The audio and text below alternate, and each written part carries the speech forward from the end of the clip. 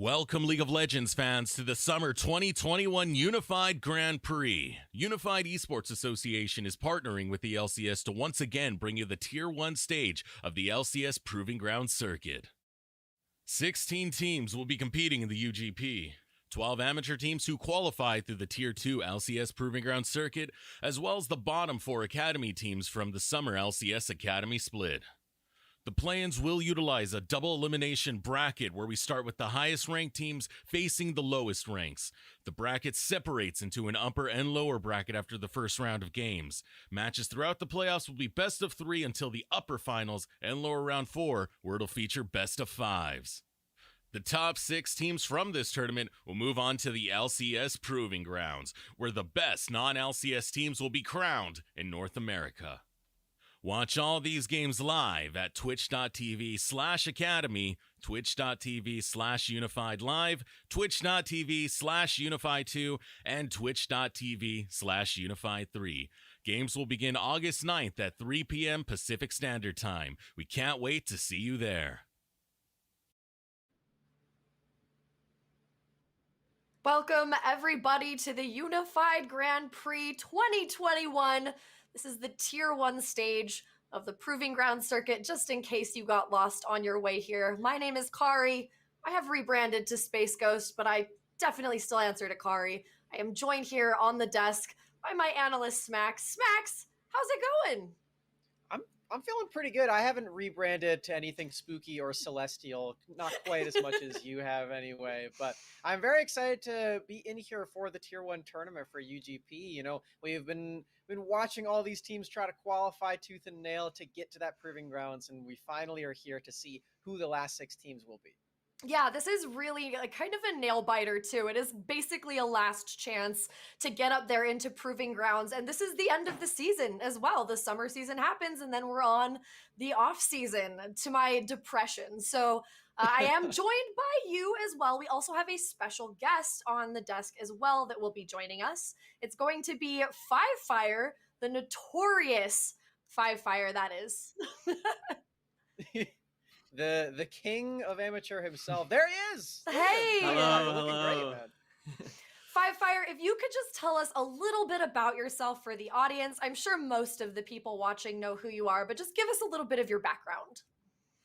Yeah, so I mean, if for whatever reason you're here and you don't know who I am, I've been around in amateur for a very, very long time. I've been playing with a lot of these players, seeing a lot of these teams for a while. I've won a few events, most notably both of the Scouting Ground circuits the previous 2 years, and I won Proving Grounds Spring Split with no org.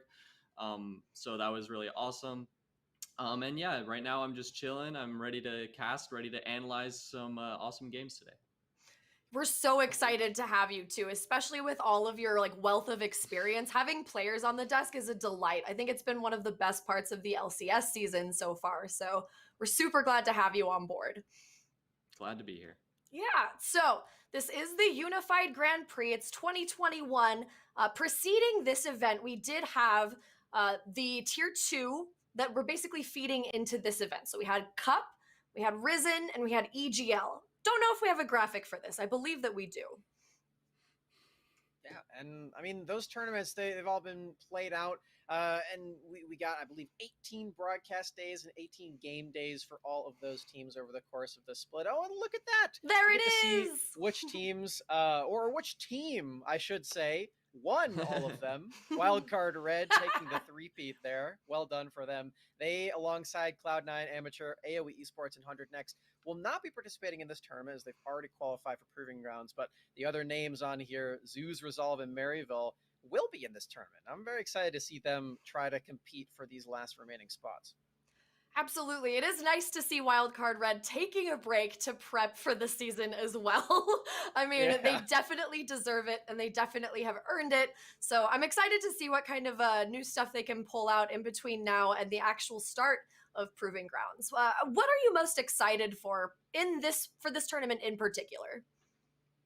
I mean, for me, the biggest thing to always look at when it comes down to the tier 1 tournaments and proving grounds is academy on amateur action. We haven't gotten it for this split up until this point, except for the rare Golden Guardians games that were played in Challengers Uprising at the start. And it's been a long time since that, and it's been a long time since we've seen these teams go head to head. Now, for our games on this stream today, TSM and Golden Guardians, they are playing some new opponents for themselves in OQ and Conviction, but I'm looking to see if those teams can just put some more oomph into the academy name and maybe just prove why they are at that stage a little above.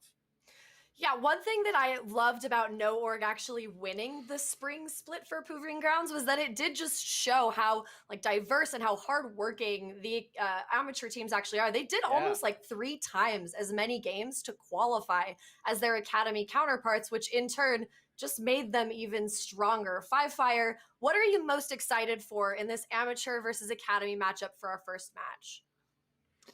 Yeah, so I mean, I'm definitely excited to see it. Like you said, amateur teams, they come up here, they want to show everything they're made of. A lot of them feel like they have nothing to lose, so they put everything on the line. They work as hard as they can. Thanks to Riot changing some of the formats for Academy for this summer split, at least now the Academy teams also have a comparable number of games, so they're also going to have a lot of experience. I'm sure they're feeling very prepared. They're feeling like, yeah, sure, some of these upstarts want to prove themselves, but we're going to show them, what Academy is all about, what we've been practicing, what we've been playing. But it's best of 3, so there's still some chances for upsets. If you take one game off them, all you have to do is take one more, and then you could already be making it on further in the winners bracket. And even if you don't, there's still the losers bracket where a bunch of teams can end up pushing through. During spring split on NORG, we qualified for Proving Grounds, making a lower bracket run through a bunch of academy teams. So even the games today will be super exciting, and I'm really just looking forward to the rest of the tournament in general as well. Yeah, even if you make it to the summit of Everest, you still can just climb to the top, right? You make the lower bracket run for No Org sound so easy, and you did make it look easy, but we know collectively that you played like hundreds of games to get there. At least I think at least 80 is how many you guys played to actually get to Proving Grounds, which is so impressive. Smacks, what do you think? What do we know about OQ so far? Well, for OQ, they haven't played in all of the tournaments quite yet. I don't think they made it into Challengers Uprising. Actually, now that I'm thinking about it, I don't actually know if this team was built yet for Challengers Uprising, but they did participate in the other ones, and they have had some pretty good success, I would say. They didn't quite make it into the playoff stage, but for a team whose name is literally Open Qualifier, making it out of an Open Qualifier and getting into the tournaments is a pretty big feat. And I'd say for this team, they've got some pretty well-known names. They've got an obese Pay obviously on Echo Fox. And I mean, yeah, and they've also got Colin there too. So they've got some academy or previous academy players on here, along with some solo queue stars. I know before we were talking with Five Fire about Arian Dell, and he's almost that challenger right now, as I remember you saying. Yeah, Arian Dell, formerly known as Descraton. He's a guy who's been around for a while. I was saying that I was surprised I hadn't seen him too much in solo queue, but it's because he's barely about to make it into Challenger. So, I mean, it would be a pretty amazing day for him today if he was able to win this series and then make it into Challenger later tonight. We'll see if that's exactly about to happen. Yeah. But no, I mean, definitely some of these players, I played on a team with Panda many, many years ago. So I'm excited to see, how much he's improved. I'm sure he, wants to keep proving to people that, his time on Echo Fox and LCS and Academy, wasn't just a short stint, that he's here to stay and he's here to prove himself. Is there anybody else that you are like acquainted with on the OQ side, Five Fire, that you can kind of fill in the, give us the inside track to, or is it just Panda and Ariandel?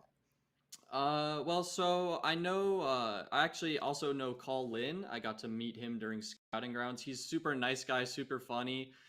He sort of dipped in and out of the scenes, so I'm happy to see him back, happy to see him performing.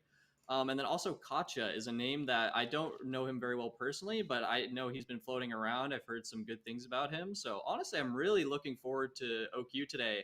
I'm really, if there's a series that I think could produce some super exciting results day one, I think it could come from OQ. So. Ooh. That's So, really cool. yeah. I mean, especially coming from the defending UGP champion himself, you got maybe some proteges going on OQ's side. It's an exciting prospect. I love that idea of you like taking these ones under your wing. You do have the Proving Grounds title, and so I think that's enough weight that we should be able to at least see something competitive here. On the other side, TSM Academy Smacks, do you want to start us off here on the history of this team? Yeah, absolutely. I mean, for players like Hanser and Cody-san, they speak for themselves. They've been to Worlds, for goodness sake. I'm sure we all remember that Hanser run at Worlds 2016.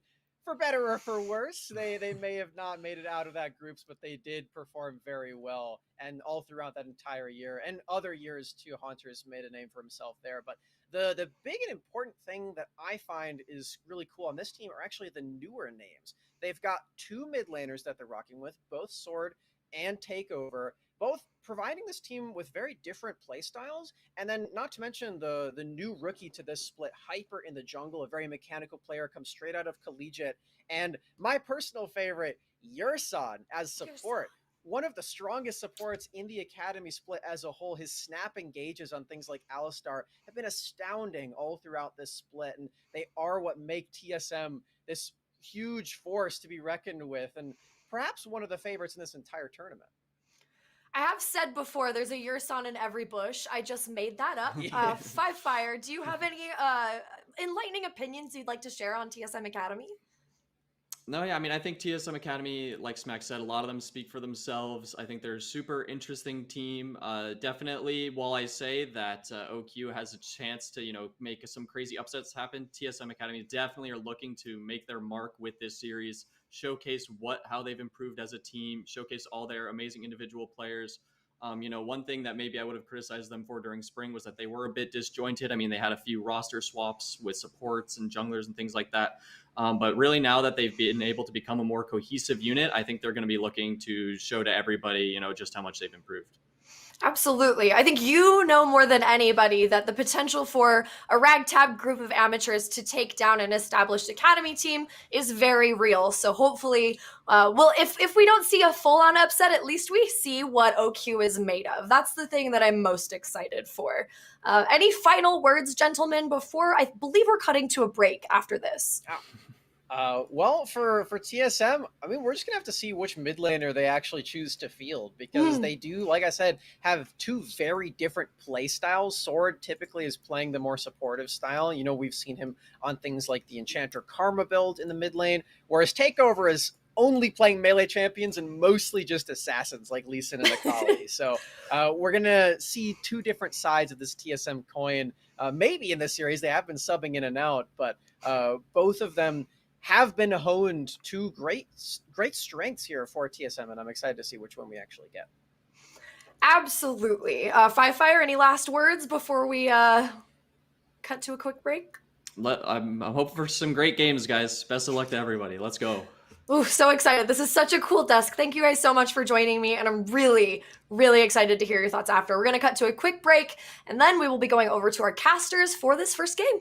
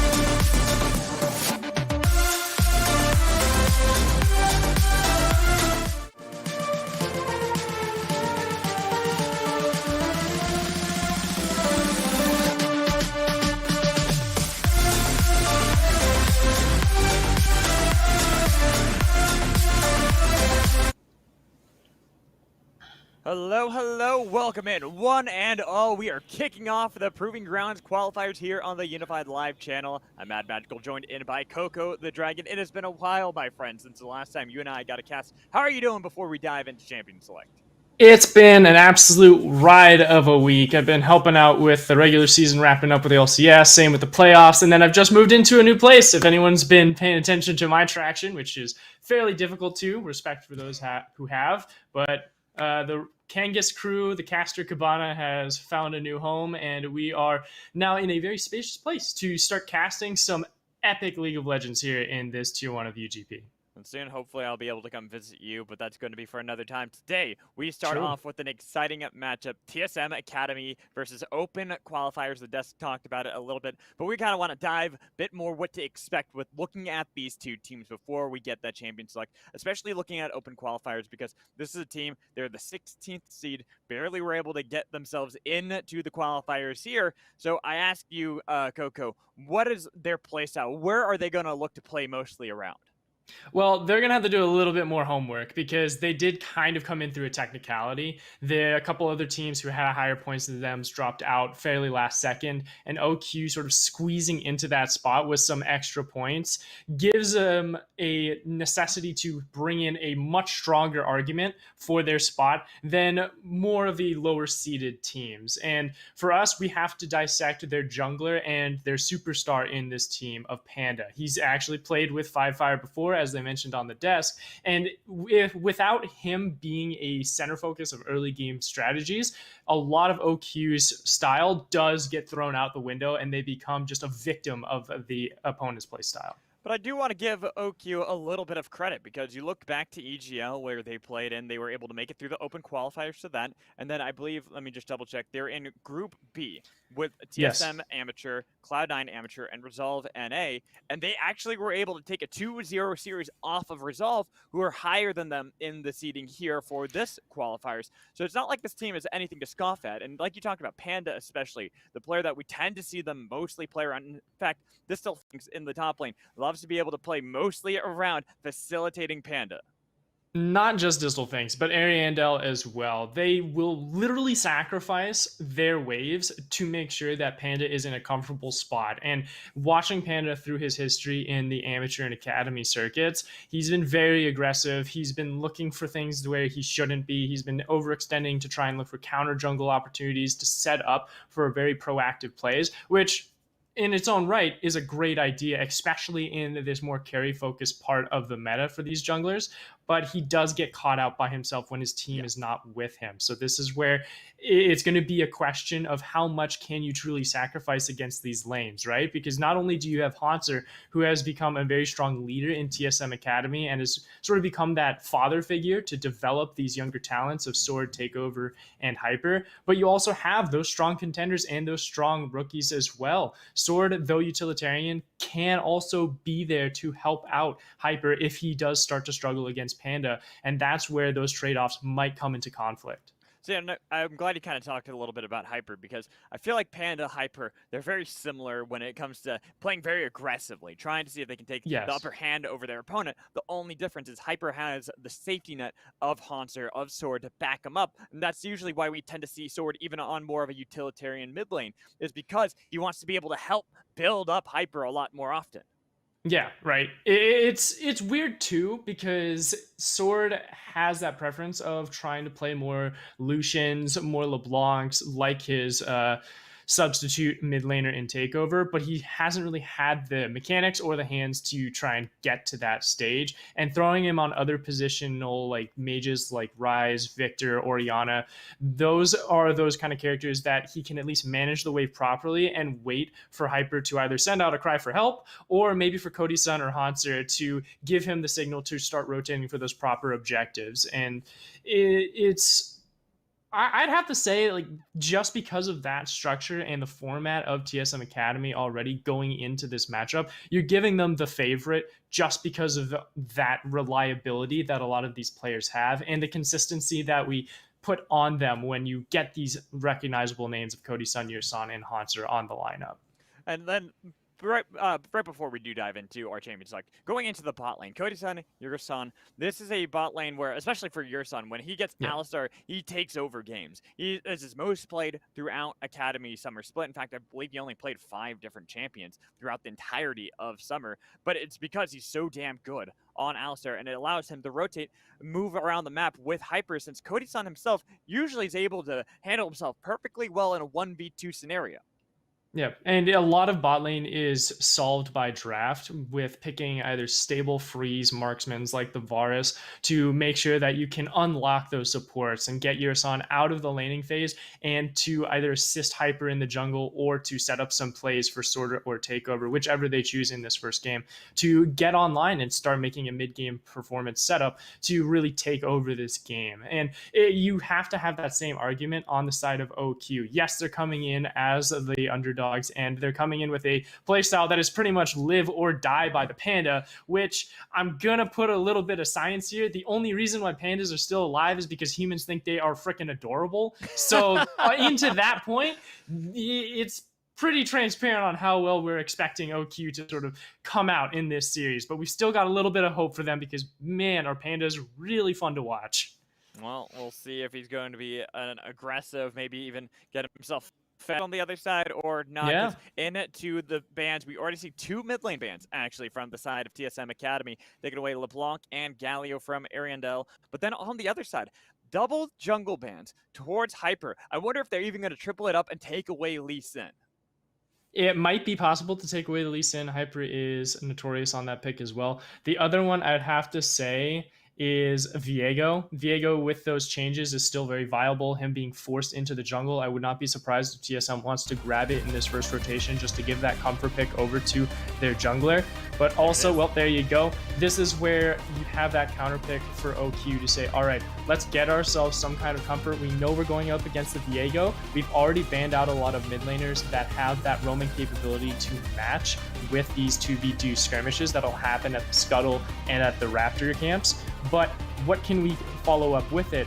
Renekton is a great pick for that as well, and I'd love to see some kind of unison, maybe a Talia like we saw in the LCS, or a possible Nidalee for Panda to just go absolutely insane, but they go with a Lee Sin for the flex. Yeah, go for that flex, though I'm expecting it to be for Panda regardless, even though Ariandel has played it in mid lane. I'm expecting it to stay there. Something aggressive, something that can try to take control of Viego early into the game, but I'm a little confused by that as well. I wanted to see something that would pair up a little bit more with that Renekton, because Gnar is what I would expect on the other side, something that can start to bully him around, and if you have something that really pairs well with the Renekton, then you can go for this immediate dive on top side. I still expect the same thing with Lee Sin, don't get me wrong. It's just more of the synergy that you tend to talk about when looking for that Renekton combo. It's also more comfort. It might be something where Panda picking Lee Sin, it's more selfish, yes, for him, but because of that selfish reason, he has that capability to find better dives, find better rotations and invasions into TSM Academy's jungle. We do see that Rise locked in. That's another utility pick that Sword is very comfortable on, and it has some great wave clear late game insurance as well. So we've already got that top end of the map finished up. I would not be surprised if OQ decides to finish that one as well and just match blow for blow, pick something up else here for Ariandel. And you already have Aurelia off the table. They did ban it even though Ariandel was comfortable on it. The Cassiopeia is a great sign up as well because she has been coming through the ranks fairly recently. Yeah, did she just get a slight, even if it's just a slight nudge of a buff recently. Hey, it's still something, and this is something that Ariandel has played before in the past before even getting these buffs into the Rise matchup, knowing how this one works very well. Personally, I love seeing Cassiopeia, especially when you have a lot of mobility across the map. That grounded effect she gets from Miasma is so critical to be able to lock down targets like that Viego, like that Gnar, so they're not going to be as useful when it comes to the team fights, especially if they're not playing around that Miasma. Yeah, the only issue I have for it at the moment is though it is strong in the early trading and duels in the mid game as well, the late game is going to be difficult for side wave management. So this is where OQ will have to find a solution to deal with that, because Haunter's Gnar extremely strong here for that 4-1 situation to set up for objective contests and then force OQ into fighting into dark corners in the jungle. We're going to have to find a solution for that. Varus is still up on the table, and that's one of those marksmen you can take away for Katja to have that keep it as a freeze lane. Make sure you always have some attention down there, and he also has that wave clear capability. Ziggs was also banned out, so that pool is starting to thin down here. But it makes me think that they are going to go for that Vars, because that is something Cody Sun has been liking a lot. Even though during the summer split, he still remained really loyal to that Kaisa pick throughout the summer, still was playing it quite often. I wouldn't be surprised if we see the Vars lock here, just to make sure that Cody Sun's not going to get his hands on that either, since he is a very competent laner and likes to be able to bully. But that Aphelios is also an option, and that's the one I... There we go. Psych! That's the one I wanted. I wanted the Vars. I can see Aphelios, though, coming in from Cody-san if they want to go for more teamfight focus. The only issue is that a lot of those supports, they need an engaged support, right? And there's the Alistair right there for you. Alistair doesn't pair as well with Aphelios as an Ezreal does, and Ezreal does that exact same achievement for Varus. You just get to sit back, you get to freeze the wave, and you are going to be difficult to try and dive, even in those 2v1 scenarios. So you've got that engagement tool, you've got some great side wave management here coming in from Sword's Rise and from Cody Sun's Ezreal. You've got the split pushing capability. Overall, I'm loving this TSM Academy draft. Very traditional from them. And then we get the Tom Kench to lock it all down for OQ. This is going to be a Tom Kench support. Not a big fan of it with the recent changes, and it's just sort of waned out of consideration from other top teams like Cloud9 and the rest of the LCS orgs, but it's still there. It's still viable, I suppose, but like Braum's on the table. You have like Rakan if you want to engage. Oh, excuse me, Braum is banned. I keep forgetting. He's usually downstairs in my basement. But with that aside, I don't know. I'm not a huge fan of that final pick there on R5 for OQ. I feel like there's better options still out and available. Yeah, Nautilus is another one that we've been seeing quite often. It's definitely confusing for me, but I feel like this is more just comfort for the side of OQ. This is something Colin's been playing a lot, especially over in EGL.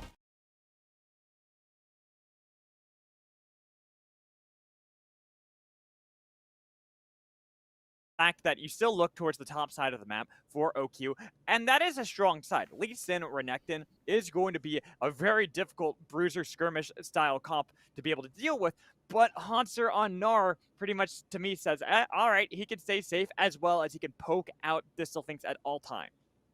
You just cancel out a lot of the win conditions lane-wise, right? But that's something we shouldn't be worrying about if we're OQ. We've constantly talked them up that they will sacrifice their laning situations to get Panda online. And Lee Sin is one of those champions that, yes, he may be comfortable on it. He may be able to get a very strong lead, but you don't think of a Lee Sin as a true carry. It's not like a Viego. It's not like an Evelyn or even a Nidalee that can just blow squishies up instantaneously and then really snowball the game.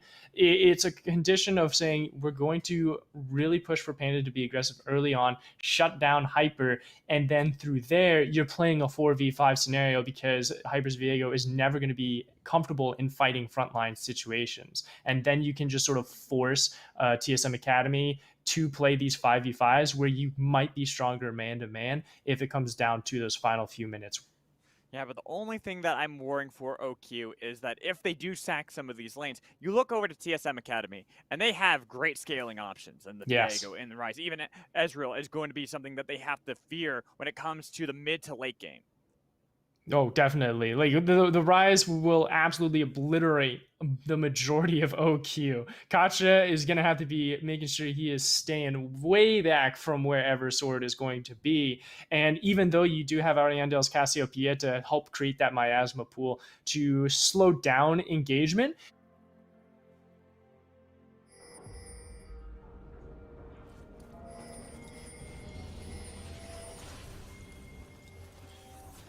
and really play some nice pincer tactics with them. As do I, but here we are, loaded up onto the Rift to start off our qualifiers for Unified Grand Prix. Everyone on TSM Academy and Open Qualifiers going for the typical line of scrimmage. Nothing exciting to start off this exciting qualifiers. Make it sound so boring, but it's the first game, man. 1v1 level 1 fights. You know this. You know this. It's the first seed, man. I don't care. Give them some time. No. And this is where we get to sort of figure out and remember, hey, this is TSM Academy.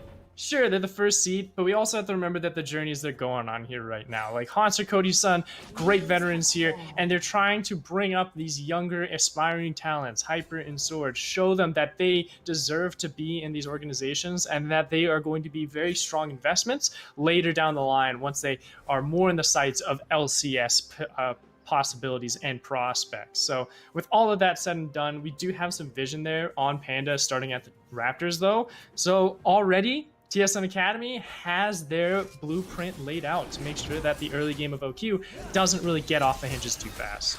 Also looking on the other side, OQ have a lot to be able to try to make their own story here. If they can take a game off, hell, if they can get the series off TSM Academy, imagine the storyline for all of Amateur at that point. This team could set the pace for all North American amateur teams to make that statement that they belong here and that they have that realistic shot for some of these players. You already talked about Panda, call in another one to make it back into Academy. Now to see who's going to be able to get the level 2 first though, and this bottom side might be able to set up some prio for Panda to get some extra invasion, maybe take away those Krugs that a lot of junglers tend to ignore and ramp himself up a bit early and get a cash in. We'll also have to look at the top side as Hanser getting some damage onto himself, just making sure that Distal does not have that priority when it comes to that scuttle contestation in the next few seconds. Yeah, but at the same time, I'm kind of looking across the map. Well, top lane's getting priority. Haunter, you can see, starting to poke at Distal things just a bit, what we'd expect in the Gnar Renekton matchup you can see right there. Look bot lane, look mid lane. Ariandel, Katcha, Colin, they're starting to get a bit of priority for themselves, and this might allow Hyper to feel a little bit stronger. In fact, he's going to be on the bottom half of the map, and it's going to be an easy scuttle take. It will be a trade, obviously, since top lane's got priority for TSM. That's going to be a good idea and identity for Panda to now play around a different side, not just playing around the top.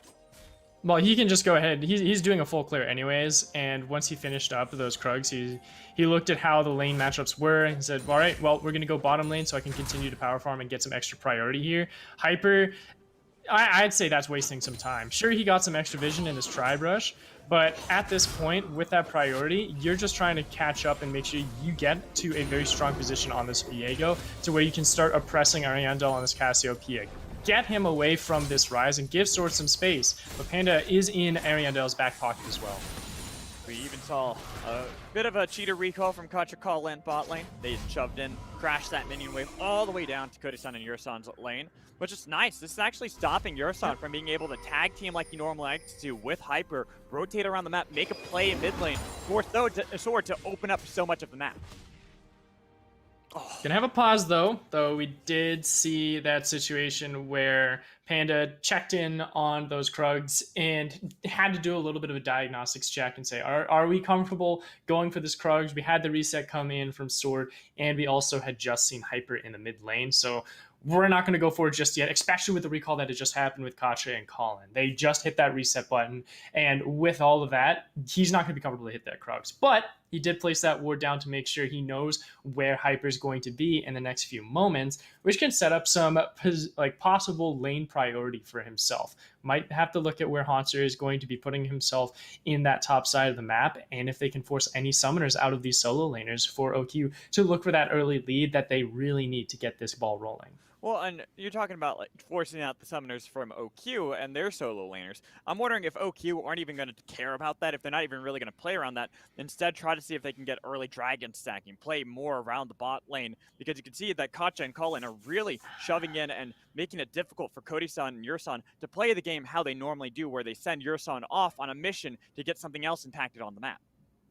Possibly. Though the Varus is that stronger pusher and has that lane priority over Ezreal, I feel like Kodi-san and Yursan are also in that same camp of being able to sacrifice a little bit of economy just to make sure that you can at least push away OQ from those dragon contests. And it does come down to how confident they are in those situations when it comes down to it. And this is where we have to continue to imply how much OQ relies on Panda's knowledge and just his game sense to make sure that they can look for those kind of plays, right? Because you hit that reset, and if he ain't confident, you're not going for that dragon. Because if you do get into that skirmish situation, at this point in time, OQ may have the upper hand, especially with the recalls that had just come in. They'll be able to look for those advantages. But once Dragon spawns, we don't have that foresight just yet to determine, well, maybe Sword is going to have the priority over Ariandel. Maybe we're going to have Cody Stone, who's able to get a bit of poke onto both Katja and Colin, to where they're not confident anymore to try and look for those events. And into a place where you run into Viego's Hyper as well. Like, you throw all these mathematics in and you put in the cohesion that TSM Academy already has as a unit, you have so many considerations that it just might scare OQ off of playing in that bottom side. But I'm giving a lot of arguments for TSM Academy to literally just sit back and just let the game play itself for them to super scale. But we have to make sure that OQ, who is this lowest seed, who has been coming in on a technicality, is playing that confident way. And that's what we want to see from them, to be aggressive and make those risks. But I also kind of want to talk about OQ and the draft they have where, to me, it feels like they're on a bit of a timer. You have some scaling elements, sure. Cassiopeia does do really well, especially when you're trying to play around objectives. But we already highlighted Viego. You're talking about Viego, Rise as well, how powerful they can be. And I need to see Panda playing to make sure that they can deny that scaling option out of TSM Academy. If we want to be real stingy here, Magical, I just say in the next 9 minutes, or 12-minute mark. Once we hit that 12-minute mark, if there's not a first blood, if there's not 2 or 3 kills on the side of OQ, you've got a problem. And that's because you messed up, you weren't as aggressive, you weren't looking for those kills, and part of it, you could blame the draft, saying you're going to play for that lane priority, but you're not looking for kill pressure in those lanes. And here we go. This is that roam that we're looking for from Knock up and the miasma. There's going to be the flash a little bit too late. The flash, there we go. And first blood for Panda. Yes.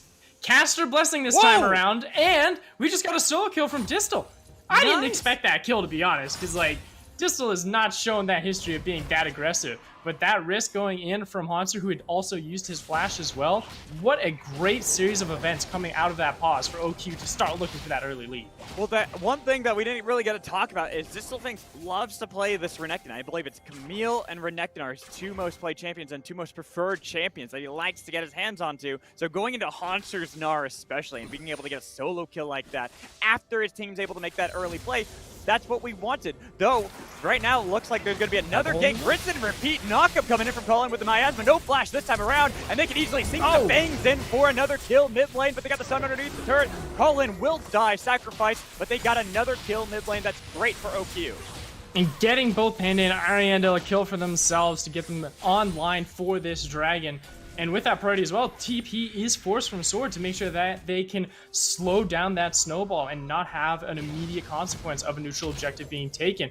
So well played here from OQ to get that online. Now we just have to look if TSM Academy has a game plan to get themselves back into a position. But I'm not too worried for themselves because they're not even 400 gold down. They're sitting at a cozy 3K behind. Maybe the play could or be 300 behind. Yeah, maybe the play could be top lane. Try to see if they can punish Distal Things with a massive minion wave already stacked up. Distal Things, though, he realizes the play. He's already backing well out of there, not wanting anything to do with that. Smart call from him. And the rest of the team to know that there are 4 members on that top side. Panda hitting that reset. He wants to cash in, get that Iron Spike whip to really force the foot down on the necks of TSM Academy. Make sure that they can continue this snowball. We do have Hyper, though, on this mid lane, seeing if he can look for any pressure. He knows that Ariandel does not have that flash, but Ariandel smells the blood in the water and will go ahead and get away. But actually, he just walks straight into a Yurson. And here's the Realm Warp, too. Flash on top to be able to get the stun. Ariandel puts miasma down. Gonna be able to get a little bit of damage back onto Yurson. He's chasing him down. He's looking to make him into raw beef. He's taking him down with a nice petrifying gaze. Colin on the other side scares away. 1v3. Ariandel is able to find a kill, and now he should be able to get out of there. That he's got the backup of his bot lane. That was amazing from Ariandel to position himself right behind Yurson and then create that space with miasma to slow down the advance. We got more action, though. Here's the miasma. Hyper's not going to be able to get the Heartbreaker on Colin. He wants to chase that down, but he cannot. OQ! This is a great start out of them. Every single piece of notes and every part of criticism that I got out of OQ's players from different analysts has just been thrown out of the window. This is a no-notes game here, Magical, as they have taken this early game by storm. And I hear that we have a replay, actually, of these plays, though. There's so much going on. I love this from OQ, because we asked, we said, please, fight. You need to get ahead. You need to be aggressive. So when we look...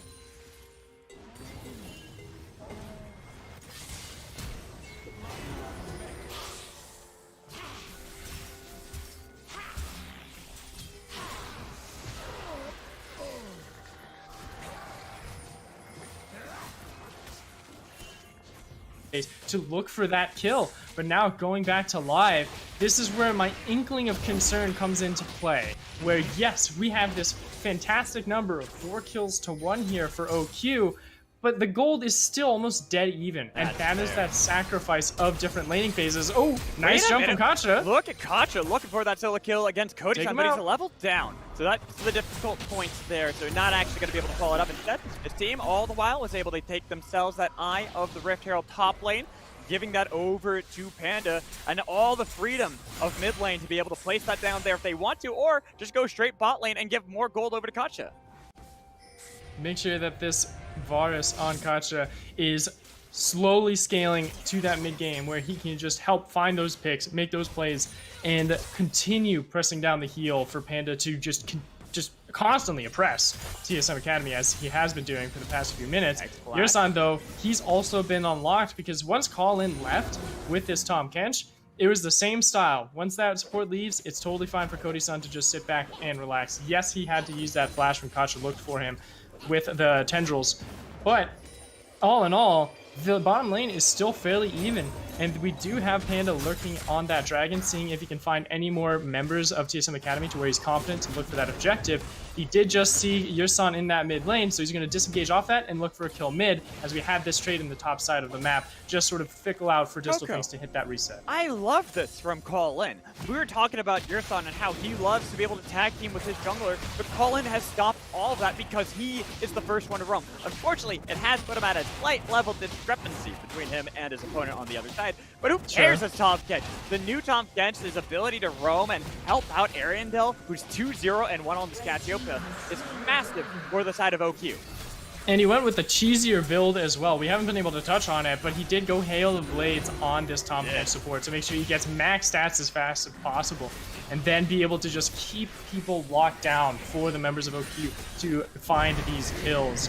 With this Rift Herald dropped, it's going to break some gold here in the mid lane and at least get this economy back into an even state and get a slight advantage here, closing in onto that 1k gold lead to where they can get to that mythic item cash in. And once they get that mythic item complete, if you're not matched with them from TSM Academy, you're going to have a world of hurt coming in from all of these members of OQ to just oppress you and crush you down into your base. Because all of this gold is being piled on to Cassiopeia, and we had talked about how that is actually their one scaling element, the one thing that's going to be really great at helping them secure objectives as well.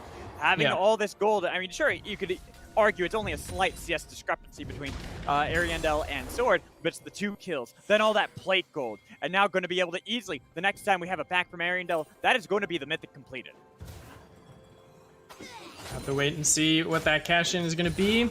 You know what the mythic items is, you just got to make sure that that's what he's grabbing. Make sure he has that complete. There it is, there's Leandri's for himself, and that's going to be wonderful to have here in the next few minutes, as we do have Dragon in 3.5, and seeing if we can at least get some turret plates before they expire. And TSM Academy wants to slow down that kind of potential. They need to shut down, look for some kills back onto here, but OQ just looking for blood and looking for this first brick as well. They also have clearly studied TSM Academy. That is a typical TSM Academy play. Having Hyper and Yersan both playing around Sword, looking to see if they can actually set up a gank onto Ariandel. Well, what do you do to stop it? You send both Panda and Call-In into the same lane. Now you can even scare away Cody-san in the bot lane. Look for the kick. Is he just going to solo kill him? Yeah, he is, right underneath the tier 2. Just enough damage there to take him out. Keep him down in the ground, but we've got more action topside. Dominance pop, trying to be able to survive and get away, but it was just too much dive potential from TSM Academy. They capitalized in a lane, but it's going to be the trade of turret for turret, top for bot. And it's going to be a race for first brick as well. It's looking like TSM Academy is going to be the victors, but they have to deal with some minion waves starting to thin out. They got 3 caster minions left. They should be able to get it. They got Haunter, they've got Hyper. They're waiting it out. Okay, yep, One they're more fine. little auto. They're fine. There's only 2 There it plates is. left on bottom side, so it would have been a far cry for OQ to try and race for that. They made that call and they said, all right, let's go ahead and take some of these camps away. Let's get some space, get as much gold as we can onto Contra and Panda, and then go ahead and hit that reset button. One issue that I'm seeing right now for TSM Academy is that they are slow on those resets. And yes, it is because that they are more expensive build requirements. Oh, As you see Kasha, look at this. Kasha. He is just We also have waiting. Colin here. Flash is Might up. go for it. Where's the chain of corruption? Gonna pop that to be able to stop that little dash away. They got a lot of damage on top of Cody Sun. He still has a flash available if he wants to be able to get away, but he just can't. The piercing arrow picks up the kill. The TP away. They're flashing on top. Gonna be able to make it a trade of 1-for-1, but Hunter's here as well. Colin now had to be able to get back to the waiting arm of Ariandel and Panda, but that shield is not gonna be enough to save his life, and that is too stripped back by TSM Academy. Even getting the knock on Panda. They've got him. This stolen soul, but he's able to dash back towards the skirt, but look at the dive potential with the kick on the 3 members, and the Heartbreaker shutdown for Hyper. That must have been a straight guess. I did not see any vision in there from TSM Academy, but my eyes might just be deceiving me here. But what a play from Hyper to just reach out for as many kills as possible, get that kill on the Panda as well. They're going to take the bricks down here in the bottom side of the map. That's the second turret falling for TSM Academy. And they're looking to try and swing this game back into their favor. It's been in their favor now with a 1.5k gold lead. But OQ, this early game advantage just went completely back into TSM. And it was...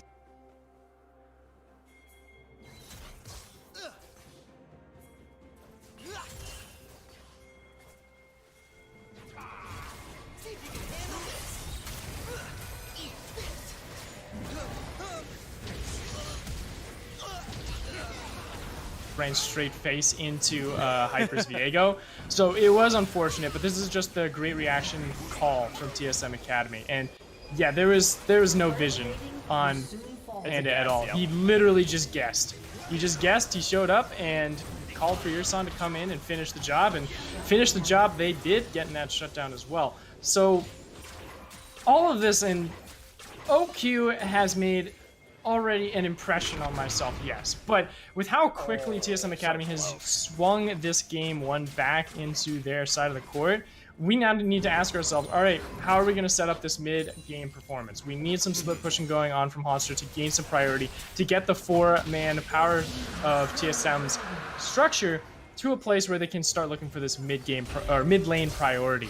And they haven't been able to find it just yet, just because of how well Panda and Ariandel are working together.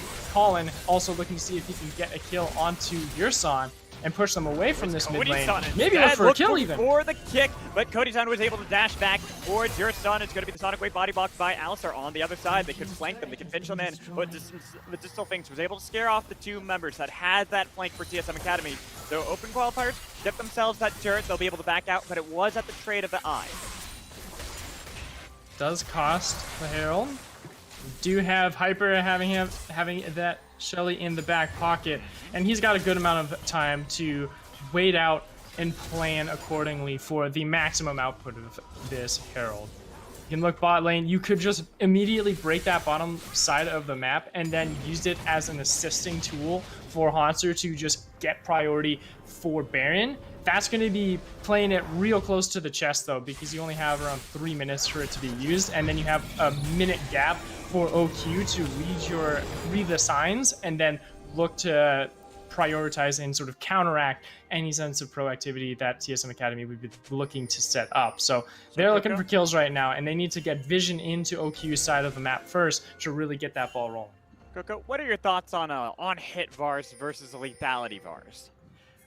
We did have the discussion with Smax, as a matter of fact, before the show, that Wit's End is one of those very strong items currently in the meta, and not enough people are building it. Kasha seems to also be in that camp, so we'll have to see how that all plays out. But right now, it's not looking too hot, as it took a while for him to kill Cody's son. Panda, you should have realized that your son was on the other side, and here's going to be the dive on top of him. He tried to flash back towards his team. Ariandel's a good body block, though. Ow. Look at the damage on top of your son. He even used the Unbreakable Will. It took that much damage off of it. Not going to be able to get the Petrifying Gauge. Now they got the flank coming in from Cody's son with a lot of damage. Gobbled up by Colin. Shield's not going to be enough, though. They're going to be able to get the shut down. The kick away. It's a double kill from Cody's son. Looking to chase down Colin. They cannot escape. 3 dead on the side of OQ.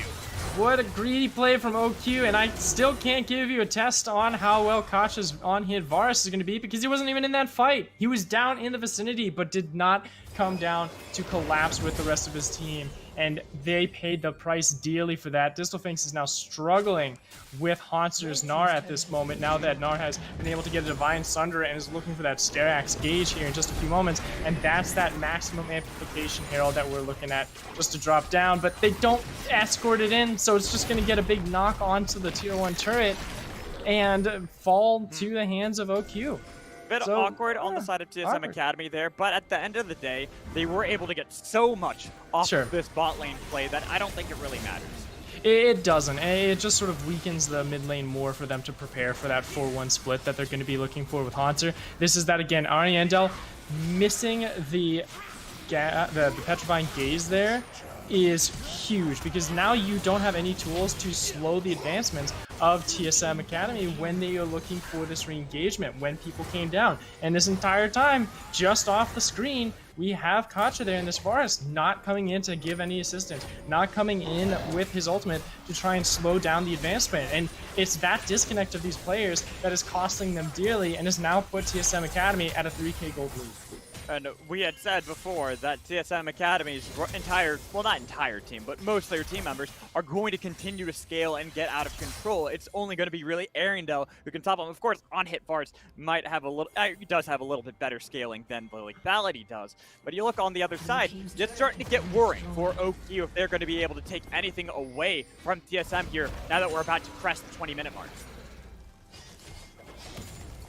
Baron in 30 seconds might be in the eyes of TSM Academy, but OQ trying to get a kill for themselves. Nice if they can take down Cody-san, but with the Q already connected, the Sonic Wave shut down, gifted over to Kocha. That's a big pick for the side of OQ. We only have 40 seconds left until the first Ocean Dragon of the game. The third Dragon attempted for OQ could be there.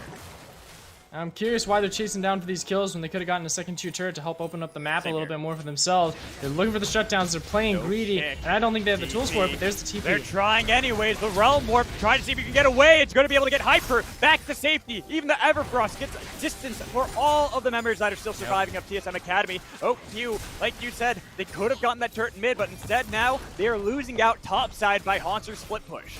And they're losing a structure for no consequence whatsoever, and now they have to fight for vision control around this dragon where they could have simply, again, pushed for that turret, gotten vision control, looked for the objective, but now TSM Academy is ready and they are Hyper doesn't have flash, Hyper does not have the hard break. It's going to be the tank and secure from Panda, but the flank on the other side. Haunter's not mega though. They can try to see if they can get away from this. They got a lot of damage coming in from the members onto your side, but here going to come in Haunter, still not going to be able to get onto Airedale. The flash in goes golden, perfect timing, even though they only call on the other side. Finally, Haunter's able to take down the snake. They got the kill on the Grok. Everyone's looking extinct on the side of OQ. Even Panda realizes that the Pandas are now gone. And it's a team effort. No pentakill for anybody here on TSM Academy. Everyone gets a score on the board. And now they will be parading themselves down to Baron. But let's look at how all of that started. Start with a little bit of criticism from myself, but this is where there was no going back for OQ, and they needed to find themselves out of this terrible situation. What a wonderful TP, though, from Haunter to cut off the pass of retreat for the members of OQ, and though Ariandel was able to try and live as long as possible, it did not matter. All of TSM had their tools available, and Panda just left with nothing else alive, right? And there's the Baron for TSM Academy, and this is where we can have a little bit of a discussion and a checkup on how well OQ is doing to our own impressions, right?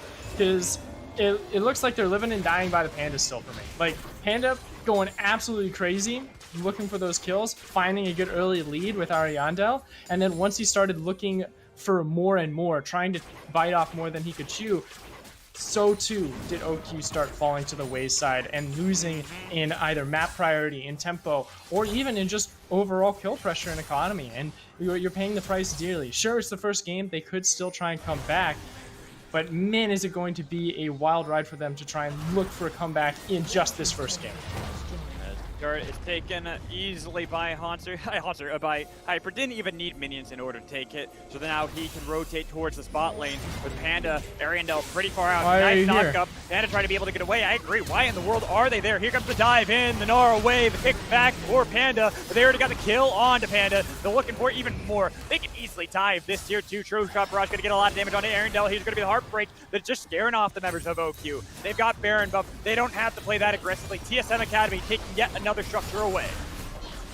And with this ban, I think they're going to go ahead and take this bot inhibitor too. They're playing a little bit bloodthirsty now. They're trying to see if they can go ahead and push Distalfinks off that tier 2 turret in mid lane. And there we go. A nice even 3-2 spread with Hyper playing bouncer between the lanes. And OQ has no tools or even fuel in the tanks to try and fight off this siege that is TSM Academy. And Ariandel, he can't defend that bottom turret anymore. He doesn't have the range to push off that super empowered cannon. But now Panda is back into the fight. There are some low health bars here for Panda to try and look for, but he doesn't have Dragon Strike just up yet.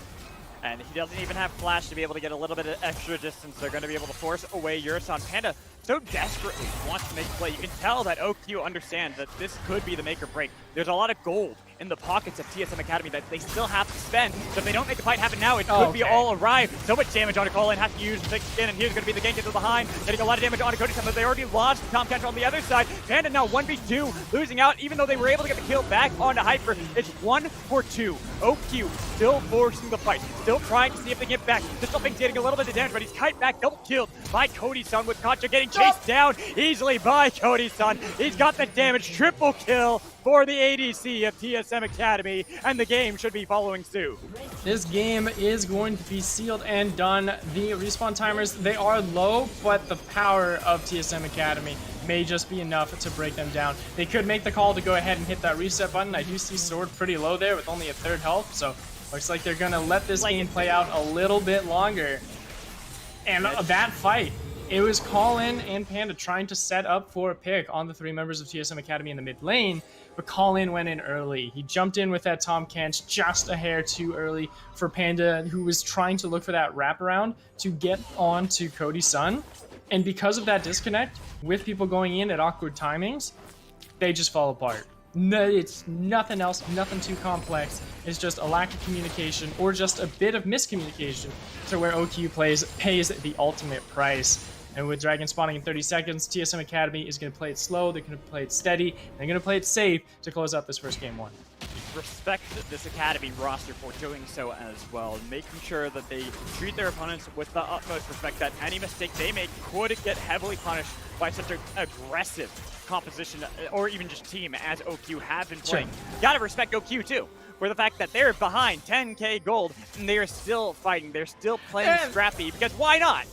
I'm gonna say they're not respecting OQ, they're respecting Ariandel's Cassiopeia, because if you all pile dive onto a 5-man petrifying gaze, you ain't coming back from that. He'll be able to tear you to shreds. So you still have to respect the one late game potential carry that OQ has in their back pocket. But the rest of the members, there's no damage left for Distal to even look for anything on this Renekton. Panda's damage is now completely gone. He can't one-shot Cody-san with the build that he has. And with this, let's see, 90 seconds, they're going to play it even slower just for the Baron.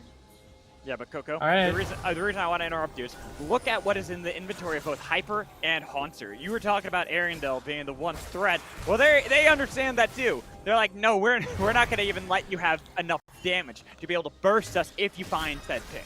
I think Smax is just happy here. He's got 3 Wits Ends in the first game when he was talking about it being an under-respected item. And here it is, bright and early. That's a 3-level discrepancy between the top laners now.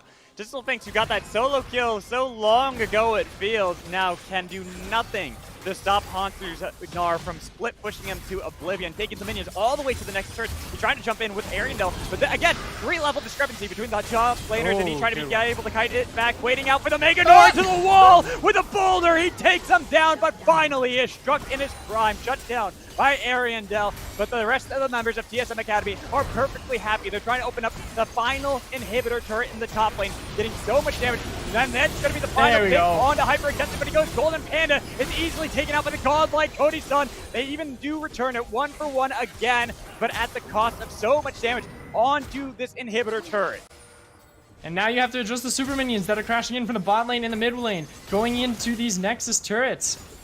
They have to disengage, though Kasha has the wave clear with the piercing arrow to push them off.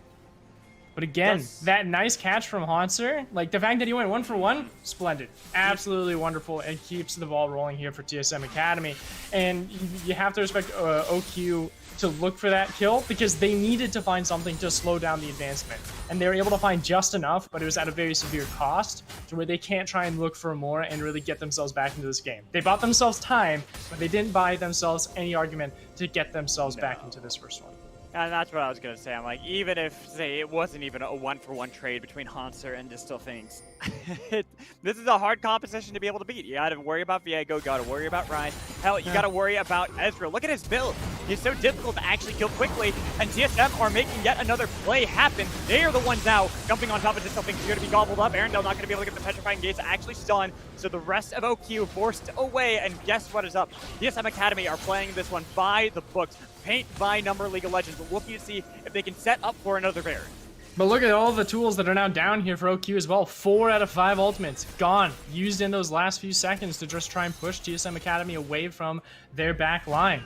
And now they don't have the tools to try and even contest for this, but they're going to try. You have to try for something. Panda, you can't just walk into them like that. That damage that came in from Hunter, now he is Mega. He can keep him at bay. Looking to see if he can jump back into the backline. Panda wanting to be escorted into the pit, but he's having such a difficult time getting anywhere near it to be able to hopefully make the YOLO steal. It is so low. All he has to do is be able to get into the pit. Finally jumping through. Not going to be able to get the Q to land, but it's going to be something in. And they got the snipe with the True Shot Barrage so they can secure the Baron. OQ now getting run down by the remaining members. 1v1s abound. You already got the kill one side, kill another. Everyone's ace. It is clean out of TSM Academy, and that will be game 1 of our unified Grand Prix going to TSM Academy.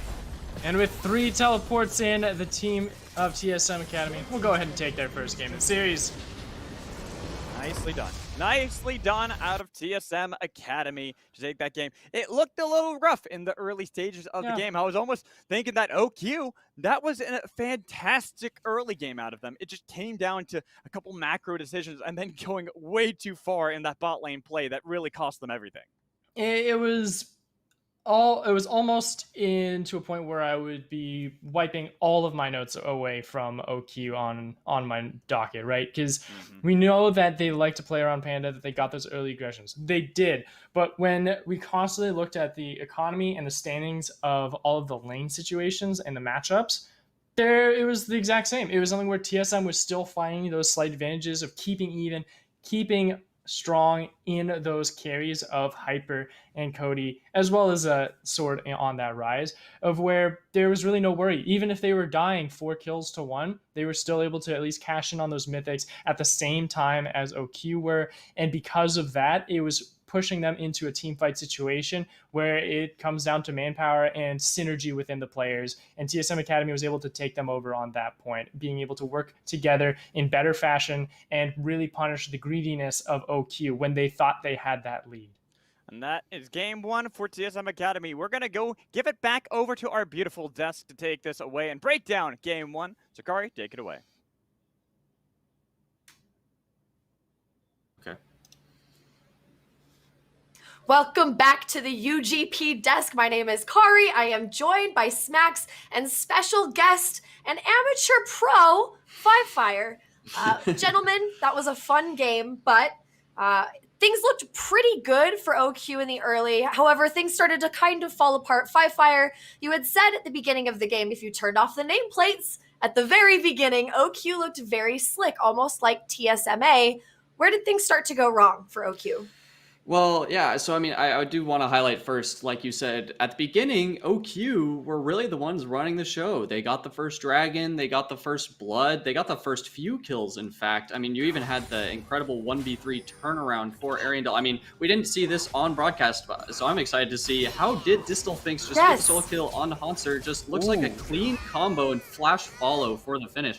So, I mean, I was talking with you guys about how, I know a lot of the players on OQ. I played with Panda. I've known Ariandel around in the scene for a while. Distal Finks is a new name to me, and he's out here solo killing Hanser. Yeah. So, they were definitely looking super lively early. Like I said, they got the first dragon, they got the first herald, they got the second dragon. They even were able to get the third dragon.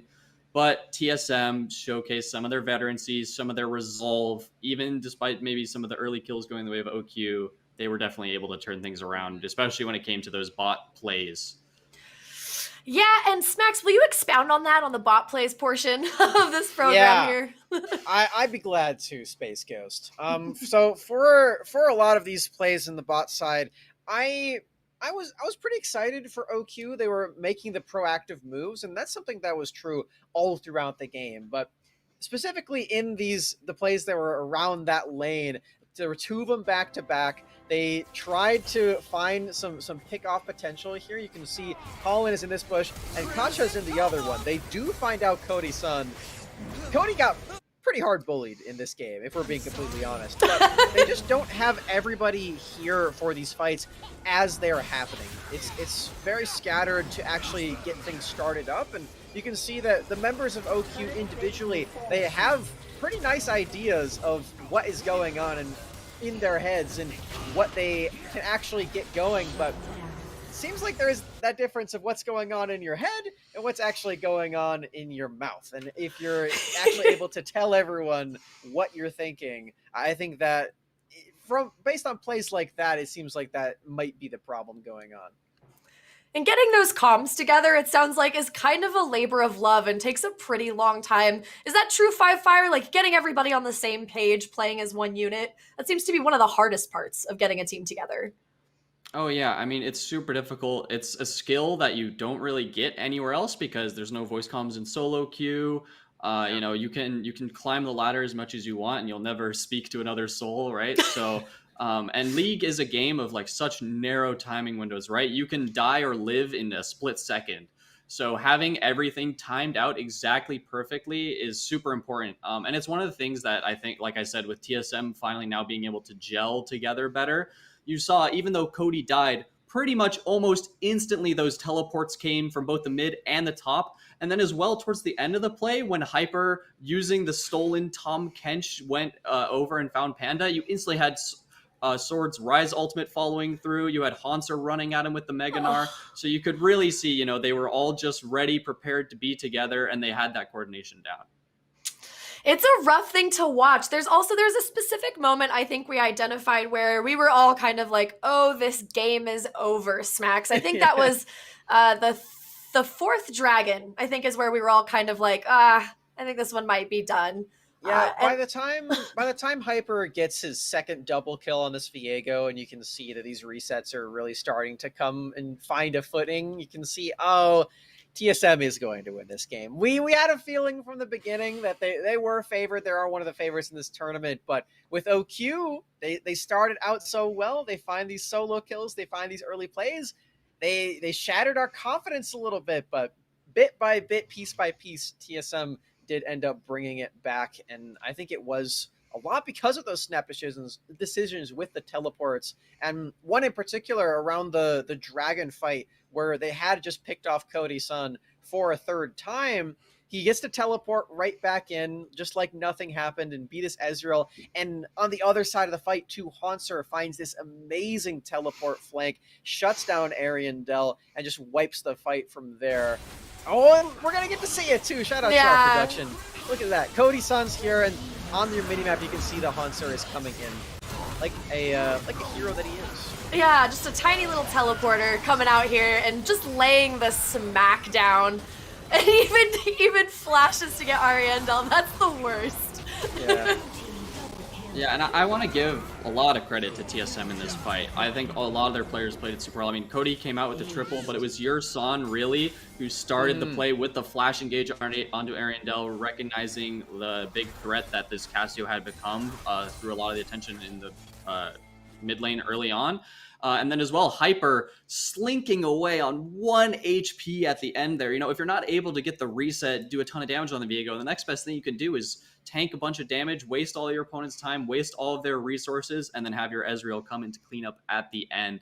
So TSM definitely showed, you know, their team fighting prowess that there, even though, you know, they were a bit behind, maybe they didn't have the setup because Cody got picked, they were still able to come out on top, like you said, to the amazing TBV from Haunter and because of the performance of the rest of their members. Yeah.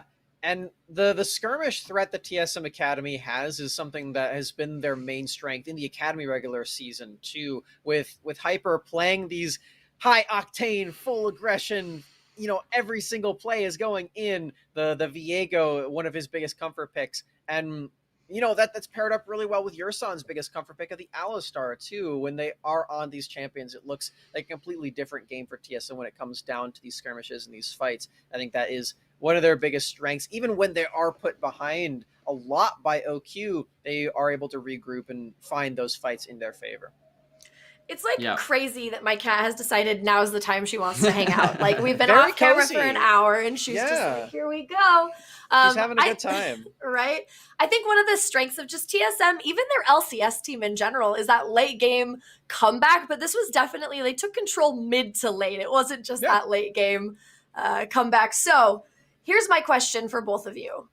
Where do we go from here? What's your advice for OQ from here? Yeah, so I mean, for OQ, you threw a lot of great punches early. You know, you were in there, you were taking the fight to TSM, you were making them think on their feet, and you were winning a lot of those fights. You know, so even though some of those mid-game fights didn't quite go your way, don't back down. If those mid-game fights had gone your way, you would have just smashed TSM in early and mid-game and probably late game. So, don't be too down on yourselves. Obviously keep thinking about, what could you have done a little bit differently, but, stick to your guns. I liked that even at the end of the game, you still had Panda going for the flash insects. Yeah. Definitely not worried about his KDA at all. No one can call him a KDA player. He was looking for the best fights for his team. Keep that mental, keep it going. And besides that, just, play to your strengths. Yeah, and to echo that sentiment, their instincts have been just on point, but it takes a lot to combine those instincts that you have as a very skilled solo player and put them into this team setting. And I think that jump, it might not happen within the span of these two games, but I think if they can get that one going, then that will propel OQ forward and maybe get them into the later stages of this tournament too, because that first step, those instincts, clearly there. Yeah, that's the it that they always talk about. The unteachable it that you can have in team fights, that instinct. But then there is the question of team cohesion, and that's something that you can work on. So hopefully we'll see a little more team cohesion and some more really flashy Panda plays coming up next here. For now, we are going to take a quick break, and we'll probably be cutting back to our casters for our game 2 between TSM Academy and OQ. Gentlemen, thank you so much for joining me. We are going to our casters, Mad Magical and Coco the Dragon. Hello. Welcome back into the casting desk. It says analyst desk up there, but it's the casting desk. I can promise you that. We're getting ready for our second game here between TSM Academy and Open Qualifiers. From what I've been told, they are remaining on the same size. OQ has opted to go back to red. Interesting. I question that, to be honest, because they did not do too well with their final pick on red side. It felt it didn't bring a lot to the team per se in a sense of composition, but it did in an independent matchup, yes. Right? We were very impressed with how Collins Tom Kench was able to do in setting up plays, getting Ariandel and Panda online. So in that set of a performance, it was great. But for myself, it's something that even if I take the Tom Kench out and I put something that has a little bit more priority and also comfort into scaling throughout the entire game, say like a Leona perhaps, then maybe you have some extra capability to really help snowball and follow through with all of those pickups. But going into red, maybe they have something else cooked up for themselves, or maybe they'll hold a pick for a little bit longer to get those solo laners the comfort that they need, because even though they were able to find those early leads, it really didn't turn out for anything better because of how well TSM Academy was able to play their macro around their disadvantages. And that was the one thing that definitely lacked when you and I were talking about it on the break from OQ, where they really did lack that macro, the decision making when it came, like they made that great play mid, and instead of actually going for the turret mid lane, they decided to go bot for picks instead. We need to see them going into this game too, especially when it comes to how they want to draft it. We can see them play a little bit more around. Sure, get those early leads, but use that to get your lanes ahead, get the turrets, and push back TSM so they can't come back. Definitely. Already have some traditional though coming out, and this is where being on blue side again for TSM Academy, I'm still thinking if Viego's up, you just keep the Viego. Yep. It's totally comfortable for him, and you could still argue that it is a flexible pick because, you know, you have some capability to still hold it into a counter matchup if it is in a good spot. So grab that up right now. Don't worry about it. Don't even need to think. The only issue that I have with TSM Academy is that they didn't sub in Takeover. Because my journey and sort of my note for TSM Academy is that they need to prove all of their up and coming talent has their own standing points where they can be on their own, they have their individual strengths, and you show them in all full colors. And this is where in a series like this against OQ, who is one of those lower ranking teams, you can do that. You can switch them out, have different playstyles, and practice and prepare for more up-and-coming competition later down the line. But sticking with Sword, we're going to see more of that utility. We might see another Rise again. We are seeing another Rise again, but it's going to be into the hands of OQ for Ariando. Yeah, I'm not sure how I feel about that so early on, but I do like the takeaway from Sword. Yeah. The thing is, Sword does have more of a champion pool than just Ryan, so it's not like you're immediately denying him everything that he's able to play. Yeah, and it's something where he was fine, like just blind picking it in game one. So taking that away does relieve that situation. We do get that Zoe counter pick going for Sword, and it also gives so much more pressure as well. Zoe is still extremely good at just dominating lane matchups where you can just paddle star backline, you clear the way fairly quickly, able to match your mid laner, and then you've got the trouble bubble to just hop over on the other sides. And with that Jace lock in for Hanser, we're going to see how well Sword can set up that lane priority so he can disconnect from the mid lane and then roam up with Hyper on this Viego to start getting this ball rolling for Hanser to just be the true carry that he loves to be in these amateur games. And when I think of Sword, the champion that always comes to my mind is that Zoe pick. This is one of the classic Sword picks. Loves to be able to play this, and I'm really curious how Arundel is going to be able to play into Zoe. But top lane matchup, Jace versus Camille. And I talked before how Distal thinks it's Renekton and Camille. Those are the two champions he loves to be able to play. Getting that here, it's not the easiest matchup, though. No, it's not, and it's somewhere where you're going to have to be very dainty with your engagements. And though Camille is very strong at those quick duels, she does also have those long cooldowns. So Hanser, I'm giving him the benefit of the doubt that he can understand when to switch up in between, and also because of the proactivity that we've set up TSM Academy to do with the Zoe and Viego, it's going to be a lot more on Distal to figure out when he should try and trade or when he really should just be sitting underneath his turret and praying that no one is trying to hang around and get a first blood in onto him. So have to look out for that one. Though this does also leave us into another situation coming into the second ban phase that it is bot lane that both these teams need to finish out, and it might just be another Varus pick here on Red 4.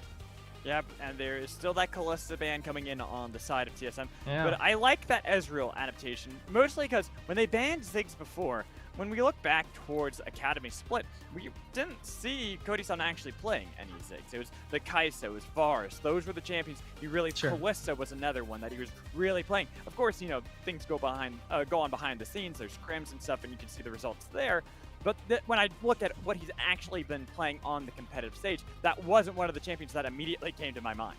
No, and we actually get something that is a little bit more familiar for Gacha. Is going to be getting that Kaisa on the map, and we're going to have Cody-san and Year-san just finish out with Tristana Alistar, another strong dueling bottom lane, but also has the capability to just hold on, let Year-san go out and roam, and then possibly look for duels when it goes into just a marksman v marksman lane matchup when Colin also disconnects, whichever of those supports decides to make a move first.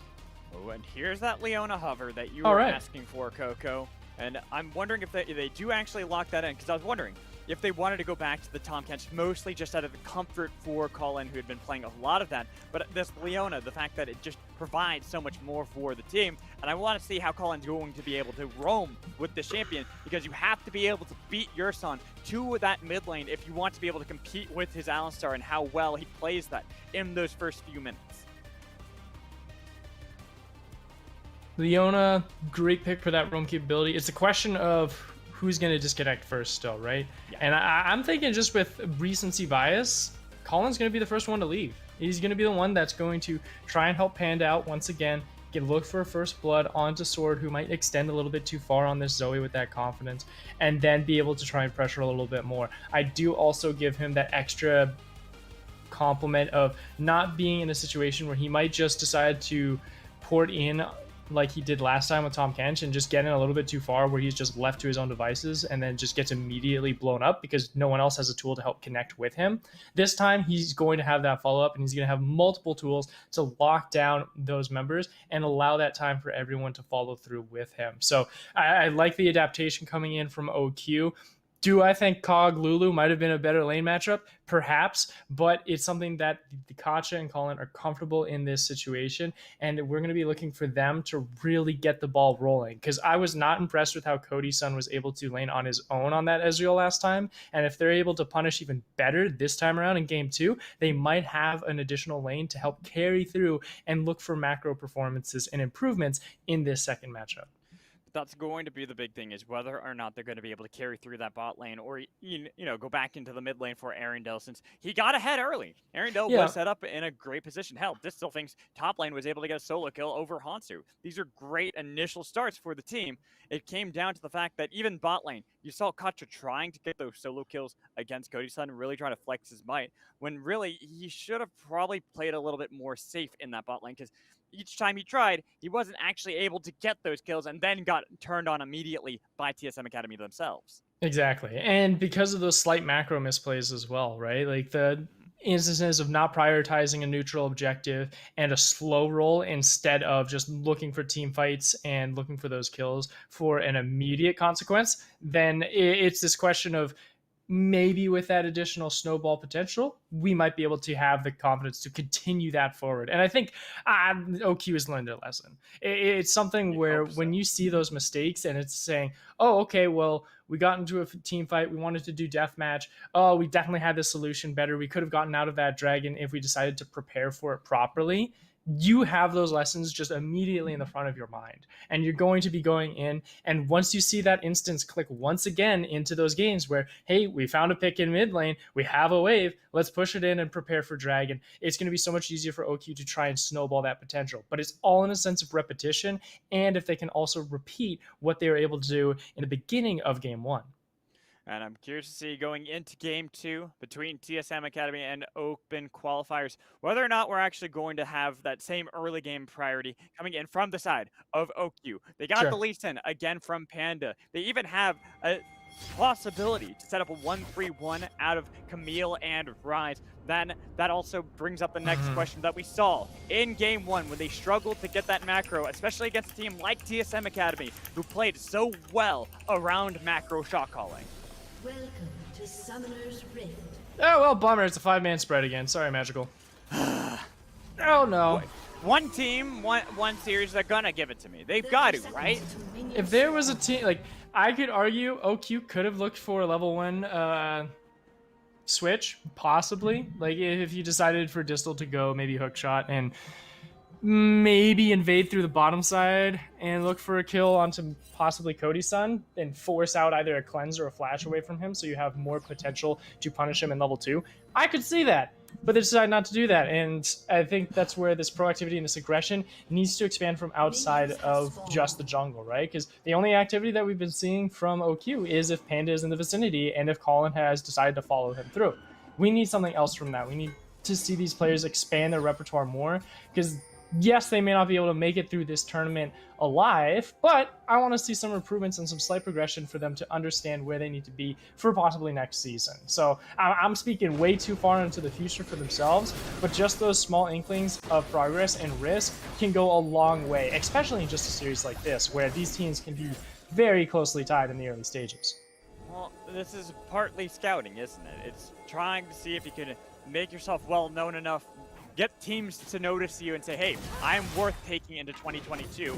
Pick me up for Academy, pick me up for maybe one of the like Cloud9 amateur, TSM amateur, 100 Thieves next teams going into 2020, so you have more resources to really build your career up. The scouts are always watching Magical. There's eyes everywhere. Always watching. Okay. I like the change-up, though, with Ariandel and Sword, though.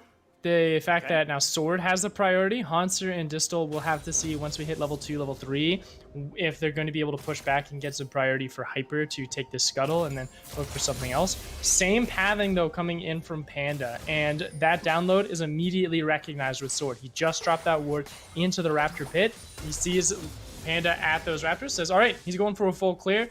Be careful bottom side, and Cody, Sun, and your son are already in that safe stance. They don't need to worry about anything, but maybe Sword is the one that has to worry for himself, as Ariandel and Panda are looking for blood already at 2.5 minutes. Trying to see if they could possibly even just get a summoner spell out. It was pathing from Panda as he just kind of drives by, goes bot lane. They have a bit of priority from the bot lane, but it does seem to be more of an ebb and flow, kind of even matchup between Cody-san and Kacha at the moment. But all that is still fine, because look at topside for TSM Academy. They have all the priority in the world mid lane. They have all the priority in the world top lane. So this means that Panda, if you're going to make something happen, you have to equate it on the bottom half of the map, even looking for this roam and this path behind. TP's going top lane. We're going to have to get a replay from that later, because Panda's going in, so he can force anything. Oh, and a nice knockback, flash away. He's got the cleanse. He's not able to kite it back. It's first blood for Panda. The minions might be able to take down Panda. He's apparently alive. The ward hop over the wall. Panda, the great escape. 2 HP, I'd have to say, on that health bar, and he's gonna have to get away real fast, because man, is Sword looking for some kills here. But the top lane dive was also botched because of this chaos that had happened amongst the map. And a wonderful play coming in from Panda and Colin to get immediately onto Cody's son, able to get the kill. Yeah, that's 2 HP right there, Captain, as he's able to get away with just the skin on his teeth. So overall, we were talking about earlier on with the macro and the early game strategy that TSM Academy's composition had cooked up of focusing on Haunter, getting that 3-man dive, always oppressing Distal thanks in the top side of the map. Distal was able to get out of it fairly well. He was able to stay alive and waste time for TSM to force a TP from Sword to try and look for that first that reply kill on OQ that Panda was able to escape from. So overall, a lot of resources exhausted from TSM Academy. Now we need Panda and the rest of OQ to step on the gas a little bit more and maybe punish this constant roaming oppression that is being applied to Distal. Distal, he's able to dodge away from the shock blast. The Scoop members are right behind him. Hook shot, trying to get towards his team, trying to see if he can pass into the hands of Colin and Ariandel quickly enough. It's gonna be over the wall. They've got a Zenith Blade. They've got the flash in group. Prison kill coming in from Ariandel, and they chase down Haunter to flash away. And again, another botch dive top lane. OQ punishing. Now, splendid performance once again from Colin to be there at the right time. Haunter is going to be able to get away from that final kick from Distal. Yeah, he's dead. Here's Panda. Yeah, they got 4 members. He dives on top of Distal, gets a lot of damage, but not enough to be able to take down Distal. OQ come out fast out of the gates yet again. And they're starting to shut down the early game win condition that TSM Academy had set up for themselves in Haunter's chase.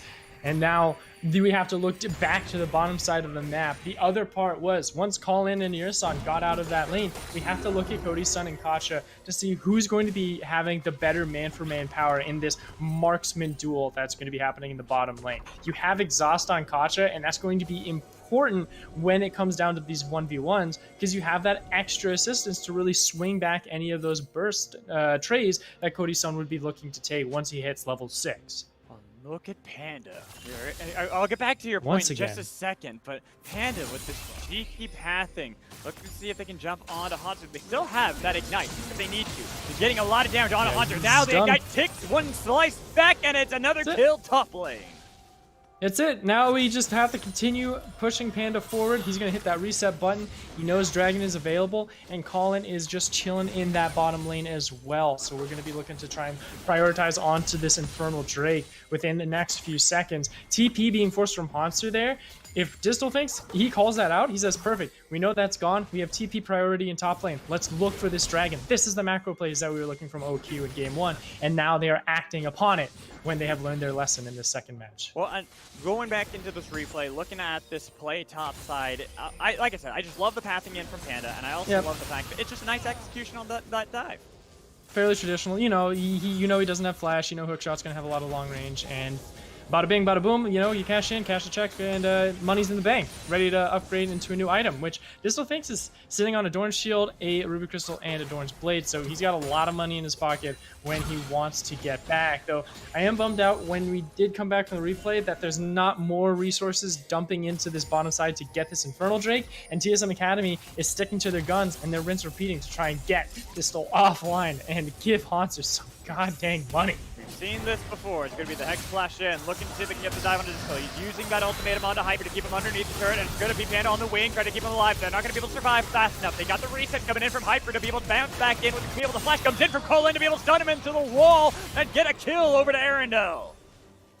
A 1-for-1 trade here for OQ, being able to get another kill onto Hyper. Though Distal thinks had fallen, he still has that TP priority if OQ tries to look for anything more. I do love that OQ is able to come back and reply with a kill, but there's just a better option down bot side. Don't play TSM Academy's game, because the more that you do, the better chance they have swinging back into this game. And that's where they go ahead and disconnect, say, we're up here, we made the reply. Sure, it may not have been the best decision for us ourselves, but because we were able to get that 1-for-1 and get some priority on the top side, we might as well take Shelly too and see if we can use it to cash in on some turret plates in the next few moments and now rotate down to this dragon. But TSM Academy sees the pieces in motion. They could look to try and reply, and we do have some priority, some spacing coming in from Codyson on that bottom side to make sure that they have the vision if OQ decides to push for this objective. As right now, OQ are slightly positioning themselves as though they can take that dragon, get themselves the first dragon of the game. No one really in the wings, no TP to worry about from Hanser or Sword if they wanted to take the objective pretty easily. In fact, you can see that with the Kacha and Codyson kind of trading blow for blow, it might mean that OQ can easily secure the objective. Magical, I'm still mad at Distals. Again, he used the TP to go topside when the wave was not going to be crashing. He could have held on to it for this dragon. Yeah. I know I'm being critical here, but this is the kind of plays, because now you're down a 5th man, and if TSM is finally find a good pinch, this could spell disaster, but they're going to look for the dragon and try and get out. The advantage around it now. Panda's getting bounced around, and he's not going to be able to escape even with the shield. They can flash in to get the shutdown over to Goodison with a reset on top of Colin, and this is looking bad. We've seen a play like this before in game 1 for TSM Academy, chasing down OQ. Got to try to dodge away from the Vector Wall, but he is now reset city for Codyson. Imagine if you had a Camille TP. Imagine if you had that to drop down toward a 5-man matchup and then swing back that fight to possibly look for a 1-for-1 trade and get out. But no, they used that resource and they ran into a position where they didn't have the manpower to try and challenge the collapse that TSM Academy was looking for. It was an amazing job from TSM to read the signs, look for the pincer maneuver. Yurson gets a great knock up there onto Panda, and then the resets come in from Hyper. He gets one after another and then is able to once more get the collapse onto Kacha with a great prediction of the grasp and get that 3rd kill for Cody's son to cash in. So all said and done in that final play there that had just happened moments ago. And look at how the economy is once again. It's in a place where Mythic item, first Mythic, is on to Cody's Sun, and this is the second dive coming in against Hanser. Looking to see if they can kill Hanser, but Hanser this time around thwarts it with a backup coming in from mid lane and support call and sacrificed the sword. The dive too early from OQ. They weren't all in position. They could attempt it again, I suppose, especially a sword is just going to face check into the brush, goes golden to be able to survive. Here's on the other side. They've got a lot of damage. Nice triple knockup. The reset's going to be here for Hyper. OQ, they get away with the Realm Warp, but just barely. Ooh, close call there, but man, Ariandel is able to get out with just enough. To make sure they Hyper rise, wants but more kills, though. Panda, he was greedy. He wanted the Krugs. Hyper spears him. Red buff burn, stolen away soul. Greedy again. OQ. Come on, slow down. Okay, wait. Hyper Take a breather. Hyper might be in trouble here. He might have been a little too greedy okay. himself, and Arendelle might be able to get a little bit of shutdown gold himself, which can be nice for this Rise, the win condition that they have. Actually, it's going to be shutdown gold for Katja. This is when we need our ego check graphic. We just need a little bar that's like swinging back and forth between TSM and OQ when they make mid plays. We need that ego meter. I'm going to request it for tomorrow or something because, man, when it's plays like this where they're just going absolutely back and forth with these kills, trying to look for dive after dive, and then objective with like no TPs available, it's just, there's something that these amateur players are eating that I just don't understand. And here we go once again. Gonna get a lot of damage, though he was able to turn a 1v3 last time around, running towards the turret. He has flash available, trying to be able to get towards the wall, flashed away, but took 2 turret shots on the way out. A little bit of damage, the minions are probably gonna be cleared, but you can see Hyper right there in the wing. He should be able to pick up this easy shutdown off of Arendelle. All right, again, a little too greedy for waves, but mid lane, sword died. Sword just died, you know? That's pretty good. Sword did die. We could possibly see how that happened. I'm going to say that it was literally just Panda jumping in and killing him, and there's that herald drop, so there we go. All right, yeah, we get to see how he died. So it's Colin who was able to find the pinch onto Sword and get that punish for himself, and then with Katja's flash, closes it out with a final W. Nice shot there, able to keep the score 8-7, and they're able to get that turret in the mid lane as well. First turret for themselves, with all of the plates too. It's only 13 minutes in, and we've already had 15 kills pop up on the board. It might have been OQ's first turret, but Cody said was able to get first brick gold bot lane. Yes. He was able to take that, and that's the only reason why we see TSM still with just under 1,000 gold lead over OQ here. Plus, you already have really fed Hyper 4 and 3 on that Viego. You have 2-1-2-1 from mid lane and ADC on the side of TSM. This is feeling really reminiscent of what we saw last game, where we saw this great start out of OQ. These great plays, only for them to throw away a lot of that lead and get heavily punished by the members, the veterans of TSM Academy. Well, again, it's a lot more of they're playing for Team Deathmatch instead of playing League of Legends for macro. And here we go, Colin, again, getting caught in that mindset. Ariando's there to help. Gonna be able to scare him. And look at Panda on the other side. The Solar Flare gonna go wide. They can still chase this down. Sleeping Trouble Bubble connected onto the right target. They got the resets in for Cody's Son. If he wants to be able to chase that down instead, he's just gonna be happy with the gold and happy with the kill. Push in mid lane, top lane, so they can take this turret and get more kills later on.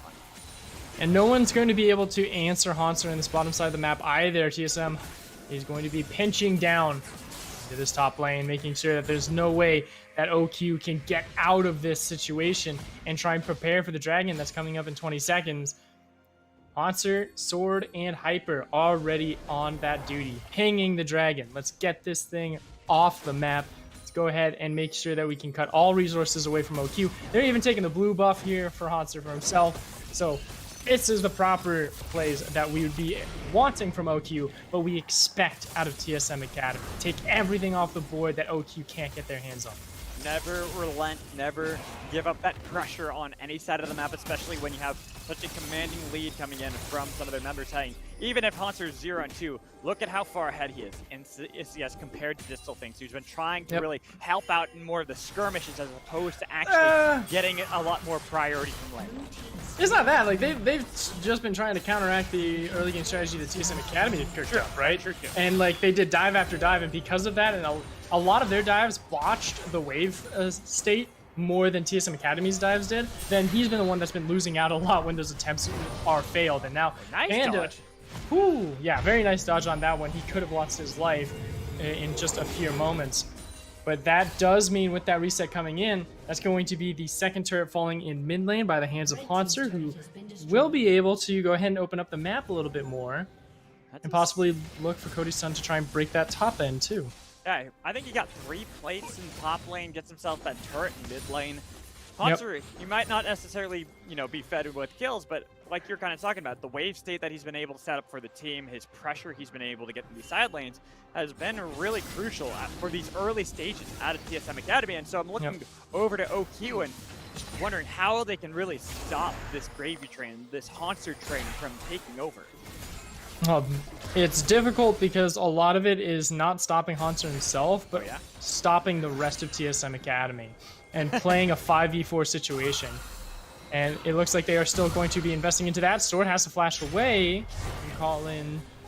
And this might mean that TSM spells blood in the water. I do see a gank here from Yursan. Look to see if he can knock someone back in, but he's done it for a while. It's going to be a double knock-up all the while. They're going to be able to get the trade onto Arendelle, but Yursan's still alive. This will think a little bit too late to be able to help them out, so they had to sacrifice 1 for none. Unfortunate position from Ariandel with the Realm Warp. That's a bit sad. It just warping it just in a little bit too far for the rest of the team to follow up on. And again, a bit of miscommunication, a bit of hastiness from OQ forces them to suffer a great price and lose a lot of tempo that they were trying to win over with that play. And it's that same discussion of playing the 5v4 because your 5v4 situation, your team fight, is a bit stronger than that of TSM.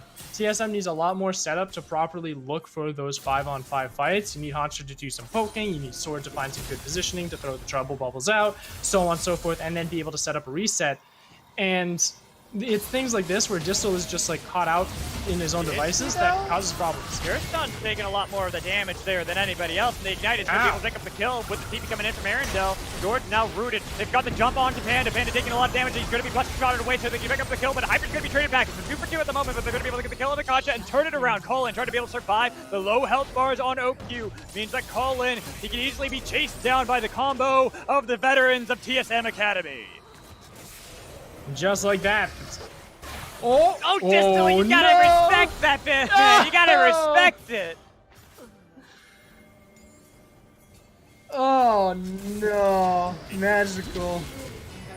I don't know what else to say, but what a wonderful comeback here from TSM. A great flank here as well, coming in from Cody's Sun to just go ahead and finish that one off, start that kill up, and then from here, it's just, TSM has the better situation when it comes down to this fight. Yes, you're able to get that kill onto Yursan, but the members of Colin, of Ariandel, and of Katja, they were not in the right places. Their positions were just straight into the backline, the more fed members of TSM Academy, and of course, just really putting salt into the wound. Don't disrespect a Zoe. Don't sit next to a wall when you're trying to run away from one. Yep. And overall, that just opens up the gates a little bit more as all the tier 1 turrets are gone from OQ. Their jungle is all TSM Academies to take. They need to find a way back into this game, and the only way I can see it now is if they can find a misposition from one of these carries of TSM Academy, and it is going to be difficult to do that with a Tristana and a Zoe in that lineup. I will give them a little bit more, though. They actually do have stun scaling. Oh, wait, no. That rift top mid lane. I know they're trying to set up for this dragon, but it's 45 seconds left. It was about to time out, sure, but it's going to be taken down before there's even a charge from Shelly. No charge. Dragon in 30. You're looking at how these current vision lineups are. You already have some pinch. You know where Colin is, and he's not even sweeping it. You can't sweep it now. You could get some vision away and try and win it back to try and contest with this dragon, but TSM Academy says, no, we don't need this Cloud Drake. We can take your turrets. We can take your inhibitors if you want. Haunter can continue to poke and prod at you. Look, they're just pushing up for the tier 2, and all the while trying to make play onto Haunter. They get a little bit of damage, but he is fine. Even in the ultimatum, he's got the team in the backline being able to get a little bit of damage coming in from Arendelle, but Colin taken down, struck down in his prime by Hyper, jumping away. They've got at least a couple of resets, but the flash coming in, Distal thinks he's trying to see if he can help out Katja, but they could pick up the kills instead and turn around onto them. Panda gets kited forever, and it will finally nearly be the ace. Arendelle, the sole survivor, taking away the minions, but knowing that there's nothing you can do, nothing left except to run away. And it is just unfortunate for OQ, but what a splendid call from TSM Academy to force an ultimatum out of their opponents, saying, look, you're either taking a dragon, which it's not a soul point, it doesn't matter to us, and we take your inhibitor, we take your turrets, and because of that loss to loss for OQ, they just choose and are forced to choose the worst option.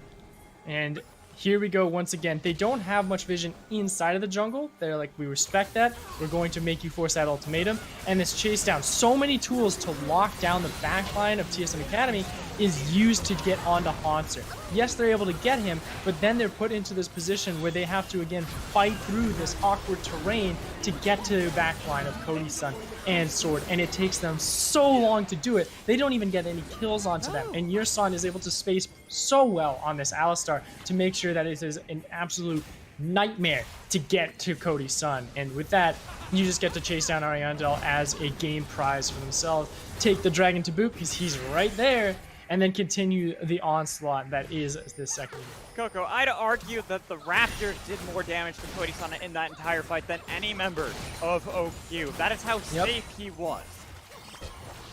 I'd agree with that.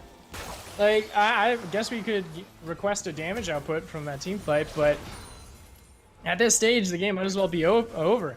As we do have Baron online, 22 minutes is about to tick down, and even though the inhibitors have not been broken just yet, it is now into a position where OQ are passengers of this game, and they need to figure out how TSM Academy is looking to close it out, and if there's any openings for them to force their way into this game once again. And TSM Academy isn't giving them that option. They pretty much have to steal control away of this vehicle, but I don't know how they're going to do that unless they can kill Cody's son so quickly that nobody could collapse on the side of TSM Academy. And we know that that's just not likely to happen. Nope. You could try and freeze waves, you could try and deny the push coming in from mid lane or bottom lane, you could try and cash up on economy. There's a bunch of things you can do, but not a lot of it is actually of a influential effect. Though that might be Hyper being chunked down to half health with a lot of damage from Gotcha and Colin.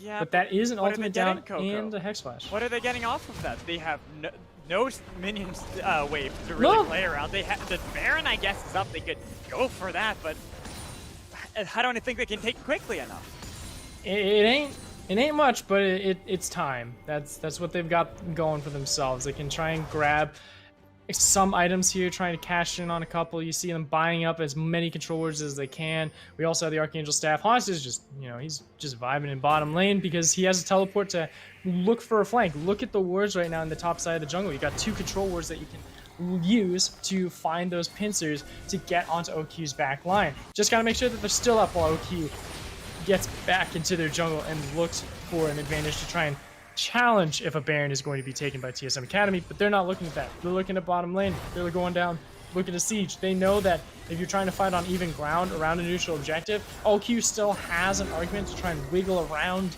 these awkward spaces in the jungle, but in a lane matchup where you can just poke them down, play in the darkness of the vision, and allow Sword to throw out those trouble bubbles to keep people away from these turrets, there's no way that OQ can try and fight back. It's just about moving around this map perfectly out of TSM Academy. They have leads in the gold, they have lead in XP. You can even see Cody-san having a 2-level lead. Oh, this is a Hail Mary play. It's got to be quick. It's already the TP coming in from Haunter. They already have the peel back immediately. They're trying to see if they can jump onto Cody-san. They're going to be able to get the ultimatum, but this is the problem. Look at how little damage he's actually taking, even by distance thing. Now he comes into the jump. They've got the kill on the ears. They've got it straight back on a Panda, and Cody-san is still alive. They used everything to try to be able to kill him, but he's got the resets. He can chase down OQ, finishing him all off with the help of his team.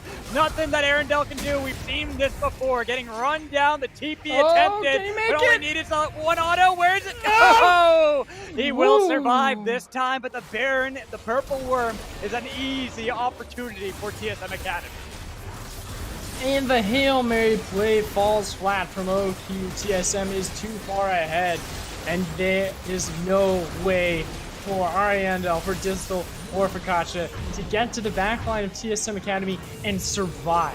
We saw Kasha get back there, tried to look for that kill, was able to find one onto Hyper, I recall, but nothing else happened. There's no way you can get out and stay alive with a kill. Like, well, Coco, point of no return, man.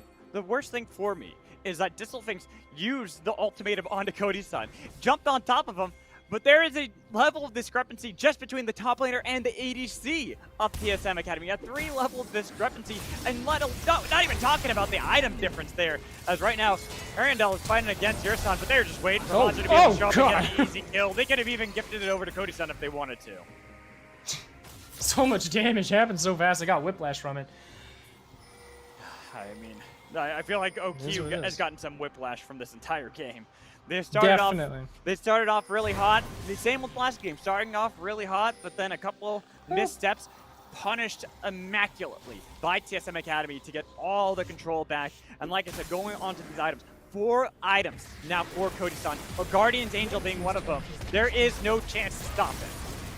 Yeah, there's a lot of high risk but moderate reward plays from OQ earlier on, and it's just not picking the right macro call at the right time. A lot of punishment on that, and it's just a journey that a lot of amateur teams still have to go through, especially when you are this team, where you are one of the lower seeds, going up against the #1 seed of TSM Academy. It's a hard lesson, it's hard to learn, but every time you have to go through it, and it makes you stronger. And Panda, he's looking to see if we can keep learning a little bit longer. For a yellow play, but Cody-san just solos out Ariandel the entire time. Is the rest of the team of OQ getting jumped on? Panda had to kick away Cody-san, but TSM Academy, they've taken full control of the base of OQ. Katja nearly sniped out completely from this fight.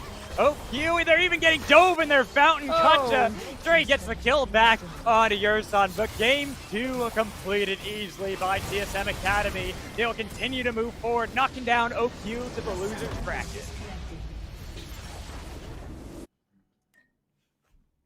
Well, there you have it. TSM Academy, dominant performance nonetheless. We did see some inklings of weakness, and I think that's something we should touch on before we head over to the analyst desk, is that OQ's early aggression and Panda's leadership early on gave OQ a lot of arguments to stay in the game and to fight for more and look for some possible advantages to give themselves a great mid-game performance. However, it's still a long journey for OQ to learn as a team, to find the right macro call, to sort of evolve as players throughout the amateur circuit. And it is one of those hard lessons, again, that you have to learn at any stage of your career when it comes down to these kind of matchups. And I'm impressed from OQ of what they were able to do, but it's just TSM's onslaught was just too much to handle for them this time. Well, an argument can be made with TSM Academy. This team barely got knocked into the qualifiers to begin with. They were in a race trying to see if they can avoid that,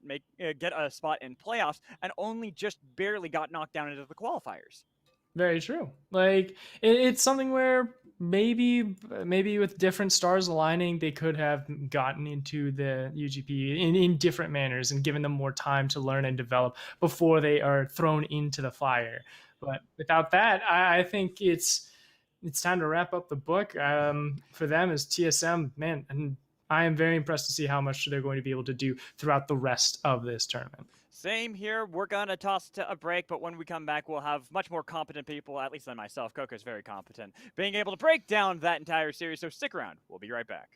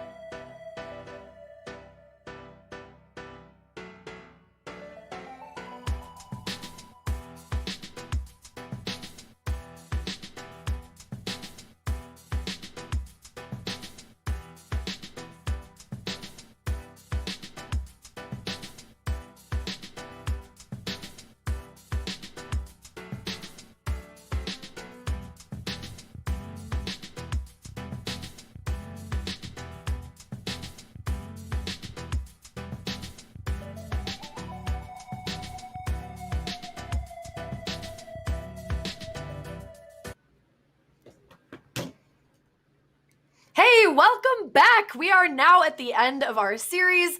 Unfortunately, we will be saying goodbye to OQ for now, falling at the hands of TSMA.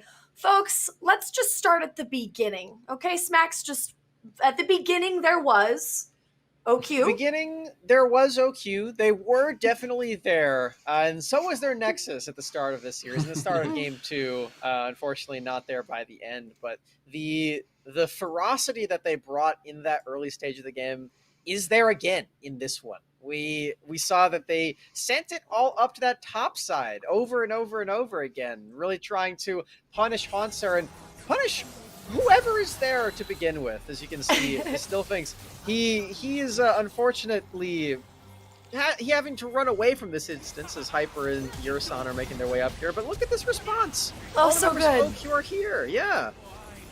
It's really nice to be able to see this like kind of cohesion that we didn't necessarily get fully when they were like doing their assault at the beginning of the game. Five Fire, what do you think? No, yeah, I totally agree. It was great to see them, make these multi-man plays together, like going for this dive that followed up as well, getting another kill on Haunter, which this also set up for the wave to be in a bad position, which Panda was able to regank again and continue to expand their lead. So they definitely had a lot of really good ideas in this early game, making a lot of plays as a team. We commented on Call-In, their support, going for the Moby boots, making sure he could be everywhere, help everyone, and be a part of every single play. Unfortunately, once again, it wasn't quite enough despite the early advantages. They weren't able to take it away.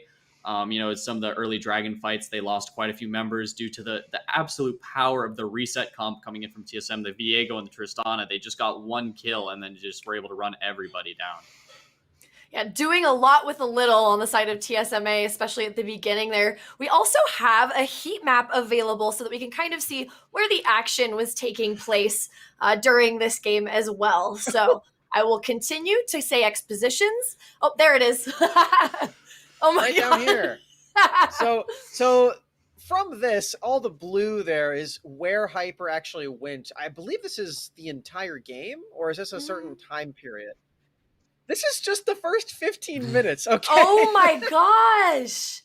That's hilarious. That's So insane. He's spread out the Viego plague or whatever it is in the lore everywhere. Mist. Yeah, the Yeah, mist. yeah.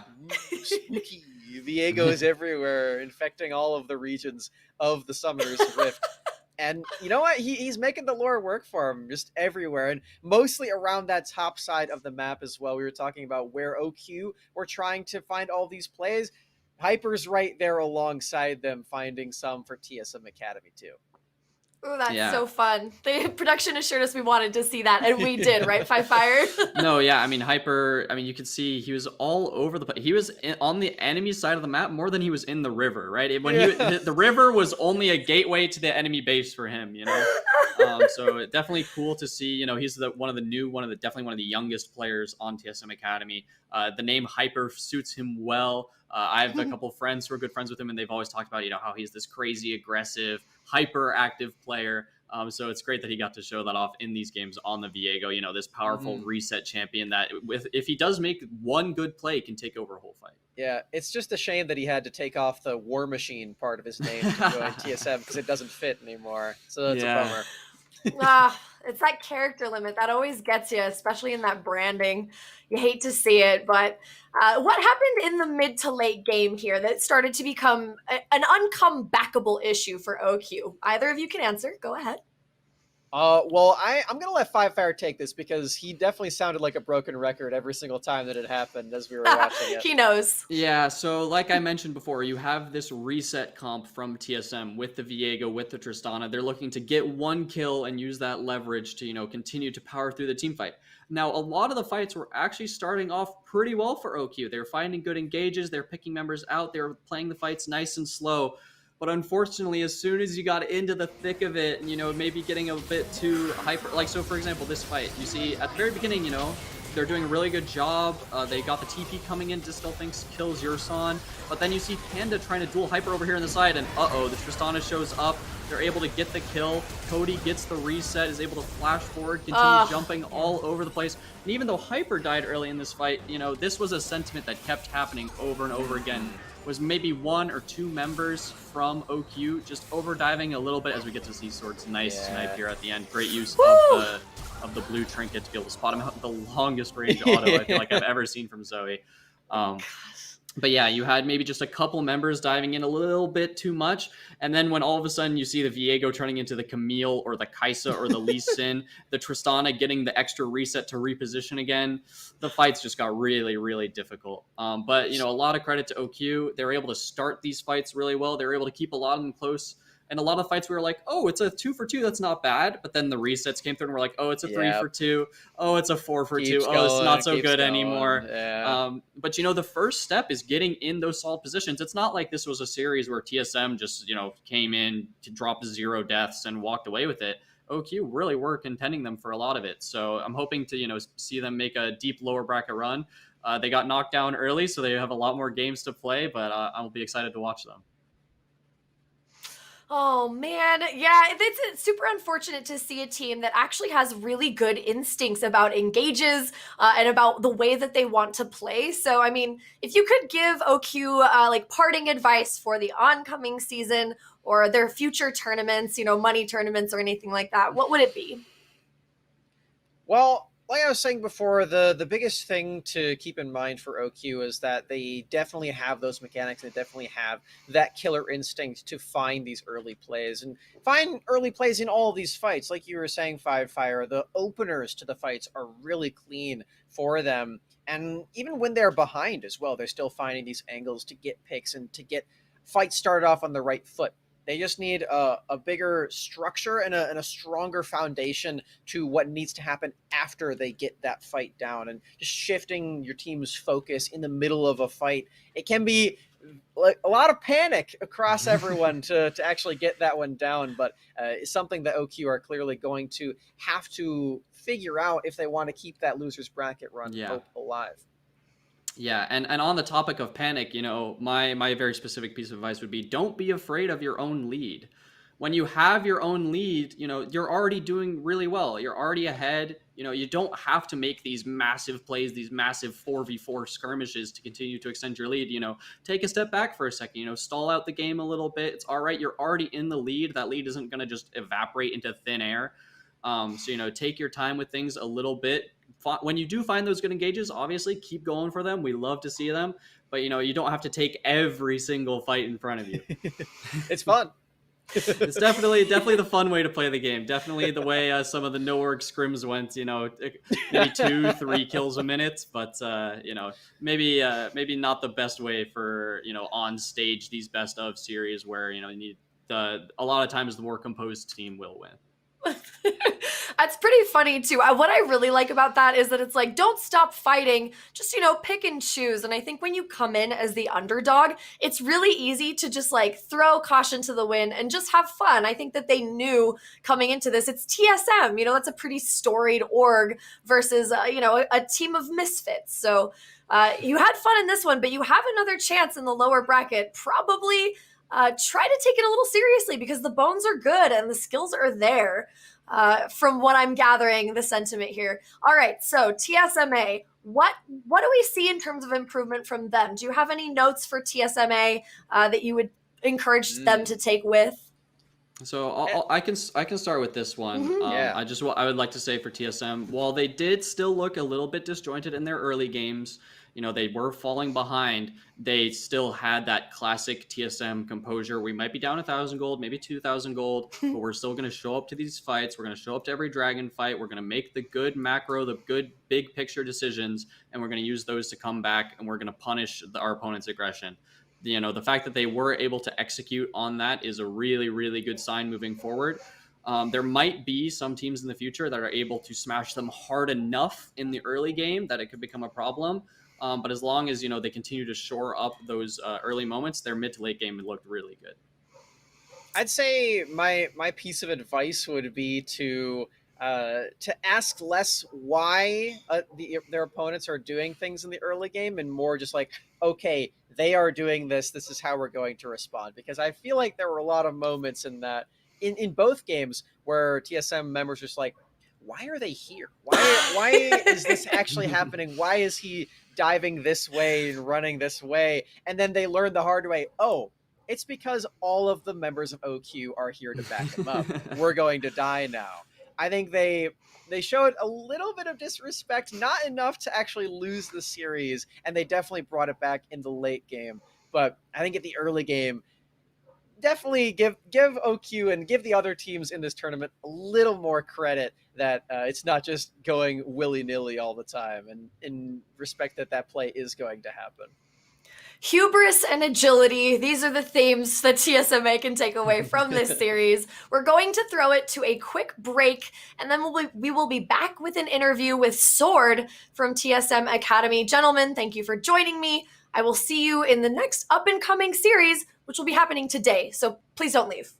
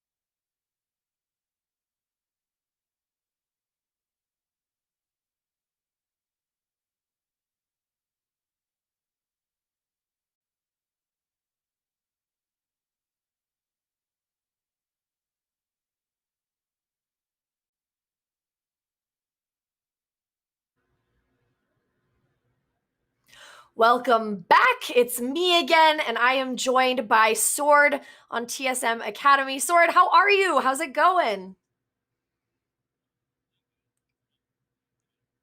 Yeah.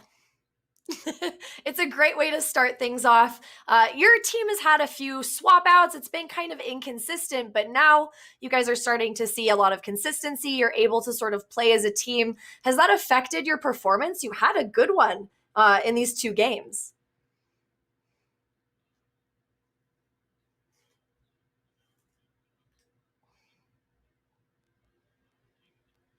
Mhm.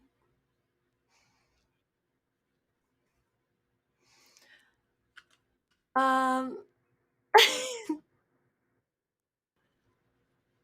that is okay. Sword, just refresh your browser for me if you don't mind. Sorry, guys. Just hold on 1 minute here. Having a bit of a technical issue.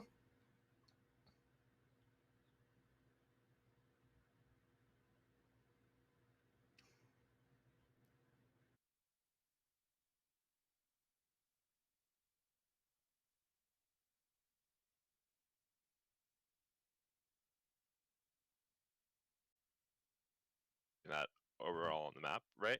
And just being very stable, right? Being a rock, with a rock on the top, where I'm consistently doing my job, winning my lane slowly, and doing that. I think that's what I want to showcase going into Proving Grounds. All right, respect. Any final closing thoughts for me here, Nels? Just that Golden Guardians is a contender to win it all, so watch us. All right, well, I'm sure we definitely all will be. And I know you all be watching at home as well. So y'all keep your screen locked to UGP qualifiers as we see GGA and many more compete for the top to get it Proving Grounds. But until then, Nels, thank you very much for joining me. Look forward to seeing you play. I've been Ravish. Y'all take care. Thank you. Welcome back, everybody, to the UGP interview. Ravish, joined here by Nels Top himself. Welcome, amigo. What's going on with you? How you feeling? Good. It's my birthday today, so just celebrating that, and yeah, I guess that's all I got going on right now. Well, hey, happy birthday here, everybody watching. Go ahead and tweet at Nels Top right now. Wish him a happy birthday. Let him know what you're thinking about it. But one more thing I'm sure we're thinking about as well is just season with UGP as well here now. So talk to me a bit more about how GG are feeling. Yeah, so going into the qualifiers, we're definitely really confident. I think that we ended our season pretty strong. I think, especially towards the beginning, we had a lot of difficulties on stage playing academy matches. We had a really rough start, and that led us to not be able to qualify for the academy playoffs. But towards the end, we definitely picked it up, and our record reflects that on the back half. So we're feeling pretty confident heading into the qualifiers. So main thing on the two, like you were talking about how you guys started off with the pretty rough season and improved throughout. So what really was the magic sauce that allowed y'all to come to the ending that you did? Well, it definitely was staying calm and being focused on stage. I think that a lot of times, well, I know that a lot of the times we'd have pretty big leads versus any team.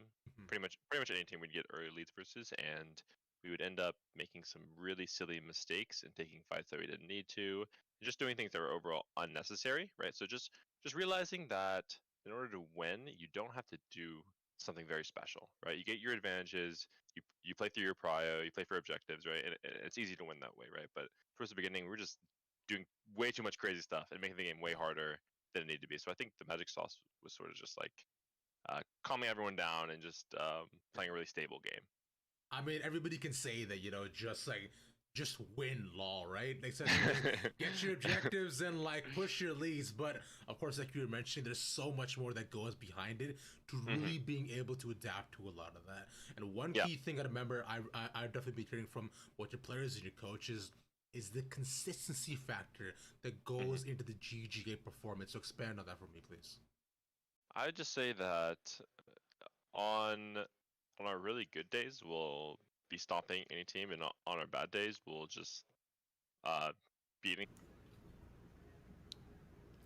Welcome back. This is the very first time I've ever seen Sword's face. I'm glad we could all get here for an interview. Sword, congratulations on your win for TSM Academy. That must feel really good. A great way to start off the Grand Prix. Thank you. Yeah, absolutely.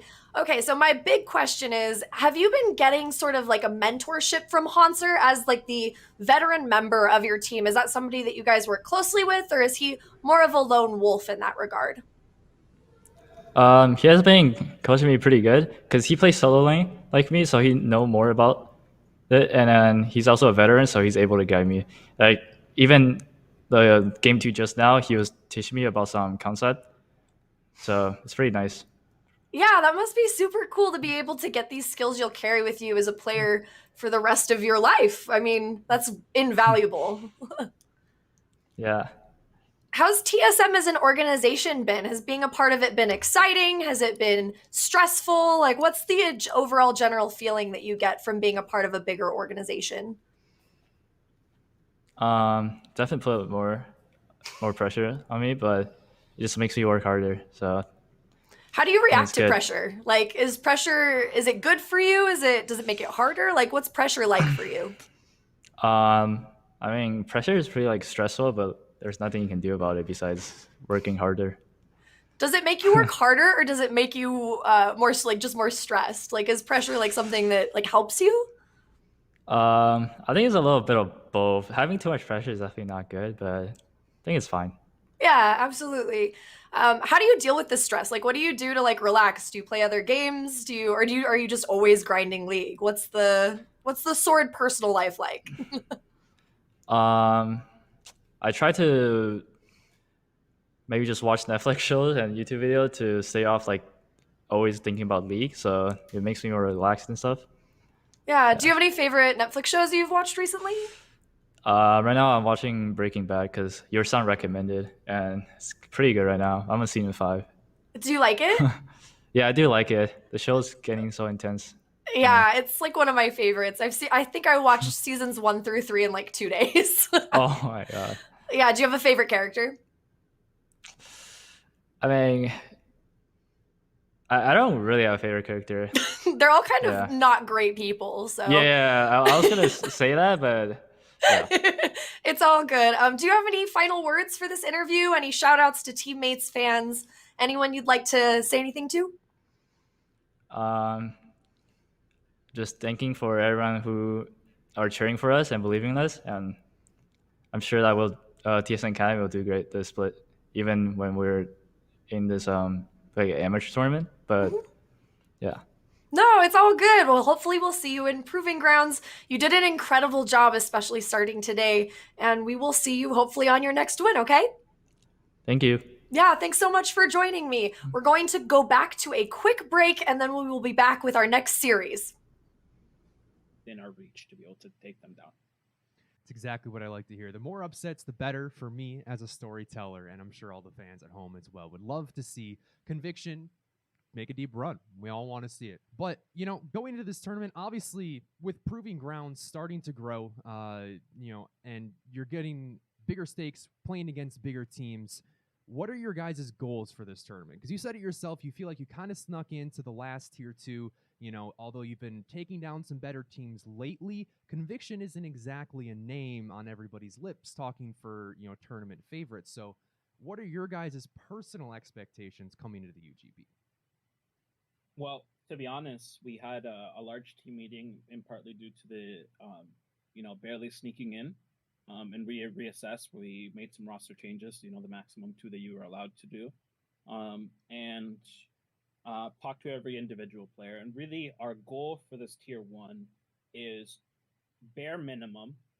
We want the players to show up enough that they get quality spots moving forward, whether that's still with us and we just upgrade the roster wherever possible, or we get them into a decent position to get paid jobs elsewhere in amateur or in academy. I think some of the players definitely have it in them.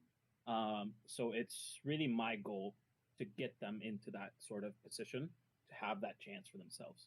That's bare minimum. I think if you were to ask everyone right now, the way the last couple weeks have been going, we're shooting for qualifying for Proving Grounds.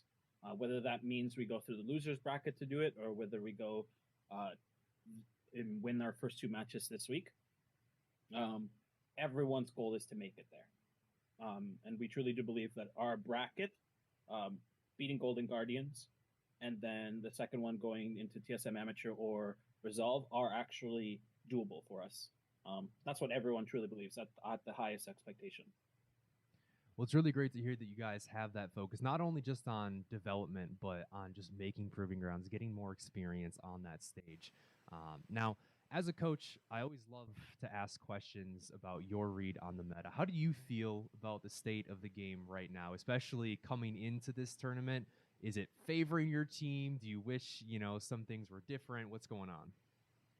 So I actually really do enjoy the fact that the whole tournament is going to be on 115. Because if you've seen some of the changes to the jungle champions, that Diana and Xin are going to get nerfed in the coming patch, and I think those champions still being part of the meta really shaped a lot of the other picks that have been in the jungle, such as like the Diego and everything.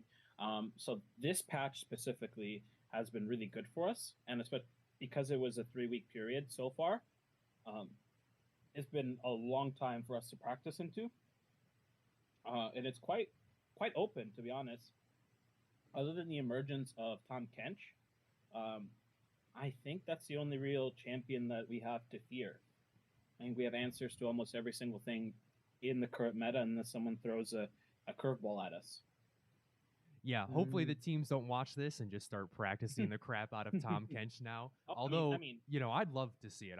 I'm down for some solo lane Tom Kench, as long as he's not the same support. Yeah, and why don't you tell me a little bit more about the team? For anybody that might not be following Conviction and wants to watch their games going forward, who should they be keeping an eye on? Obviously the whole team steps up, but, who's going to be the showstopper in this tournament? For people that have kind of been playing to amateur a while, you probably have heard of Ivan J. Yang, who is our jungler, younger brother to Eric Z. Yang, who played in amateur for a little bit, and then cousins to Mike Young. So it's got quite a good pedigree in there, and I'm sure people will be rooting for him. He's kind of like a high mechanical ceiling player with a lot of high tempo plays gathered towards the early game. But then I think a player that will probably shock everyone is going to be our top laner, who promptly named himself Apto when I asked him. So that's what we're going to be calling him. But he is kind of a wildly one, right? Well, I'm very excited to see it and to watch Conviction make a deep run in this tournament. So stick around, guys. They'll be taking their first match against Golden Guardians Academy on the 9th at 5:30 p.m. You don't want to miss it. Thanks so much again, Coach Ray, for taking the time to sit down and talk to me. Again, I'm Audio, and coverage is brought to you by the Unified. Welcome, everyone. This is Audio, joined by Coach Ray from Conviction, right around the corner from the Unified Grand Prix event. Coach Ray, how are you guys feeling? The last tournament result we saw from I'm doing fine. Ready for my practice day. Okay, I'm excited. But Nubi, before we got here, the main question on everybody's mind: did you have breakfast? Oh, I just had a coffee for now, but I have I think a sandwich waiting for me. So nice. Yeah. All right. Respects. That's what we like to hear. Breakfast is the most important meal of the day. So glad you're awake and alive. But speaking of being alive, though, right now GGA have looked more alive than ever going into the last inch of the Academy season. You guys have really started to show up. So talk to me a bit more about, in your opinion, what took that change from the beginning to the very end and how you guys are here.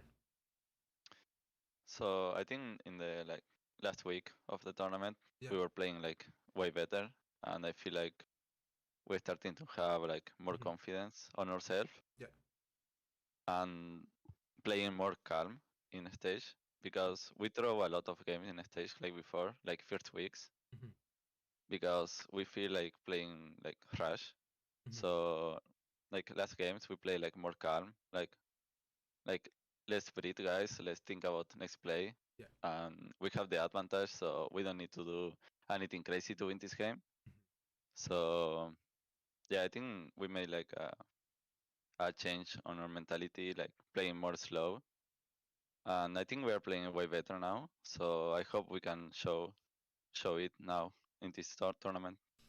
So the big thing about that too, which Now's mentioning as well, just being able to deal with your nerves. Would you say that it's been just the experience that you've gotten over time has really helped, or have there also been voices throughout the team that have, helped you guys focus in on what you have to do on stage? For me personally, like I don't feel nervous before the game, Mhm. but sometimes I think like a lot of what I need to do in this game because every game is different and every game you have like a different job depends on the champion. Yeah. So before the game starts, you need to think about your job in that game. But sometimes when you think like a lot of things, Hmm. when you start the game, like you lose focus a bit.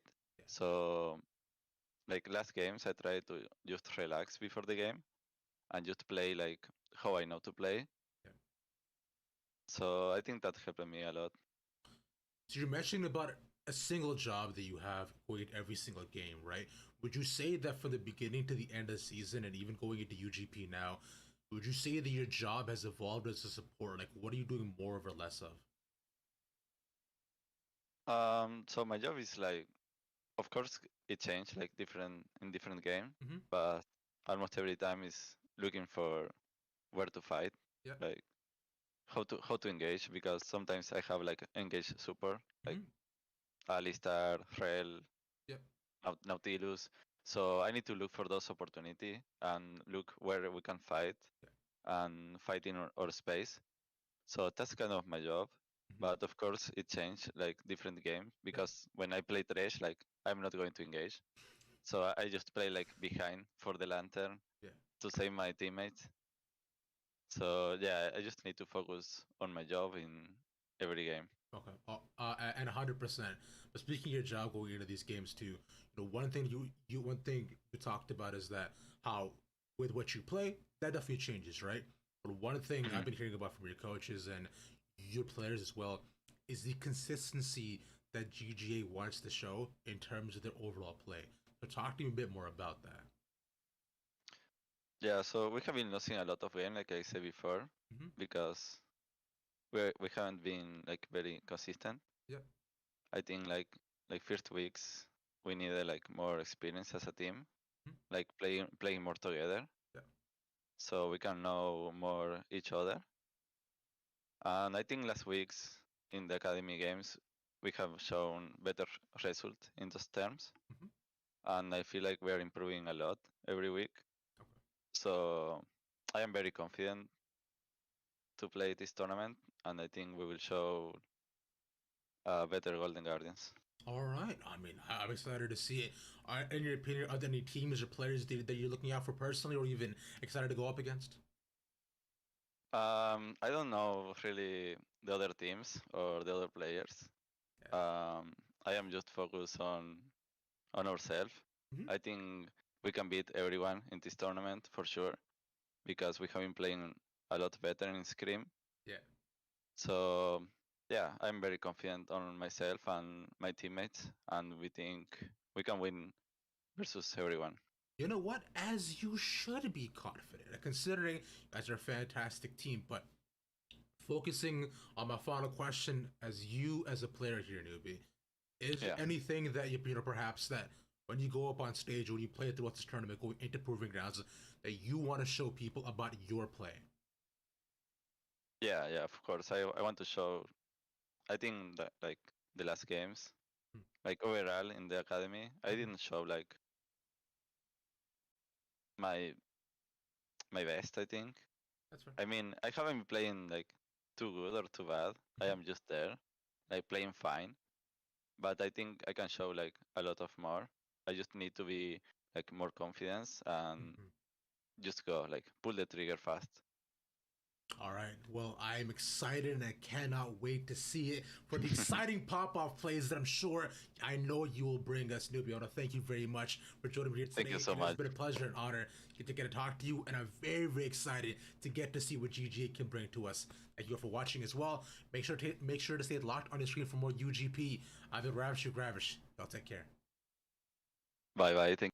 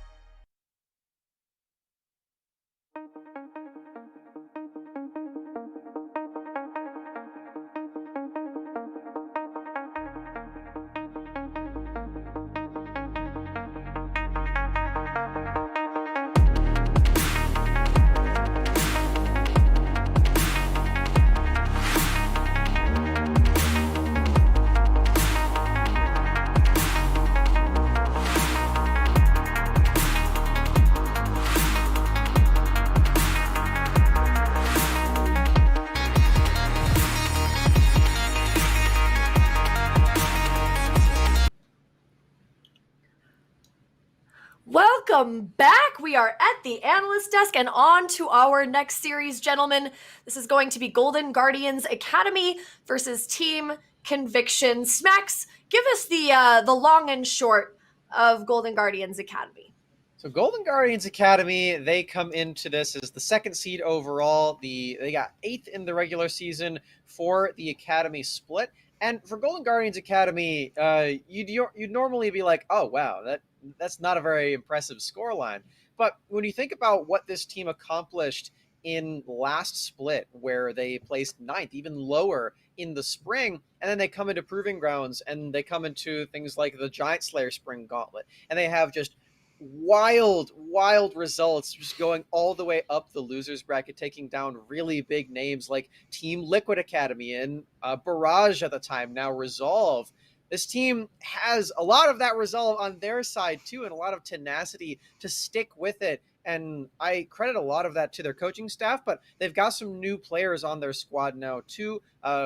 New relative to this split is at least they've got Niles now, and they've got Newbie. And I've been having a lot of fun watching these guys play. Niles sort of acting like the late game drill sergeant for the team, making sure that they are on track, because they've still got those very new names on this team for this year. They've got Rosethorn and Yunbi, both crazy mechanical players, and so fun to watch. And with this full team now online and ready to go with the veteran Prismal too, I'm pretty excited to see what they've got in store for us and see if they can qualify for that Proving Grounds.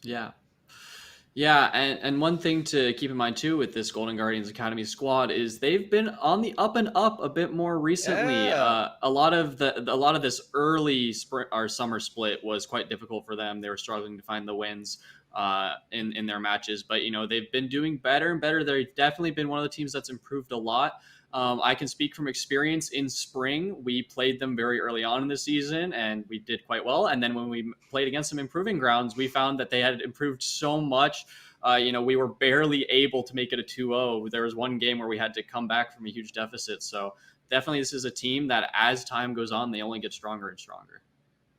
When I was studying to cover Proving Grounds the spring season, I noticed Golden Guardians was one of the only teams that had participated in largely academy tournaments. They were there to really crunch and fight and practice a lot. And that is the exact same situation here. They are here to get the onstage experience. They're here for the improvement. And I think that is a big testament to their scrappiness. Moving on to Conviction, Fire, let's get just the quick lowdown on Conviction as well. Smacks, feel free to jump in. Yeah, so Conviction is a team that there isn't a lot of information about. They've swapped up a few of their players between the different tournaments.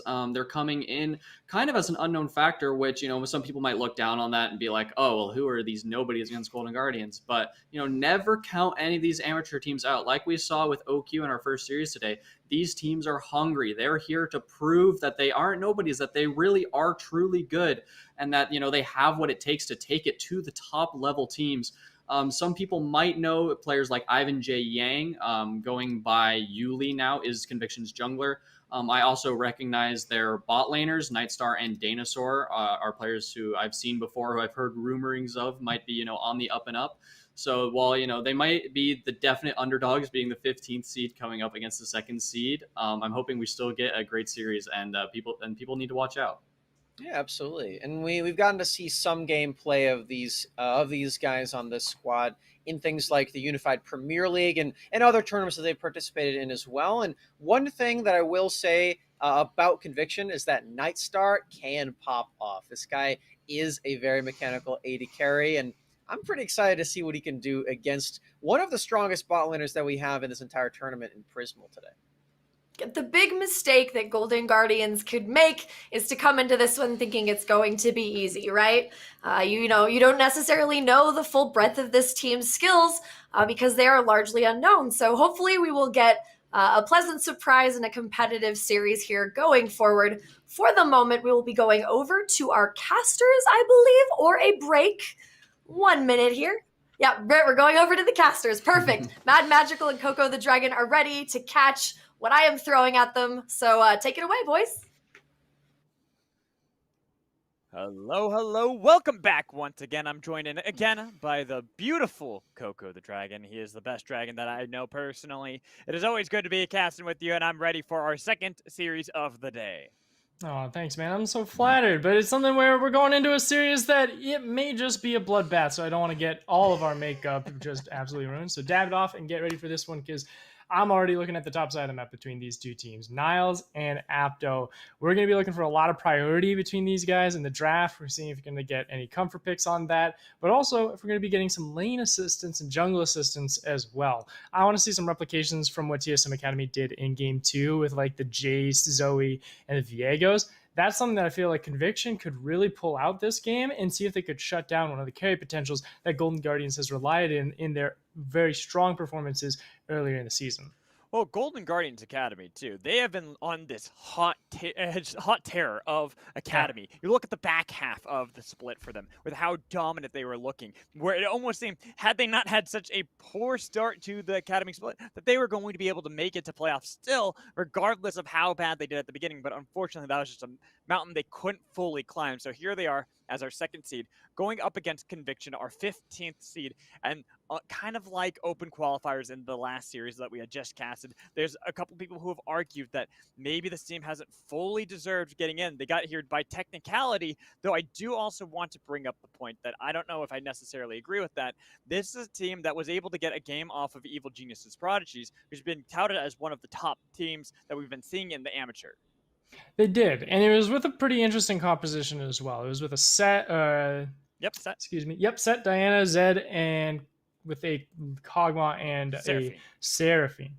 It's with that, you look at sort of how the scoreboard laid out. You saw that it was a lot of Yuli doing work on that Diana, and then of course the Kog'Maw that we had on Nightstar as well. So both of those, we're going to be looking into how well they're able to apply themselves into this challenge now with Golden Guardians Academy, because it's almost more of a daunting task. It's like New Game Plus now, where you're going up against Newbie, Prismal, who have been doing very well in their recent performances in Academy, and then also with Rosethorn, who I'd say is one of the weaker junglers in Academy, but he still holds his own when it comes down to the amateur scene, and he really teaches some good lessons. Well, though with Yoli, it's going to be pretty fun to see how well he can actually perform, because he's one of those hidden stars that always seems to come out and impress you when you don't expect it. And if they're going to win, I think it is going to be with how they can play around Yuli, but also how they can play around that bot lane of Nightstar and Dinosaur, because they have to make sure they're not falling behind Prismal Newbie. Newbie, especially when he gets his hands on that Thresh, is a terror. And if you have something as easy to pick off as that Kog'Maw Seraphine bot lane, well, you're not going to have the Kog'Maw here because that's banned. It's going to be difficult for Nightstar and Dinosaur to actually hold their own against Prismal Newbie. See the Aurelia Bandit as well, and I'd be looking at a little bit of flex priority and maybe some jungle as well. Yoli has also been doing a lot of Viego as well in the jungle, so being on blue side, you could consider Rosethorn and the rest of the Golden Guardians to try and pick that one up. Another pick that's been threatened is the Senna. It's actually something that was more of an intimidating pick because Prismal and Newbie can just sort of sit back, and it's the same style as Varus and Ezreal. Stay neutral, stay safe, and then slowly scale up and invest a lot of your early and mid-game proactivity into getting Niles and Yunbi online. Though with these final bans coming out, I'd have to say that might just be the game plan. Like Xin Zhao being gone, you're trying to weaken anything that Yuli might be able to do to upset Rosethorn's game plan. And if you're able to get a strong priority jungler with that Ziggs being left off the board, you can now start to prioritize something where Niles can really get the ball rolling. And there's that Viego taken away from Yuli, and we might see what might get paired with it to get these solo lanes online. I'd expect it to be that Diana, just because Yuli has been playing a lot of Viego, especially when you look at the recent match history over in UPL, the Unified Prime League, where he's been playing a lot of Viego, but the fallback has been Diana, or strangely enough, Gwen has been another one that they've kind of fallen back onto. But the Diana fits so much better with what I expect to try to really be the one to start off the fights and really be the win condition for that team. Very true. And it's more of a pub stomping pickup as well. Gwen, even though she has been nerfed a little bit in how she paths in the jungle, it's just something that you're confident that you can just absolutely oppress the jungler. That's not the case with Roadthorn this time. So you're going to need a lane that has constant priority, and they pick up the Tahm Kench here for either Apto or Omlane, because you could flex either way depending on how those situations go. If you lock in something that has a lot of burst damage and you can survive with long cooldowns against, you might be able to throw it into the mid lane. And speaking of that, you have LeBlanc picked in for Yunbi. I wouldn't be surprised if you just throw ahead and that Tahm Kench onto Omlane and just sort of neutralize that situation and then allow him to really assist Yuli in any neutral or river priorities. And then with this top lane being finished up, we could look for a really good strong side to get another split push situation for Niles to really shine. But they decided to go for something else. Go for the Felios as All opposed right. to going for the Camille. I expect the Camille. That the thing is, I was going to say, I think Uptho is going to be the one playing that Tahm Kench. He's been the one on the team who's actually been piloting it the most. But Omlane is also not necessarily that kind of sit back and really try to neutralize the lane state. He is far more aggressive. Lucian, LeBlanc on the other side, Renekton, even Viego, Ryze. Those are the champions that Omlane has really been playing as of late.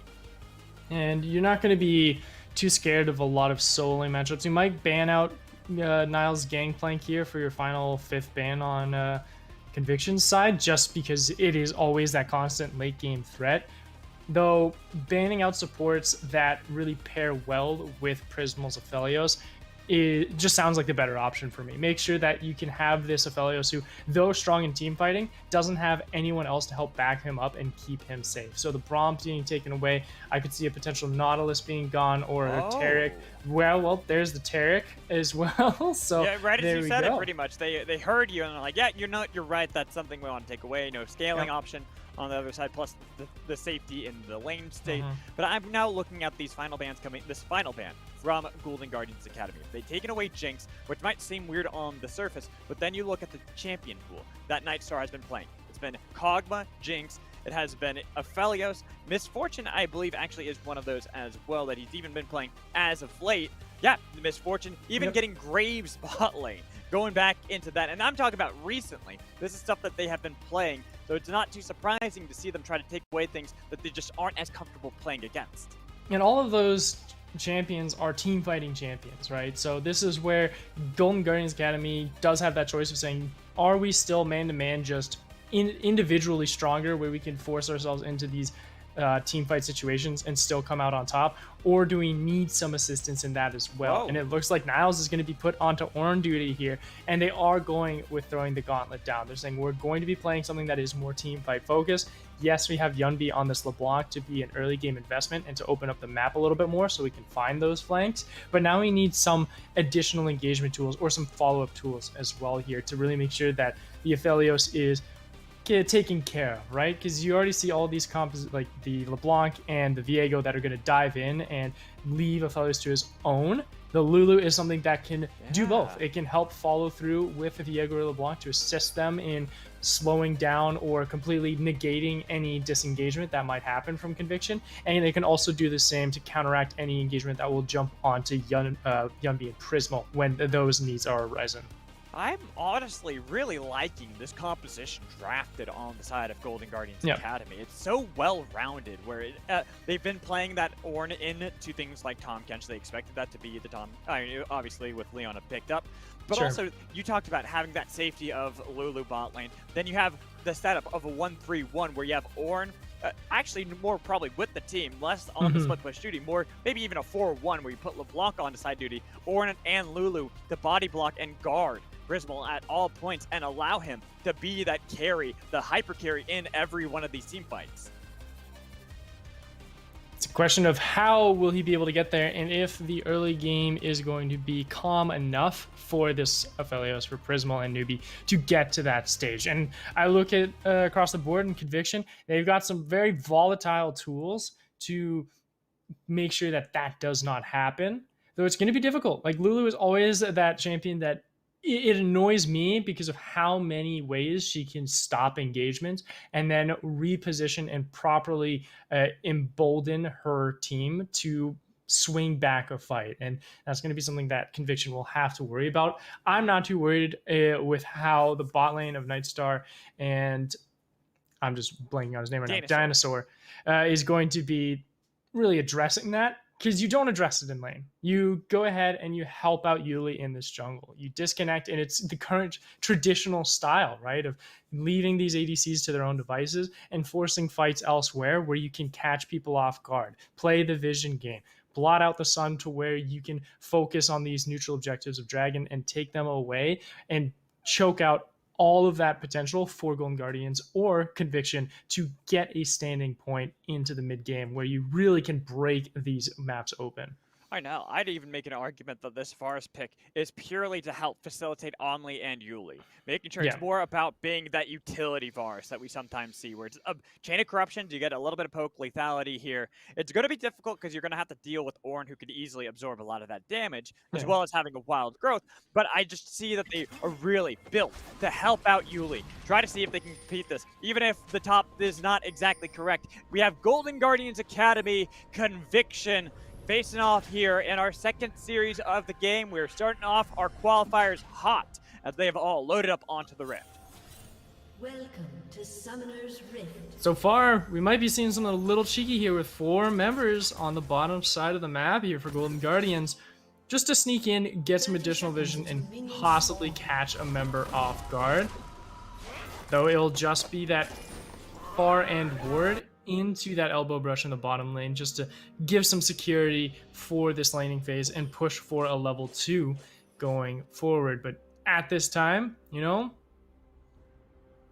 all's well in love and war here between Golden Guardians and Conviction. It's like respecting Conviction's capability to really surprise you early on, but I'll be curious to see how this Tahm Kench Ornn matchup goes as well.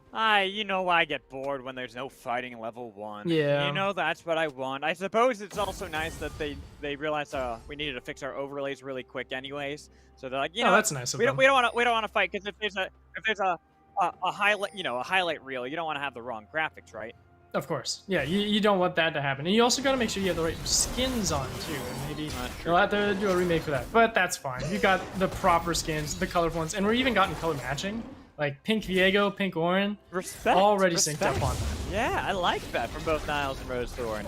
Pretty much just getting the same flair going on with themselves. I got to see if Conviction have the same kind of passion trends across the board for their team, but it's hard to tell when we just see Yuli jungling up by himself. Yeah, we'll have to give that one a check. But both of these junglers do start on their blue buff sides. They will be clashing into that top river for the scuttle. That could cause some problems here for Golden Guardians, because the priority goes over to Conviction innately in these early levels. You can already see it with Aptos Tahm Kench able to bully out Niles on this Ornn, who needs a couple levels to trade effectively with his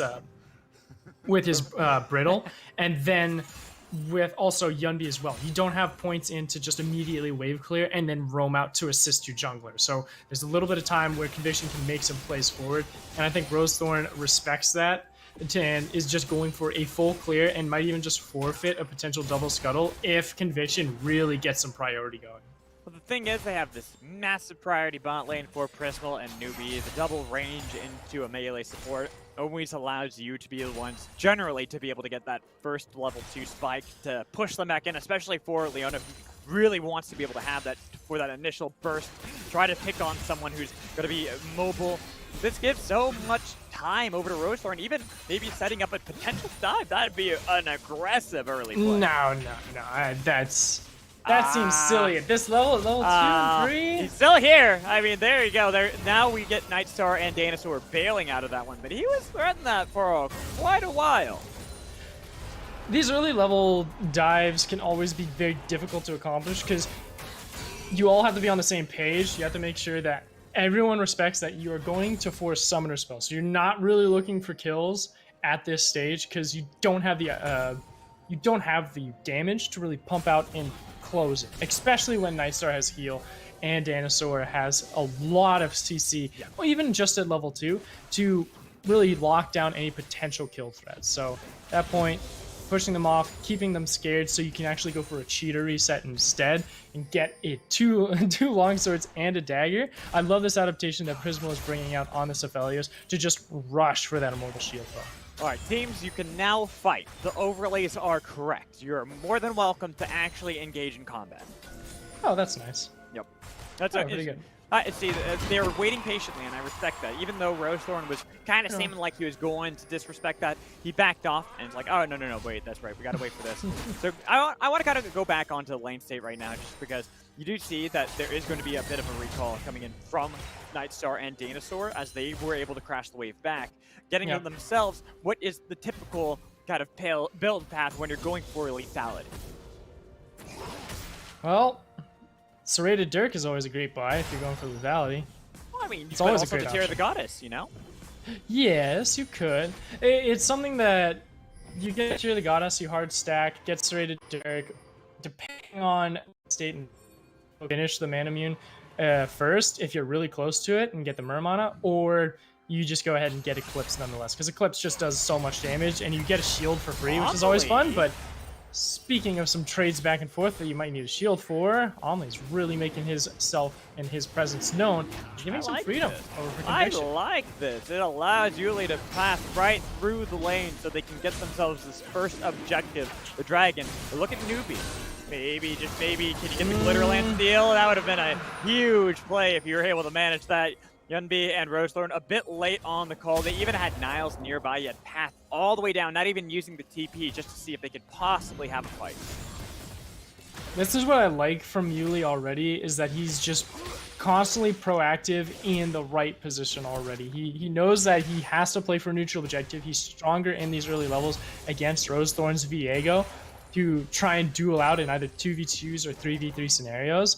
And with the capability that Nightstar's Varus and Omli's Lucian apply with this oppressive lane push capability, they can always be ready and have the priority to try and challenge with Yuli when he looks for these setups. And with all of that said and done, locked away, you already see Yuli at level 6. Flashed away, already a flash burn out of Rosethorn. There is not Omli nearby to be able to help out Yuli, trying to be able to get away. That's going to be the TP now channel. A lot of damage back with the Eternal Change. Flashed away, but First Blood still picked up by Yunbi. Omli's too late now, jumped on 5 Rosethorn. He might have just jumped into his own death. He got a lot of damage back on Rosethorn and Yunbi, but it's going to be a trade back and forth. Still alive. No, we went bot lane and there was a kill mid lane because Apto was able to TP and help out, get the kill on Rosethorn. And a good comeback there, trading it 1-for-1. Apto making sure that no one goes out without a death on the board. And now we have another teleport coming in. Looks like from Niles, trying to look for a dive. Here's the call, the Forge God, but Dinosaur gets annihilated by the Ram. But Nightstar is able to get out with no summoner spells exhausted. Same with Dinosaur. They decided to hold those for a later time. Yeah, I definitely agree that it is a smart call for that one. And Newbie will be able to pick up the kill, which is pretty nice for Conviction. It's like the lesser of evils. And we can just take a little quick back on the First Blood. It was Yuli who was very confident with this catch onto Rosethorn. He was able to flash away from the lethal damage and grant Yunbi enough time to get back into the fight. And then from here, Apto reading the signs that Omli could have been in some danger and makes the call to try and reconnect, and then sees that they did decide to extend a little bit too far, didn't have the tools to get out properly, and they're able to punish it. But we did have that other kill as well that we've just seen with Niles teleporting to the bot lane. That gives them that slight kill advantage, gives them a little bit of gold as well to try and look for some early cash-ins. But we also see a lane swap here from Golden Guardians, constantly rotating and focusing these neutral objective priorities. Proactivity out of them. I like this play, because what do you have to play on the bot side? There is no dragon to play around. It was already taken by Conviction. Rift Herald's up, so you immediately make the first call. There's no response Conviction can have. You can even see that they're trying to crash a minion wave into the bot lane, but it's probably going to be that first turret still taken topside, since so much has been committed now into the bottom half of the map by Conviction. And it's a weird state of maybe Niles? Yeah. There's no call of the Forge God. He might be tanky, but not tanky enough. He gets jumped on easily by Yuli, so they can pick up the kill. The turret not going to be able to get enough damage, but like I said, Rift Herald is in the pocket of Golden Guardians, so they can immediately pop that top lane. And a great call from Conviction to take as much as they can from the bottom side of the map, because look who is struggling right now for them. It is Nightstar, who is 20 CS down. Yes, he just got that kill, so that'll help him ramp up against all the turret plates that Prismal is being able to take on this top side with that Rift Herald. And now it's a race for first brick, and you gotta give it over to Golden Guardians from the Herald. It's not a race. No longer. No. I pretty much we knew that once we saw that they took Shelly. We're like, okay, it's one of those races where it's the tortoise hare. You give the tortoise all this wiggle room, think that they're going to be able to really come out to this massive lead, but then the hare is just like, okay, I'm actually taking this seriously, and jumps way further ahead. Gets a second crash on the turret. You can see bot lane. Nightstar only just barely gets the turret. Now, even with the Chain of Corruption, they have a little bit of damage on a Niles. They're trying to see if they can dissuade the knockup. They need a lot of damage back, but Niles does not have enough in the tank to be able to turn it around. Just trying to play a little bit too dangerous, too risky to try and save that turret or find something off of the overstay, quote unquote, for Nightstar and Yuli, who were able to get a turret for a turret trade and keep the gold fairly even. It also gave 2 kills, and this is a surprising twist. We also have Serpent's Fang being the first item bought here for Nightstar. I do like the change, especially if Prismal is going for that overheal rune, right? Because not only are you cutting newbie, you're also cutting that shield buildup that you could get with Prismal. He did also decide to go for the Gale Force, so a little bit more mobility because he doesn't have a Braum or a Thresh for himself. And even then, like, yeah, there's not much else for that Serpent's Fang to push, but it does make it very dangerous for Prismal and newbie to be in the same lane with Nightstar, because you're not going to have as many defenses as you expect. True, yeah, it pretty much cuts the power of that Lulu. And now it's really the wild growth that's going to actually be the saving factor. You can't really rely on that shield you can get. But I like this from Conviction. They're being pretty proactive. Both teams are trying to see who's going to be able to outmaneuver who on the map. And both times we've been having the dragons taken by Conviction. We will get a Wind Cloud Soul for this first game, and fairly quick too. Like the last series we had just moments ago, TSM Academy versus OQ, we didn't really have souls until like 15, 17 minutes in, because it was just kills after kills after kills. But this is much more of a macro focused, objective focused series already, and that's going to make these late game team fights so much more consequential. They're going to be very impactful on if someone gets a catch, if Niles is in the wrong position, if Prismal gets caught out by Nightstar, you don't have the cleanse up. Any of those oversteps just across the line too far can be detrimental to either of these teams, and both of them are respecting it to the maximum. Oh, but here's an attempted play. They're going to be able to get a lot out of Prismal, still alive with the wild growth on the other side. No call of the Forge God up for Niles, but it doesn't matter. Just his presence was enough for Conviction to not want to fully engage. Though Prismal and Newbie play too aggressively, there is a long path. There it is. Rosethorn is now here to be able to help out. Be careful here. This looks like trouble. Well, Dinosaur is just going to get annihilated. We saw that bot lane. We see it here in the river, easily executed upon by Golden Guardians. Yeah, and both of those times, there's instances of these teams recognizing one team stepping over the line a little bit too far and trying to punish, both of them respecting each other as much as they can with using their resources and also respecting the vision control as well. Conviction was the one that got punished out of it ultimately. They didn't respect a potential cheese when everyone decided to disengage out of vision, and then you look for that control word. Unfortunate punish for them, but Golden Guardians helps even the kills from 3 to 3, and seeing if they can get some sidewave management with the assistance of Niles and Yunbi, who are now in those top and bot lanes respectively. It could open up the map a little bit more for them, but a lot of it is on that top side, which you don't need at the moment, not for the next 7 minutes until Baron has truly spawned. So I want Golden Guardians to look for this bottom lane, get some priority, play for blue buff that's coming up in the next minute or so, and try and rip open Conviction's jungle from there. The only problem I have right now with those kills that Golden Guardians was able to pick up were both of those went on a newbie. That means the gold not onto your Aphelios. So you were able to get a lot of the gold earlier, the plate gold from the tower, from the Rift Herald onto Prismal, but now he is in a lot of trouble. He's not going to be able to really burst through family members too quickly. You can see Dancer right there taking a lot of the damage coming in from Prismal, probably not doing any damage for Omni, unfortunately. So the rest of Golden Guardians can continue to path and stay towards this top half of the map. I would say that Prismal and Newbie actually have a little bit of a reprieve just because of how the build path of Nightstar took. Like, Nightstar built for lane and built to counteract Prismal and Newbie as a duo, and because of that, it slows Nightstar's power ramp down by just a bit, just by a hair, to where they have a little bit of comfort to try and look for more. And they're also way far ahead in 20 CS, almost 30 CS in the farming department as well. Sure, the kills are on the wrong person. They could be on Prismal, but at this stage, with the gold that they have and with the map control, the tempo that they already have given themselves as well, Golden Guardians isn't really complaining at that point. Good point.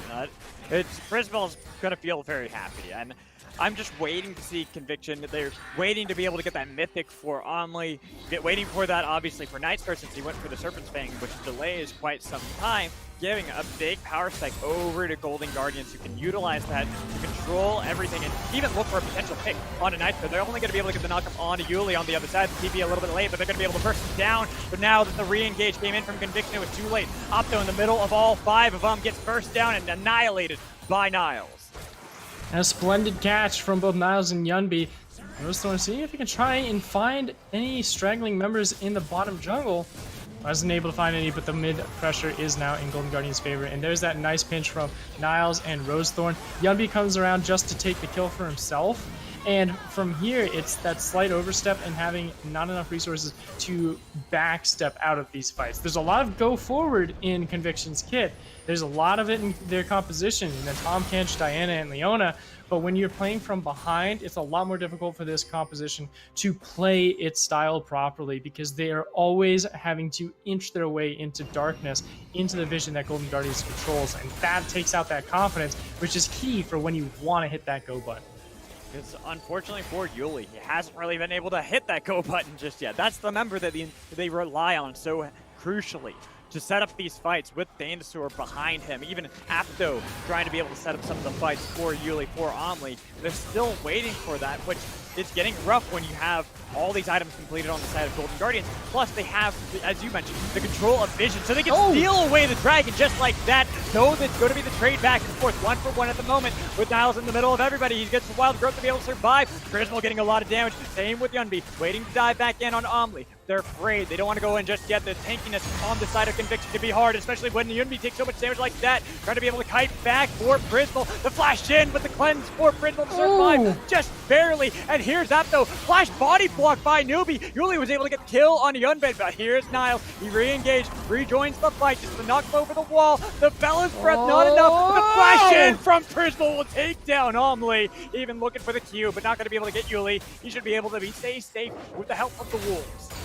What a close fight between Golden Guardians and Conviction here. And just by getting away by the skin of their teeth, Prismal is able to stay alive. And that is the key member that they need to help amplify this consequence. And there's a clutch exhaust from Newbie as well. So let's start this all from the top. Rosethorn reads the map, does all the numbers right, and is able to steal away the blue buff, but it puts him in a very poor position and forces Golden Guardians into a 4v5. Thankfully, it also puts all of Conviction into this small area where Prismal can dish out as much damage as he can on this Aphelios, so it grants them time to reposition properly. But Conviction, with this front line of Dinosaur and Apto, are also able to do the same thing. And then this exhaust right here onto Omli reduces just enough damage for that shield to come through clutch onto Prismal and keep him alive. And from there, it's that TP from Niles to help clean up the rest of this fight. I also love Newbie flashing to body block just to make sure that his Aphelios is going to be fine. As here, Yunbei takes a lot of damage immediately from the fight. Nightstar will be able to survive, but sacrifice again. Dinosaur always feeling like he's getting hunted down. Unfortunately for us, we weren't able to see how that fight came to fruition, but oh my goodness, Omli! Can he go for more? He's got Yuli nearby, but Niles, they saw him on the ward, so they back out. They got a huge prize off of that one. Yeah, wonderful catch, evening it out for 1 kill for 1. Though, with that kill for Omli, getting a shutdown as well, so that's a lot of gold being dumped onto that Lucian here, and he's immediately going for that Cyrilda's Grudge. It is such a key item for Lucians going into the second, sort of the mid-game, almost to late-game phases, for them to either not only just side lane, but also just catch people out with the slows that come in from his abilities. See if he can really double down on that capability, that he can just blow people up with the culling. The Golden Guardians can't keep that as a possibility. They need to control their side lanes, but also play safe. Know where Omli's positioning, know where he's at, so they can set up around these objectives, and then just obliterate Nightstar instantaneously, so you don't have this Varus locking down your advances. All right, still working on trying to see if we can get a little bit more of that lethality, get the Duskblade to stay a bit safer if they're able to actually get the kills, resets, the invisibility to be able to get away. But it's going to be some time. Our eyes have to move away from Nightstar. He is the utility for the team after all. It is much more about Yuli, who now has gotten that Zhonya's completed. And like we got to keep our eyes on the timer for Omli when he's got Sherelda's Grudge completed. A lot of it, I'd have to say, is much more on Omli right now. Like, Yuli, he's a great engager. I would rather see Dinosaur starting these fights first, because it's a lot easier for Diana to follow up on a Leona ultimate than it is to vice versa. Though they complement each other so well, there's little wiggle room to be in a preference at this moment in time. Yeah, sure. The thing they need to focus on right now is to win some vision control back into their jungle. They can't just let Prismal power farm these jungle camp, then give as much resources and economy over to the Aphelios to really just hyperscale him into a different state when it is so early into the game. It's only 20 minutes, and I'm pretty sure he's able to cash in on this Lord Dominic's regards and possibly pick up his Zeal as well. We're going to have to see once he hits this reset, but even just having those items at this stage really puts Conviction at a disadvantage when the next dragon comes up to play. There it is, Prismal. He's a big boy right now on that Aphelios, and this is what we were talking about in draft, the man that we really have to focus on for GGA, who they like to play around when it comes to these team fights, building a composition to facilitate him at any point of the game. You can even see how Newbie knows his role. Keep Aphelios alive. Keep him alive as much as possible. It's going to be pretty easy for them to do that with how much they have in their kits. With Niles, with Newbie. You got to be careful you don't go too far on these carries of Rosethorn and Yunbi. You got to stay close together, because that really stretches out Aphelios' capability to deal out a lot of damage. Though I'm liking what Golden Guardians is doing right now. They got all that vision ready for any of the flanks or maneuvers that Conviction might try. But actually, they're just going to force a fight now. Omli took so much damage immediately from that they wanted to be able to engage. You can see Yunbi getting a little bit of damage, but he's still alive on the other side. Same with Rosethorn, now forced away. Trying to jump back in. Not going to even tickle Yuli. Somehow, Conviction were able to thwart the engage of GGA. Yeah, I was very surprised by Golden Guardians trying to look for that fight to win that mid lane priority for this dragon. They did not need that. They just need to make sure that they had the vision to look for a pick, and now we're going to go back into a fight where Golden Guardians has no resources. Had to flash immediately over the wall to be able to stay alive. He knew that Yunbi was going to be able to annihilate him and assassinate him. He jumps back in looking for that bit of damage, but instead turns his focus on Yuli, trying to keep the jungler out of the fight. They even pop the Rift Herald and stop Apto from being able to escape. They have to leave the catfish. He's been noodled, he's been fished and baited in by the rest of his team, who completely leave him out. And unfortunate for Conviction, not having the proper positioning to try and help save Apto from that fight, but also a wonderful teleport from Niles as well to make that play possible. Now with the Rift Herald started, that's the mid lane pressure that they're able to win over. Omli, that got a little sure dicey. They can possibly get Yunbi. Has got the chains connected, but he's still alive. Yuli's on the other side. They got the slow on Omli, trying to be able to get away a little bit of distance, but Yunbi wants to be able to annihilate him and assassinate him and keep talking about this over order. He's finding the pick, and Yuli barely alive too. Dinosaur, he gives his life for a dying. Even though there was a snipe on the other side by Niles to find the kill on Yuli, and only Nightstar alive underneath the surf. Apto just respawned, trying to be able to rejoin his team, but unfortunately, GGA have completely taken control of the map. Taking control of the map, and they are looking for this Baron as well with Prismal, who's able to do some nice shredding with the red gun, the Severum. Though they're just obliterating this Baron. Oh my goodness. They are. Yeah, there's no way that Conviction can even try this. You could look for a Hail Mary snipe from Nightstar. Snipe. Ah, too late. They had no vision. It was a YOLO play. They had to pretty much just throw it out immediately once they walked up. But here we get to take a look at the replay on this fight. And I'm looking at Yunbi and how much he was able to accomplish for Prismal to step this far forward. Yeah, he stepped very far forward, and he also had the stopwatch as well to sort of bait Conviction back into this fight, trying to look for a kill onto LeBlanc, and then this just wedge of terrain in the jungle divides Conviction up enough to where Golden Guardians can take them down in bite-sized chunks. Rose Thorn's able to find that kill on Dinosaur, and they're able to drop 3 members there to give them that confidence to go ahead and go for that Baron. And now sitting on this Baron power play for the next 3 minutes, it's just a question of how well can Golden Guardians' composition now siege. It's a short-range team, yes, but they've got a tanky front line. They've got a front line that can run down Conviction at this point, who is very squishy. And you look at those items, there's only 3 mythic items on the side of Conviction, and it is 24 minutes in. This is how much of a detriment it is and how much of a risk it is when you go for these different kind of itemizations. Serpent Fangs, great idea, but when applied in practice and into this game and you are starting to fall behind, it doesn't look as wonderful, and it's been really costing them dearly. And Niles, he was able to switch out to Ghost to scare off and get a little bit more damage onto that inhibitor turret in the mid lane. If they can force away Conviction, it's pretty easy for them to take these turrets quickly with the help of Crystal, but they have to be careful that they don't get overextended there. That is one thing that Conviction do have. They have the all-in potential if they can find someone a little too far out. Wave clear is not terrible from Conviction, but it is very difficult for them to do it because it is short-range clear. And Nightstar's the only one that can really do it from afar, and it is not efficient. He did just get that Murrow mana a few moments ago, and to this point, it's just looking for Niles. We look for Niles to toot the horn, call the Forge God down, and start these fights when he decides to choose. And the rest of Golden Guardians will follow suit, and there we go, there's the horn. Horn, not even interrupted by Yuli. Tried so desperately to do so, and looking beyond a Nightstar in the back line. He even goes golden, he got the chains connected, and then everyone else can jump in. They've got a triple kill coming in for Prismal. It could have been a quadra, but it was stolen away just at the end. It's a clean ace out of Golden Guardian, day 1, easily in the bag. And how poetic it is for Newbie to be the one that stops the quadra kill of Prismal. He's been taking kills all day. He might as well take the last one to finish this game 1 of the series.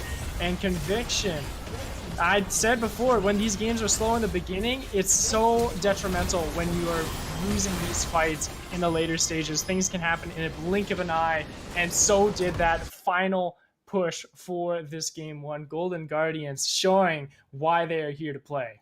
Golden Guardians also showing how strong they have been as of late. They have been a team on a tear, on a rampage, taking games off of our top academy teams even. Looking at how they played this game, where you can maybe argue a couple hiccups at the very beginning, right at the onset, that really didn't deter them. A great steal from Rose Thorn, great team fights abound from the rest of them, and they got Prismal so fed that nothing could really stop him. Yeah, and everything felt structured. There was a purpose for all of their moves. Sure, they were losing out on a lot of the early game objective plays, and that's just being very picky about the bottom side of the map, of looking at Dragon. Yuli knew that he had the priority in the early stages with Nightstar and Dinosaur to look for those dragons, but once that had been shown, it was a quick adaptation from Golden Guardians to prioritize up onto the top side of the map, look for heralds that can just ramp up the gold with taking down turret plates, funneling it all into Prismal's Aphelios, and then from there, there's just a carry that you cannot handle, and Conviction had just fallen flat time and time again, trying to get themselves back into this game. But Golden Guardian game of this best of 3 series. We're going to toss it to a break. When we come back, our analyst desk will break down that game a bit further, so stick around.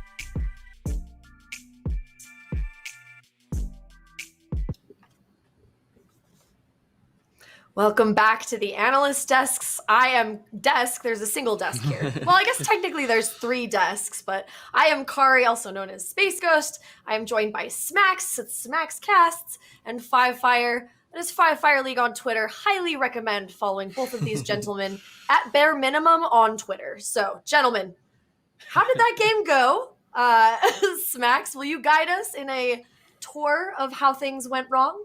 Yeah, well, first I'm just laughing because I'm reminiscing of Five Fire's Twitter timeline. You know, all these mid lane tier lists that he's making. Some great content right there. I get to know whether or not it is acceptable for me to play Sivir in that lane. That's amazing.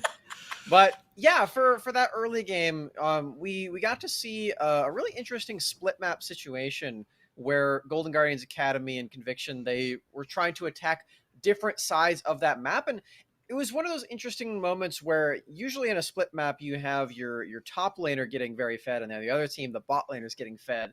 But because of the lane swaps, Golden Guardians did end up sending Prismal up top, so it was both marksmen who ended up getting fed in this game, and I found that really interesting. But when you think about what that actually means for the grand scope of the game, when you have Prismal on the scaling Aphelios with the Enchanter of Lulu, and then on the other side, Conviction, they have this Lethality, Varus, and then Leona, it's still a very different situation where this Aphelios Lulu combination is going to scale super well. So I think it ended up favoring Golden Guardians in the end, as we're gonna see some more plays around that too. But for Conviction, I did like that they did try this, and they did attack one of the scaling members, which was Niles on this horn.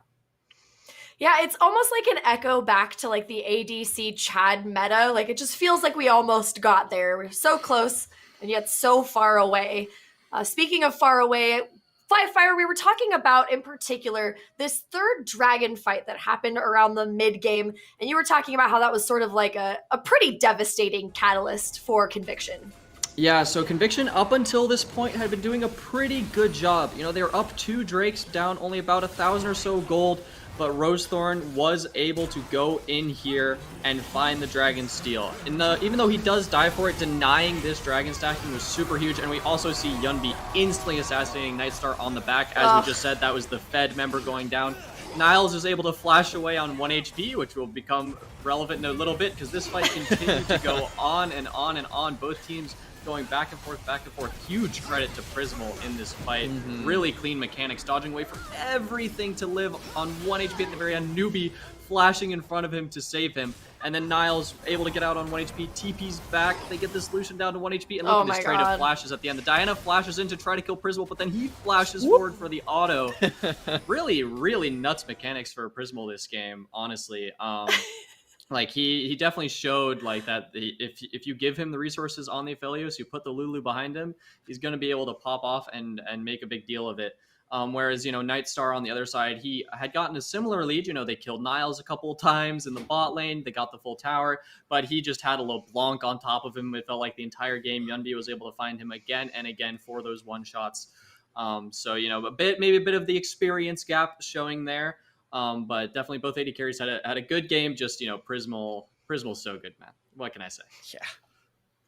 Prismal's responsible for that dark Ziggs tech that came out from Golden Guardians on Stixay, and has subsequently taken over LCS as a result. So yeah, he's a pioneer. Yeah, he absolutely is.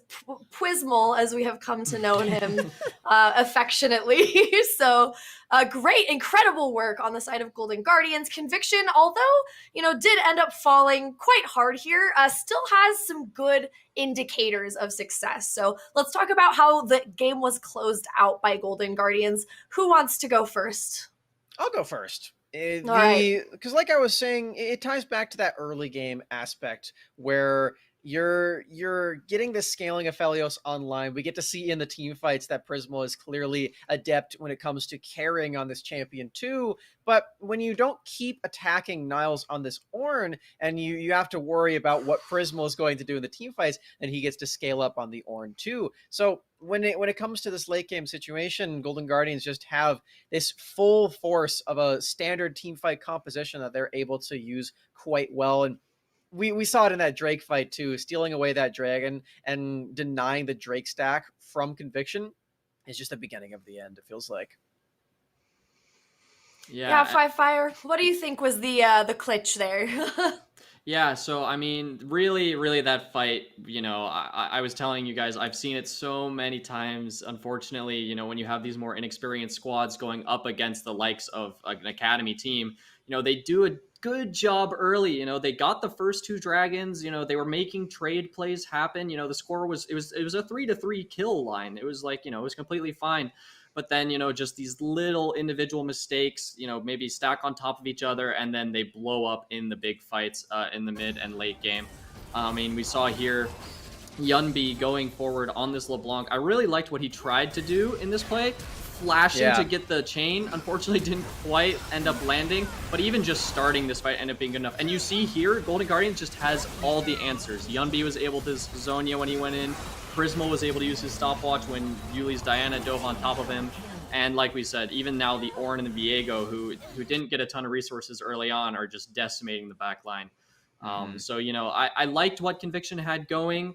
Maybe they should just take it a little bit more slow, just be completely ready, completely prepped for those dragon fights. And like Smack said, keep attacking where you're strong. If your Varus is strong, play around him, help him out, even if it feels like he's getting bullied around by this Aphelios. Yeah, that is really, really incredible advice too. It seems like some of these newer teams, you have it's easy to teach those foundational mechanics for the early game. You kind of button that all up, but then it's especially the on-stage transition from mid to late. You're not always the same player on stage too. Is that right, Five Fire? Yeah, I mean, stage in a lot of ways can be very different. I mean, you want to practice as close to stage as possible, but it's not always the exact same. People are always trying a lot of new stuff, doing a lot of different things. And then you get on stage and, the other team, I mean, we're also at the point now where all the teams have prepped really hard. This tournament is super important. This is your last chance to get into Proving Grounds. So everybody is here ready to fight tooth and nail for it.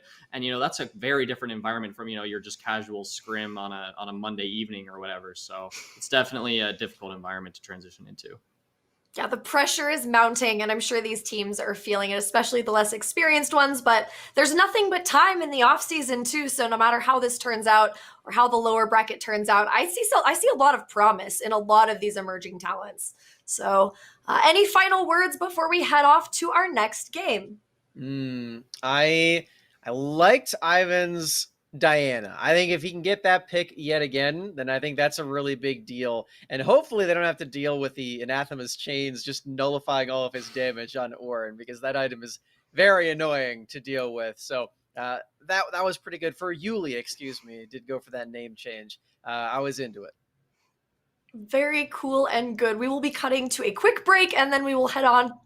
We're going straight to the casters. I'm sorry. I just, sometimes you just don't get it.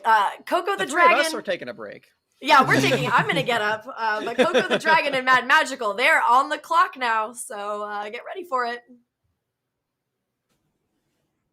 Hello. Welcome back. We're getting ready for our second game in our second series, Golden Guardians Academy.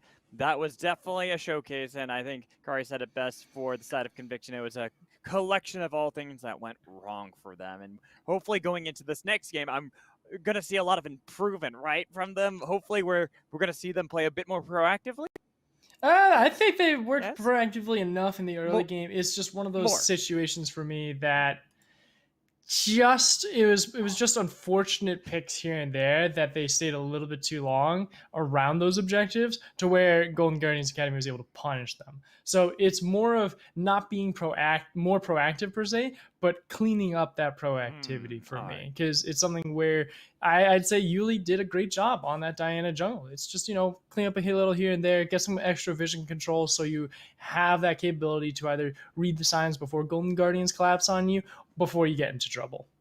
And from what I've heard, we are going to stay on the same sides going into Game 2. Conviction has elected to stay on the red side, which, going into this draft, I look at Game 1 and what they had banned away initially. They went with Thresh taking away from Newbie, which I respect, but then the Senna Ziggs to really hit at the champion pool. Prismal left that Viego open, and while it wasn't really the win condition for the team. Aphelios seemed just as comfortable for the side of Prismal. So if you're going to really hit at the spot lane, I feel like maybe just take away everything from Prismal or just leave it open and just try to hit a different champion pool. So that way you're not really worried about that since, to be honest, Prismal can play well on so many different things. Right, and it's a little difficult when you try and dissect what Golden Guardians is going to build after, because they're one of the more versatile academy teams, because their narratives are all over the place. They're looking to either show off Niles and his skills and say, you know what, we're going to go ahead and give him all the tools that he needs to become that top lane carry that he's notorious for in his rise to fame,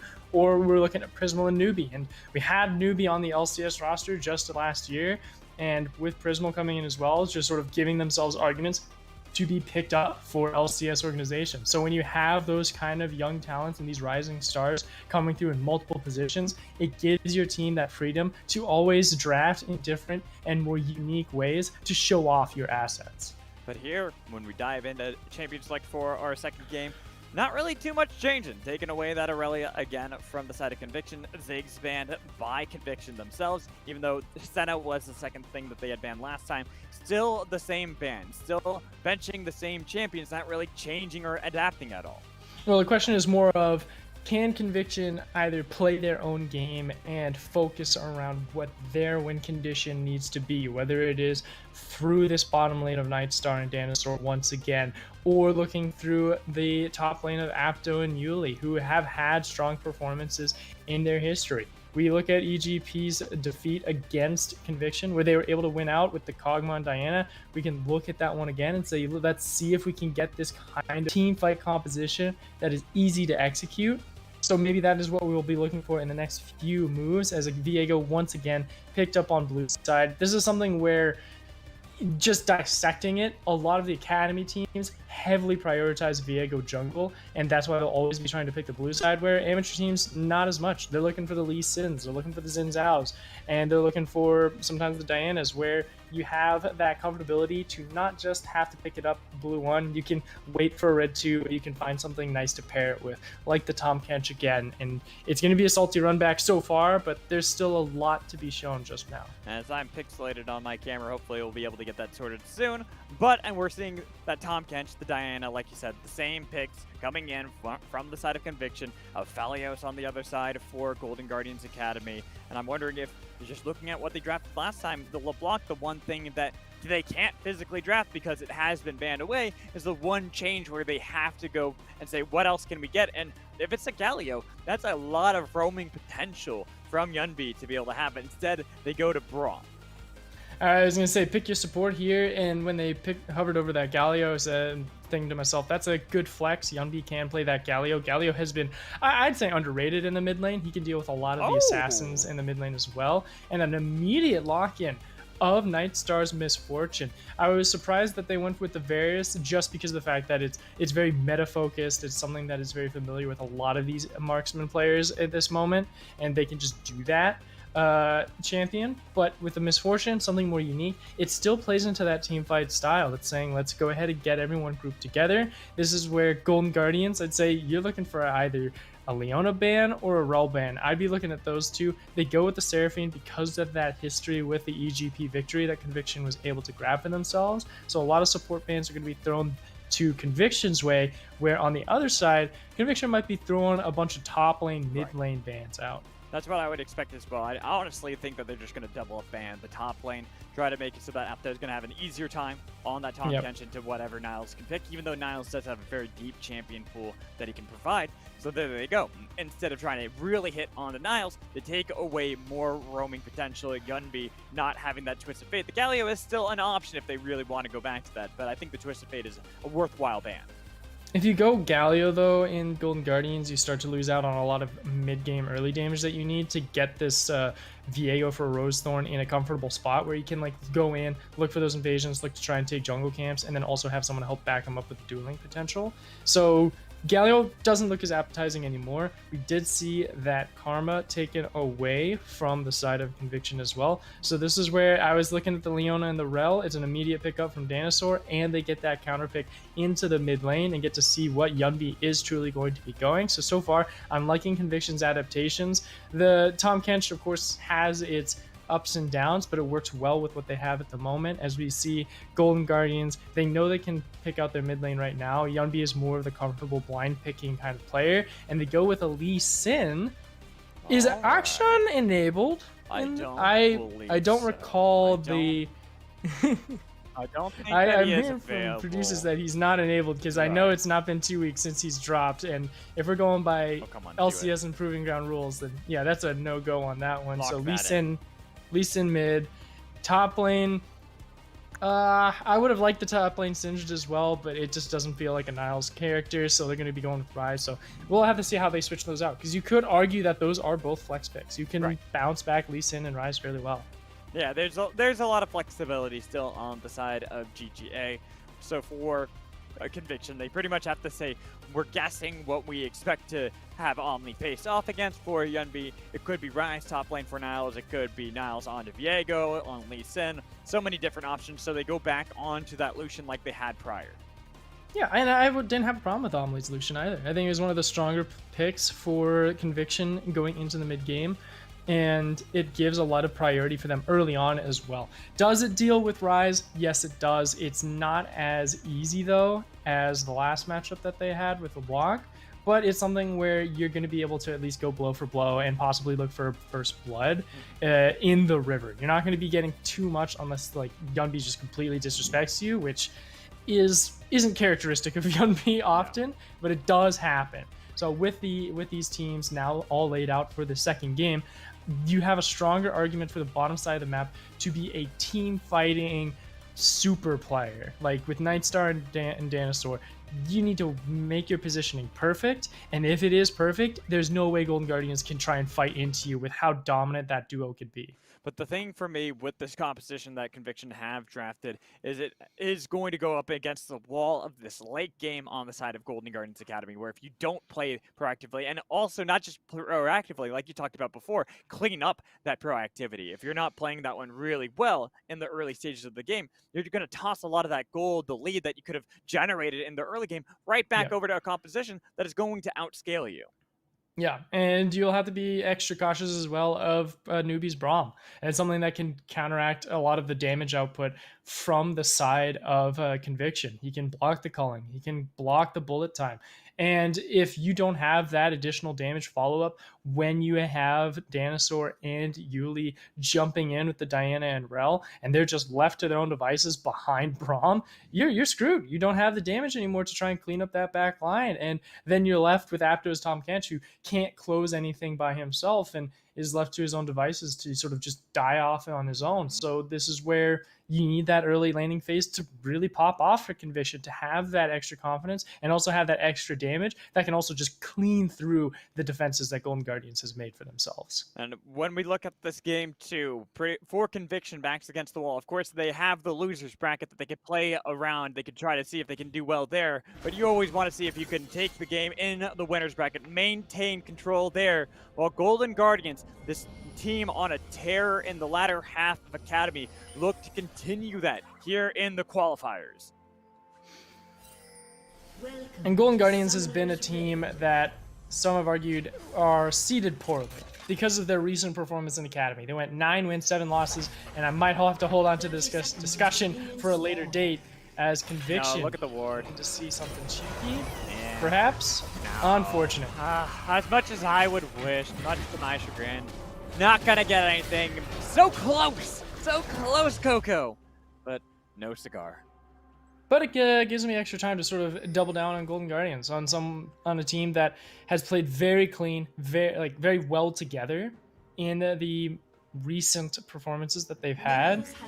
You sort of, with that history, give them the benefit of the doubt with some different matchups here and there, right? Like, we haven't seen Lee Sin top in quite a while. He's been pushed much more to the jungle because of the priority he can give, and that his dueling capability has been dampened down. So this matchup, I'm going to be keeping a close eye on if Niles or Apto can really run away with this kind of advantage, and we'll have to look to those junglers, because Rosethorn, again, he is slower than most of these Academy junglers, but when it comes down to these skirmishes, he always finds a way to constantly wiggle himself back into contention and look for these objective fights. I don't argue that even if he's slower, it's a lot more patient out of him, where he's not necessarily always going for those proactive plays, but he's also not throwing away any of the leads that he generates early on.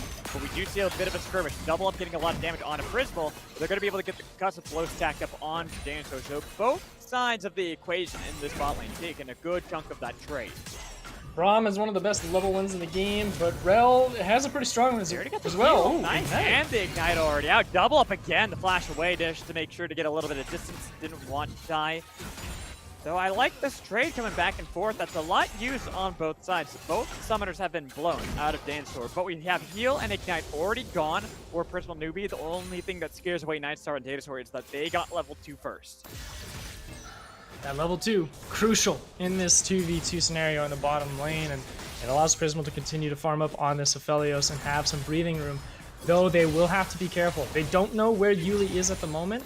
Yuli is hanging around on this bottom jungle and could look for a potential gank, so he might be able to come through, though there is that river ward there that Newbie was able to place down and keep out of sight. I almost want to see Nightstar and Dinosaur just play aggressively again into Crystal Newbie, even though you don't have Flash for Dinosaur anymore. Just have facilitated Yuli to be able to roam down there, but you can see that without that aggressive play, there's a nice roam coming in from Newbie himself to walk all the way up, be able to place some vision right outside. I think actually they were even able to spot out Yuli there on the ground. Another fun fact, too, this is the second Hail of Blade support that we've seen today on Unified Live. Yeah, it is. Had the Braum this time, not the Tom Catch, yeah. I will say, you know, it's something I would definitely do, but it almost feels disrespectful out of Newbie.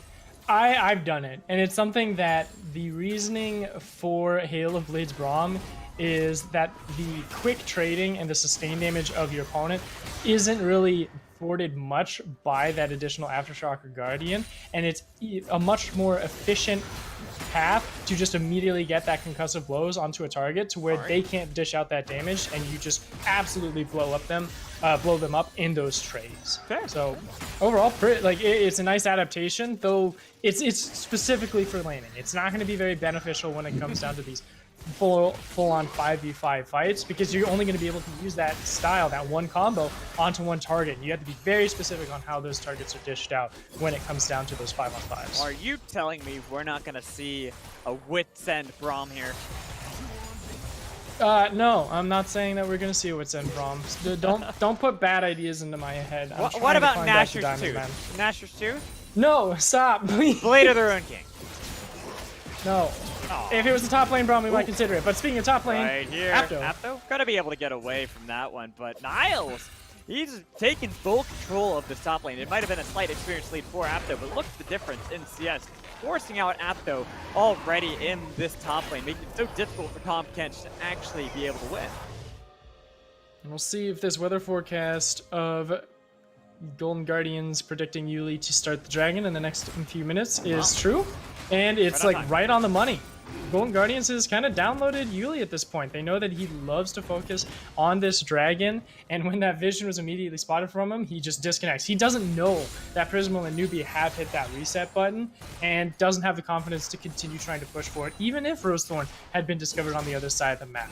Apto does TP to the top end to try and stop Niles from this position of this proxy farm that he's got going on, and this is quite an ego check. I definitely put this as a 4 or a 5 on ego check for Niles. 100%. He just sort of run wild. Level 6 too. You missed the Q, so here's gonna be the Realm Warp away. Got to be able to take the Abyssal Voyage too. There was there was another member there. I thought it was just gonna be Unbe, but Rosethorn had hopped on the gravy train. But Apto playing that one really smart and playing very cautiously.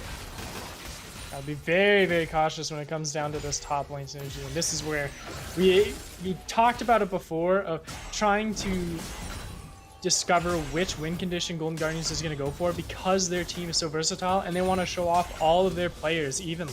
We had it with Prismal in Game 1, and now in Game 2, it's much more Niles attention focused. But with that, it means condition can look at bot lane. Dinosaur, he went in way too early. Omli's on the wings, but he was not able to join that. I think there was a cancel of that TP, and they got the exhaust, and the Ignite was able to take down Prismal. 1-for-1 trade. Yuli, do you really want to go for the dive just yet? I don't think you do. Your team's not ready for it. Just seeing if he can push Newbie away from anything, but they also were able to get the dragon because Yuli was doing that objective during this entire time. Also, Apto getting that TP cancel onto Niles on the top side makes sure that they are able to trade the kills 1-for-1, and Nightstar gets some pressure here, trying to see if he can set up the wave to be of a bad position, or at least a bad placement, once Prismal walks back into the lane. Though, you look at how Prismal is motioning on the minimap, he's seeing if he can get some jungle camps, something to stall out the map and stall out the wave a little bit more to where that punishment that Conviction was trying to set up doesn't actually come to play. But, you know, you don't have Newbie helping you out on that one. He's just going to go ahead and just see if they can set a freeze possibly for here to actually reverse that switch up for Conviction. Doing a quick item check in. Nightstar with the 4 long swords on Misfortune there. Looking just to be able to get push, a bit more damage against Prismal, against Newbie. It's definitely one of those builds that you sometimes see, but it's also rare because we just don't see much Misfortune nowadays. And then what's the top lane do? Apto, God, he is so far behind. I'm waiting for a play elsewhere to come in from the side of Conviction. Looks like the spot lane, huge bullet time, nearly takes down Prismal. But the flash isn't there for Nightstar to be able to follow this one up. He has heal if he wants to get a little bit of distance, but it's going to be hard with how far away both Prismal and Newbie were able to get. That's a 4 longsword Misfortune for Nightstar, and that is a brutal amount of damage that is dished out on that bullet time. Have to automatically reset there, and it sort of bites Prismal in the butt and tries to teach him a new lesson. He's now actually doing those Krugs, which I feel like he should have been doing earlier, but he was able to get that turret plate when they did look for that hard push. But with all of that attention on the bot side of the map, and with Yuli still hovering around there, Golden Guardians decides to go for this Rift Herald and rinse and repeat their objective, neutral objective priority from game 1. They're able to get that Herald, they're able to find a quick pick, and then hard push into the top or mid lane. They could look for something. But speaking of that, Yuli has found Prismal. Has Moonfall available as well as Flash. No Flash, no heal available for Prismal, but he's got to be careful with Newbie right there. They want to escort these minions in, wait it out, see if they can get a little bit more gold into Nightstar's pocket before they actually want to pull this trigger. Dancer nearly had the concussive blow stacked on him. Another turret plate goes over to Nightstar, keeping the gold pretty even for them, though that 10 CS advantage for him does help out by just a slight margin, just to equal out the kill that Prismal has for himself. And overall, it's still a 1k gold advantage for Golden Guardians because of the fact that they were able to get the first blood gold and with the farming that they've been able to find, but they're looking to make it 2 kills here. Double knockup, and Rosethorn is right there, right behind. Perfect timing to jump on top of Dinosaur to be able to steal away and give a kill over to Prismal. Well done, and Niles, I don't think you can survive this proxy farm anymore. Apto's got some damage. Devour to be able to bring him back towards the turret, spit him out with the help of the turret. He's ignite one more tick, and it's a solo kill for Apto. Bot lane, we have a fight continuing. Got the root onto Nightstar, barely alive, and is going to be sliced down by the Rune King himself. Traded back though onto Prismal. He was able to get a shutdown for himself, but unfortunately, it was 2 kills for 2 kills across the map. And with that, a double kill for Nightstar is a great cash-in as well, because he does get that shutdown onto Prismal. He was able to get that kill, and then the reply immediately came in with it. And able to get some good items for himself. A Sheen, Serrated Dirk, and a Vampiric Scepter. It's all nice, but you do have the Immortal Shield Bow already done for Prismal. And let's go ahead and look at this turret dive once more, because we were checking in on the Apto Niles ego check in the top lane when this came into fruition. And there's that Braum wall stopping a lot of damage onto Prismal. And Nightstar is just, he can't do much else outside of waste as much time as possible to try and look for more kills, and really had nothing else left in the tank to assist with that as well. So overall, a well done play there from Golden Guardians, and a Rift Herald is dropped on the top side because once that play had happened, they rotate to the top end. There's no need for them to be bottom side anymore. Let's try and funnel as many resources as we can into Prismal's Aphelios, because he's already got those 2 kills. Let's try and make it 3. Getting more gold into Prismal, kind of a repeat of what we saw in game 1. Even if there's a little bit more action that has taken place in the bot lane, it's a similar play. The only difference here is the dragon will be spawning here momentarily. So Yuli will be able to easily take that, while a full other charge comes in from Shelly onto that tier 2 top lane. Yet again, like last time, but Omni in the wings could have threatened a re-engage from the side of Conviction. Oh, Prismal did get hit by that tongue lash there from Apto. Does put him in a dangerous position, and that means Golden Guardians has to play some protection, make sure that he gets out safely. But Apto now walking into some Apto, darkness. That's a bit of a no-no right there. No, you think you're tanky, but you're not tanky enough to be able to survive this. Even with the Devour, you can see that he was not able to get the spit damage on Prismal. Pretty much have to act as though that jungle is not yours for some time.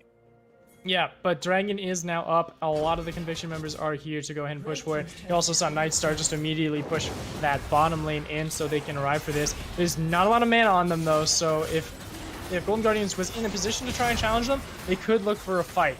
But they decided to prioritize Prismal in that top end, get that second turret under his belt, and try and ramp up that economy for him even more, where everyone else had hit those reset buttons. We had the Divine Thunder come in, but now we're looking for some kills to get some mid-lane pressure back into Golden Guardian's favor. Conviction doesn't have the tools or the resources to try and challenge it. Hey, you can see no Moonfall, no Calling to make it so that it's going to be a better fight. Same with Magic Storm, not a fail or Dinosaur, which means that they have to just try to see if they can clear out these minion waves, all the while giving more and more plate gold over to Prismal.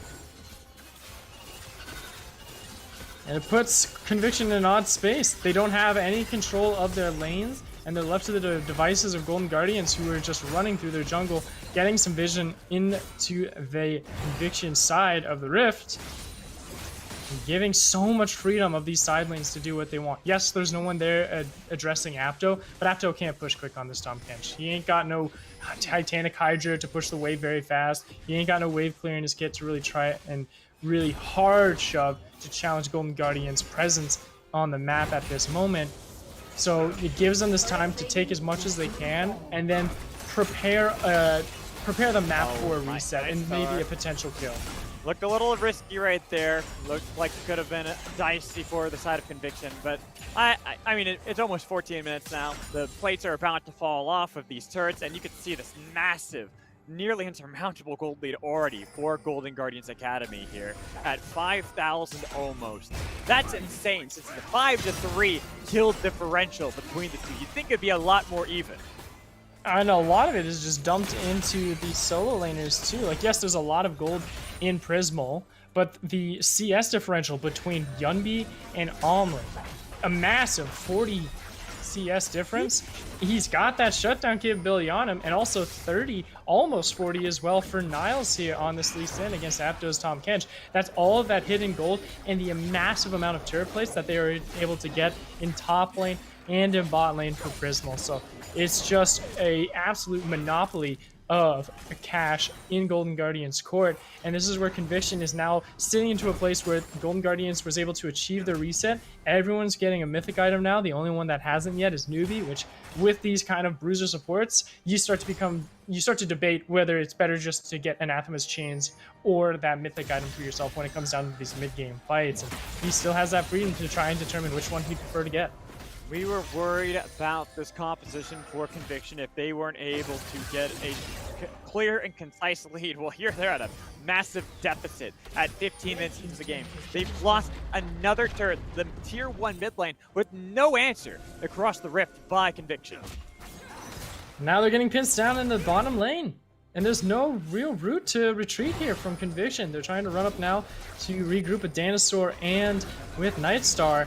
They have 4 members down here to try and look for a challenge, and I still think Nightstar does enough damage if everyone gets into a congested position to turn this game around and put it into Conviction's favor, but they've got to wait a little bit longer because Golden Guardians is not playing their game. They're waiting for that next minute and 40 seconds to have the Dragon online, to start stacking that Ocean Soul, and to oppress these lanes even more to where Conviction has no room. Taking a little bit of damage, it's going to be the Moonfall, but only onto one. Look at the back line, try to see if they can peel back for Nightstar. He's going to be rooted down by the Purple Gun. Roselord shut down by Nightstar. The damage coming through. Going to be trying to be able to get away from Apto. He'll be able to make a little bit of distance, but now they can jump on top of Prismal with a lot of damage coming back and onto Tom Kench. Dinosaur was nearly taken down throughout the entire fight, but it's going to be the turnaround from Prismal, able to kite back Catfish.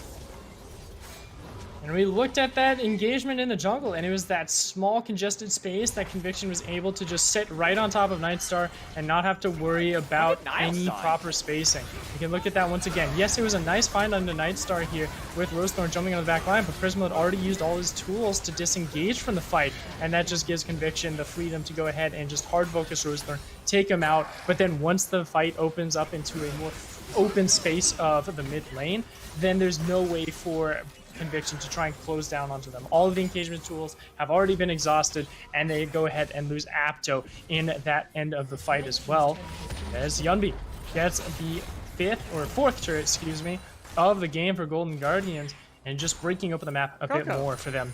Niles died. Oh, did he die during the replay? Yeah, no, he died during the fight. He went and I was watching the mini-map. He tried to see if he could make a play on Omli, and Omli was able to solo kill him underneath this turret.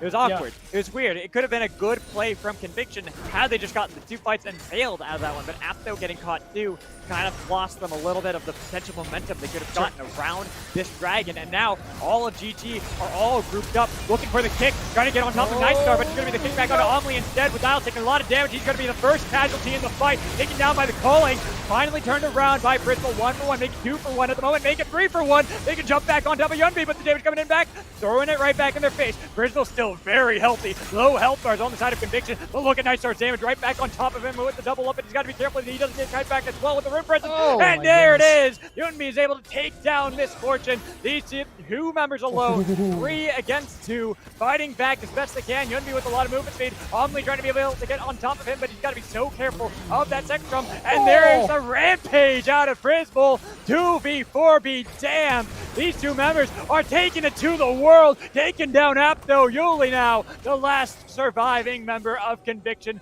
going to be able to kite back and just barely take away Grom. It's Prismal versus the world in this second game of Golden Guardians versus Conviction. And Yunbi giving so much spacing for this Aphelios as well. And here comes the TP. This ain't over yet. It's a YOLO play. They were going to be able to get the dragon, but at what cost? At what cost, Conviction? You lost 2 members, and this is so much gold piled in to the carries of Golden Guardians Academy. If it was any other dragon, that is just a Hail Mary play that you should have never taken. But because it is Soul Point, and it now puts Golden Guardians in this awkward state of every next dragon they have to take, or Conviction will be able to take the Soul, that 7,000 gold lead that Golden Guardians has is still, it's massive, it's great. But how that last team fight went, you can see how squishy the front line of Golden Guardians is. And if there's an Ocean Soul to help out, didn't we talk about this? We've talked about this. We have talked about this. Bro, let me finish my point before you turbo Ant-Man. Like, this is, come on, I'm sorry, but we know how this is with this vision control that Golden Guardians is able to cook up. It is immaculate what they're able to do in Conviction's jungle.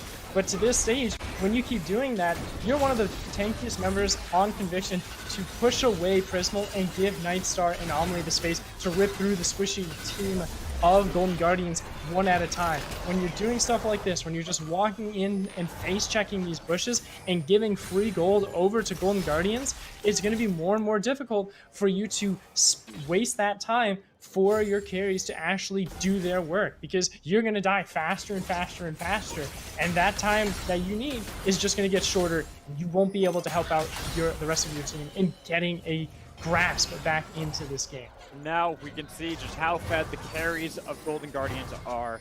Yunbi 3-0 has gotten his Cosmic Drive already completed, a stopwatch fully completed, Tear of the Goddess that is waiting to be upgraded. Same with that Dark Seal. Then Prismal 6-2, having gotten a BF sword after that Lord Dominic's Regard with an Immortal Shield bow. These two members are going to be brutal if you can't kill them quickly enough. We have said this before. When looking at Prismal, if you cannot stop him, hell, we look back to TSM Academy with Cody-san, with him being fed. If you can't kill him, the game is over right there.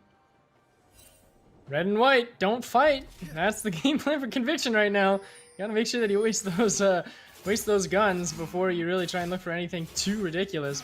I'm curious to see what Prismal is going to cash in on for his third item, whether he's going to just go full sustain and just be a shield tank and go for a Bloodthirster, or if he decides to go for the Infinity Edge and just hyper dump into damage, which I would prefer that option, because then there's no way that anyone even is able to survive when you are pointing your gun at them. Oh, no bomb. But I was like, dude, I don't think it matters. I don't think it matters. He's so far. I know, just because he's so far ahead. I think the game's gonna end before it really matters if he went eye edge or bloodthirster at this point.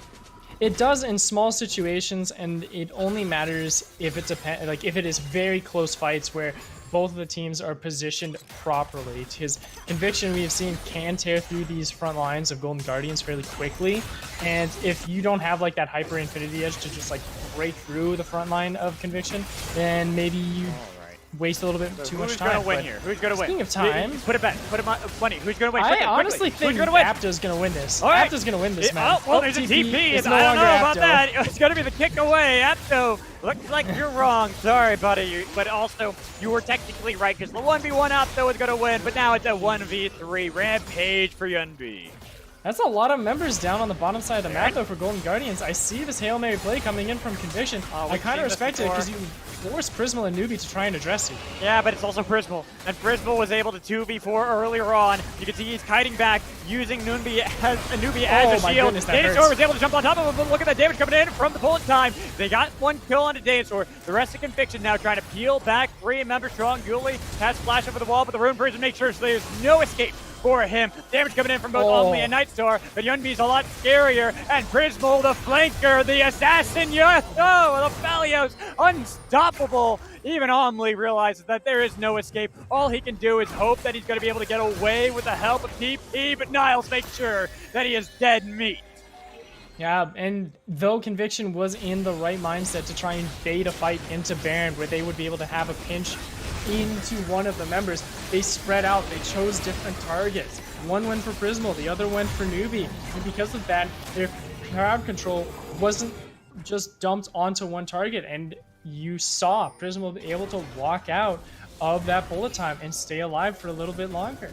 And all of that hasty maneuver, you gotta respect Conviction for making that play, but it's those slight missteps and a slight miscommunication what pays them dearly. And it's Apto once again in a poor spot. Okay, well, this maybe could work. it's not This could work, anymore. Yuli. As Moonfall, but got kicked away. Can you jump back in? Getting the Prismal. damage. That's going to be the Moonfall damage, but Crystal's on the other side. The true assassin, the true flanker. The damage comes through, ripping up apart. Knights are still alive, cutting it back, getting the damage onto Niles, but he is finished off. Triple kill for Yunbi as he flashed over the wall looking for Yuli. He wants that quadra kill, wants that pad, the KDA, but Yuli's not going to give it to him. And for some reason, Omni is still just out farming in the mid lane.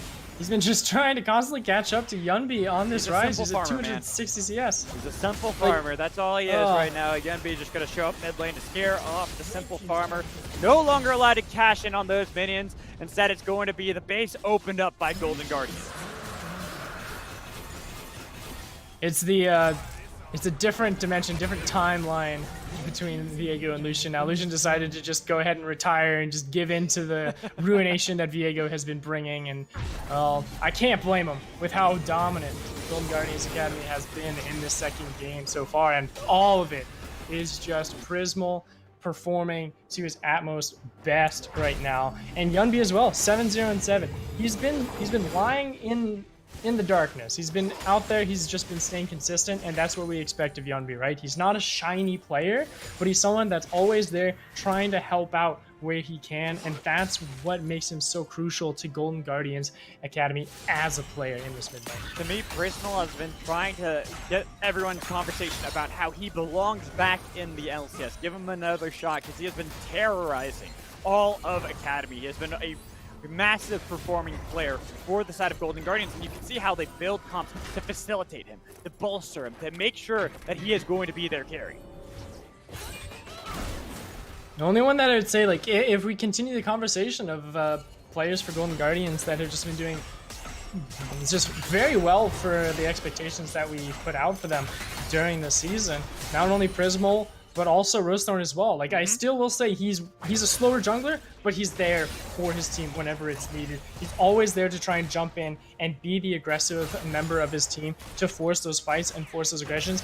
He's learning as it goes, yes, but he's still such a fun player to watch because of how risky he can be. And now with the Jaws closing in onto Conviction's base here, Golden Guardians looking to see if they can close this game out in the next 2 minutes. Well, the last Maybe game, next minute. Yeah, I was about to say the last game ended in 26 minutes, just a little bit more than that. Here they are looking to crack the base. They got jumped on. Prismal still alive though. He's gone golden flash away. The moonlight went the wrong way, but he's got the damage. It doesn't matter. He can kite it back. That bullet time did nothing to him, so they can easily pick up these kills, clean up Conviction inside their base. The Realm Warp, and they're at the steps, and it doesn't matter. It's a triple kill in for Prismal with Nightstar. Only gonna feed more. An ace cleanly done by Golden Guardians. Like I said, it's 26, almost 27 minutes into the game. They have this cleanly. They have been in control this entire time, Coco. And here they get the 2-0 over Conviction.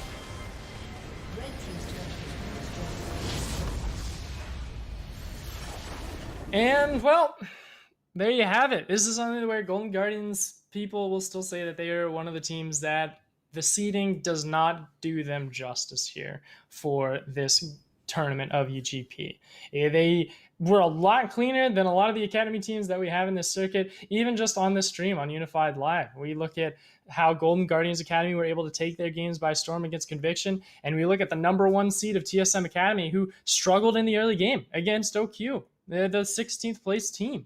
And you look at how that comparison lines up, and you start to see these different stories. That TSM Academy, they have their own pushes of trying to improve different players and how they're trying to go around it. It's a different struggle for themselves, and it's been a little bit more of a rocky road. Where Golden Guardians, it's just something's in the water for them this split. In the most recent performances they've had at the very end of the academy season and now going into UGP, they're just a completely different animal, and it's amazing to watch them, and it's such a blast to cast them as well as they just take this series by storm. They take the series and they are making an argument, like you said, even though they are the 2nd seed, that they maybe should have been the 1st seed or even gone to playoffs for Academy themselves. But with a 2-0 victory, that will move them nicely up in the winner's bracket while it knocks down Convictions into the losers. We're going to toss it to a break. When we come back, our wonderful desk will break down this entire series and day, so make sure you stick around.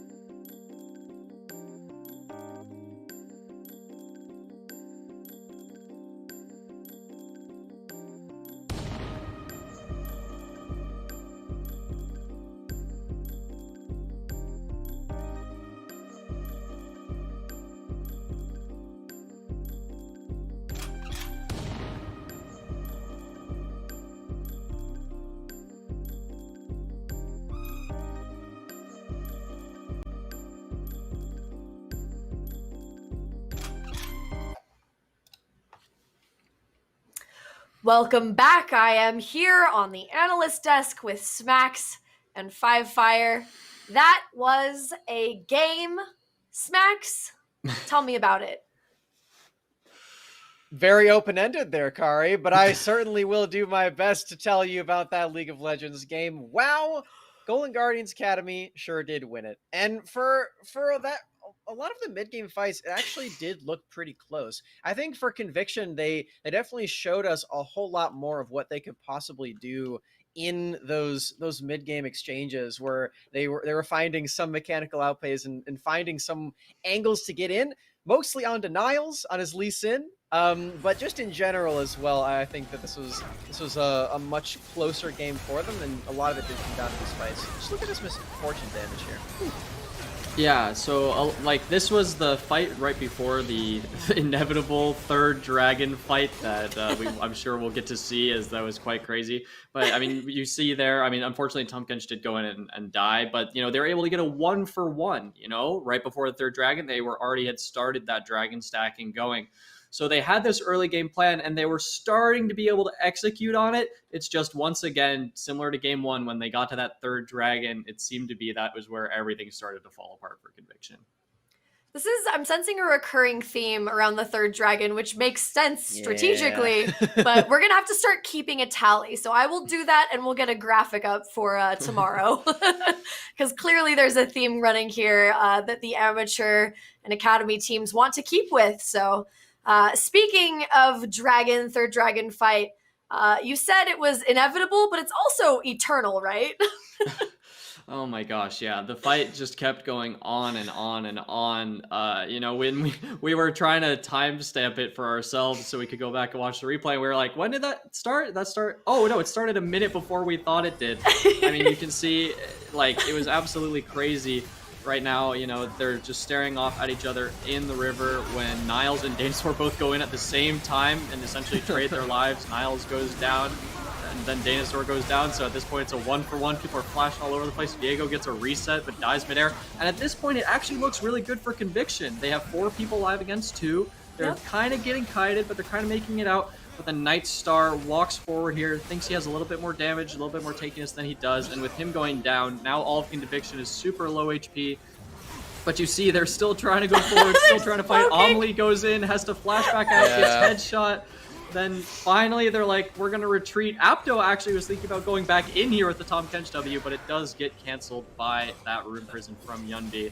And finally, Golden Guardians are able to start up this third dragon, but they don't even collect it quite yet, as Yuli and Danosaur came back from the grave to contest it.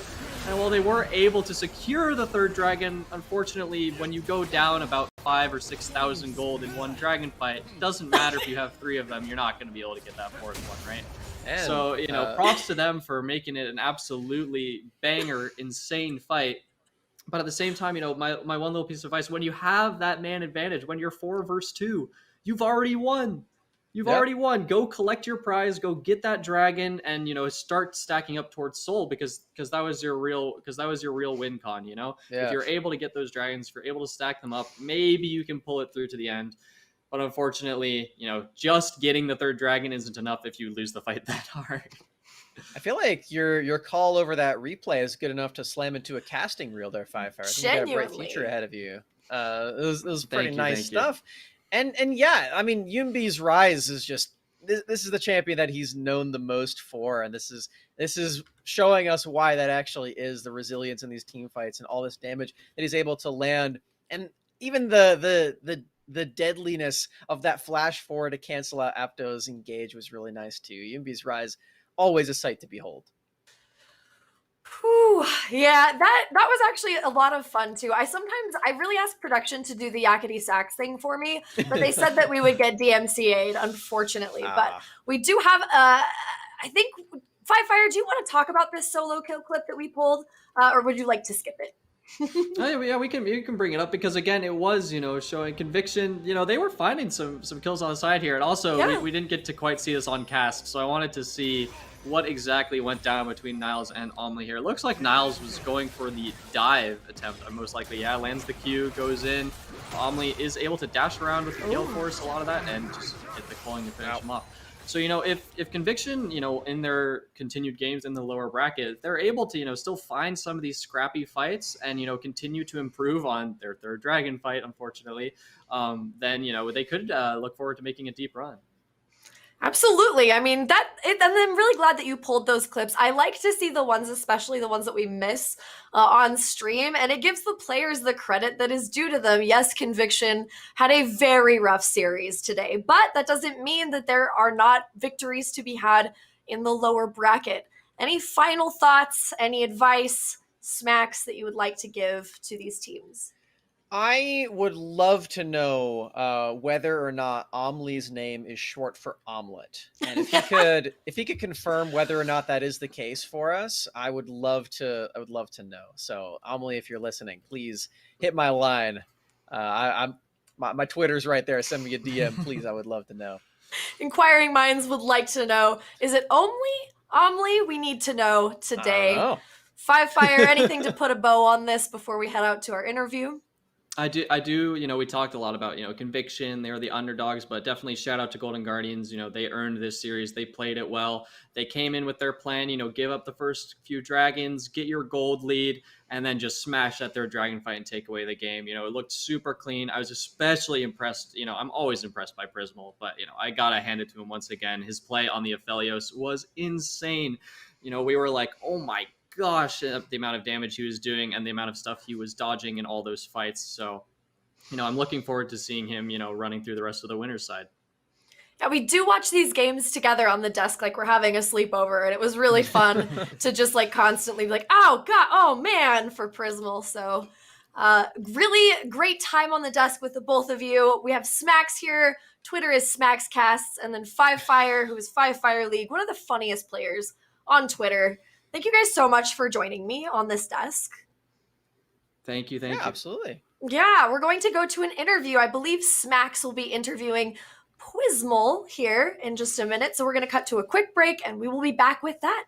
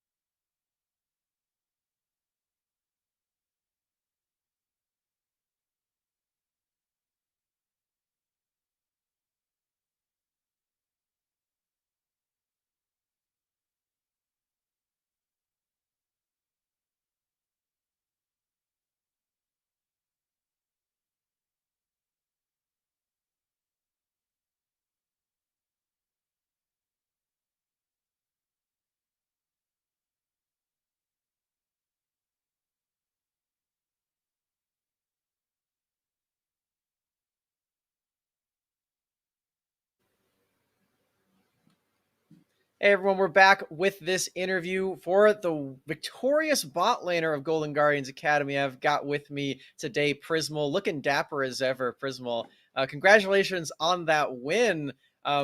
We got to see some games of your Aphelios right there. We got one with the Lulu, one with the Braum from Newbie. I got to ask, which style of support did you prefer to play with that Aphelios? Was it the Enchanter or the tank? I would say I really like the Lulu. It's really nice to have some speed, be able to run at people really fast. That makes sense to me. Are you sure it wasn't just because you guys lane swapped top lane and killed the top lane over and over? Honestly, that was like the name of the series for us. I feel like any support in that situation would feel God mode. Yeah, I mean, Newbie just freed up to move everywhere around the map is definitely fun. I know when I'm playing support, I always love to do that too. So, do you think he prefers the Lulu as well, or was he like begging to get off of that style of champion in game 2? I mean, he was really down for the Braum, especially with the Halo Blades tech. Like, he was super excited. I was Yeah. looking over. He was like, "Guys, I swear this is OP." And so, I mean, he had some fun game too, I guess, on that. Yeah, it looked really strong. I was wondering because I didn't look at his runes at the time, and I saw that bot lane play where he dove in and was punching him and landing his pass. I was like, how is he attacking this fast? I never attacked this fast as Braum. This must be some newbie crazy tech. But then I see later, Five Fire's like, he has Halo Blades. You know, I was like, oh, that's insane. So that was definitely some fun tech that we got to see. For Rosethorn in your recent games, you know, I've been seeing him really come into his own and pop off on a lot of the games. You know, he's playing Viego today in the Academy regular season. He's ganking every lane at once on things like Volibear. What has it been like playing with Rosethorn, and how do you think his growth has been over this split in specific? Yeah, I think Tim Rosethorn has grown a lot, I guess, in general. Like, since we first started playing in, I think it was Cup or the other amateur tournaments that we played in. I feel like now he has a very solid understanding of like when things are good and when things are bad to go for, but he's also really down to go for like super highlight plays and make the other team feel very sad and take their camps in their face. Like, he's very, I would say he likes to be flashy when he can be. And I think overall he's just solid improvement in every area. I mean, I really like playing with him. I think he feels a lot better playing as well and more confident. So it's just an overall good vibe. That's awesome. That's great to hear. It's been great watching him pop off in these games. And another player that we got to see pop off in your team is Yunbi on his signature Rise. Can you just go through what you guys think anytime that a team doesn't ban this champion out and he actually does get to play it? Yeah, I mean, every time we get to lock in the Rise, he's always like, all right, I guess I'll play Rise. I guess we'll get another free dub. It's kind of like me on Aphelios, or I guess Rosethorn with Viego. Like, we all have our champions where we feel like if we get this champ, then the game's just smooth sailing. And so it definitely showed today. I mean, we were really happy that he got the champ. And then once he had it, we were like, okay, well, if we play normally, the game's in a good spot. And it was. So it was good. Mm-hmm. Yeah, I mean, there's always those times where you've just gone through a bunch of scrims and you're playing this one champion over and over, and you're just like, well, I guess this is time to pull out that tech that we've been trying and go back to the stock standard stuff. It seems to be working out for you guys, though. Congratulations on that 2-0 victory. You have any final words or shout outs you'd like to give before we close out the stream? Oh yeah, just thanks to my teammates and coaches and everyone working hard, like always. Everyone's doing their best, and hopefully that we can keep performing, keep going for 2-0s, and see how far we can get into proving grounds. Hopefully win proving grounds. I mean, also give a good show to everyone that's watching. I appreciate everyone out there, but nothing other than that. Absolutely. Some great goals to look ahead to for Golden Guardians Academy. Thank you so much, Prismal. And thank you so much, anyone who has been tuning in. This is going to be it for the show on Unified Live. If you haven't already, check out the other streams that are going on. We got twitch.tv/Academy, Unified 2, and Unified 3. You can go and catch all the action in the Unified Grand Prix. But that has been it from us here. Have a great night. We'll see y'all tomorrow. Bye.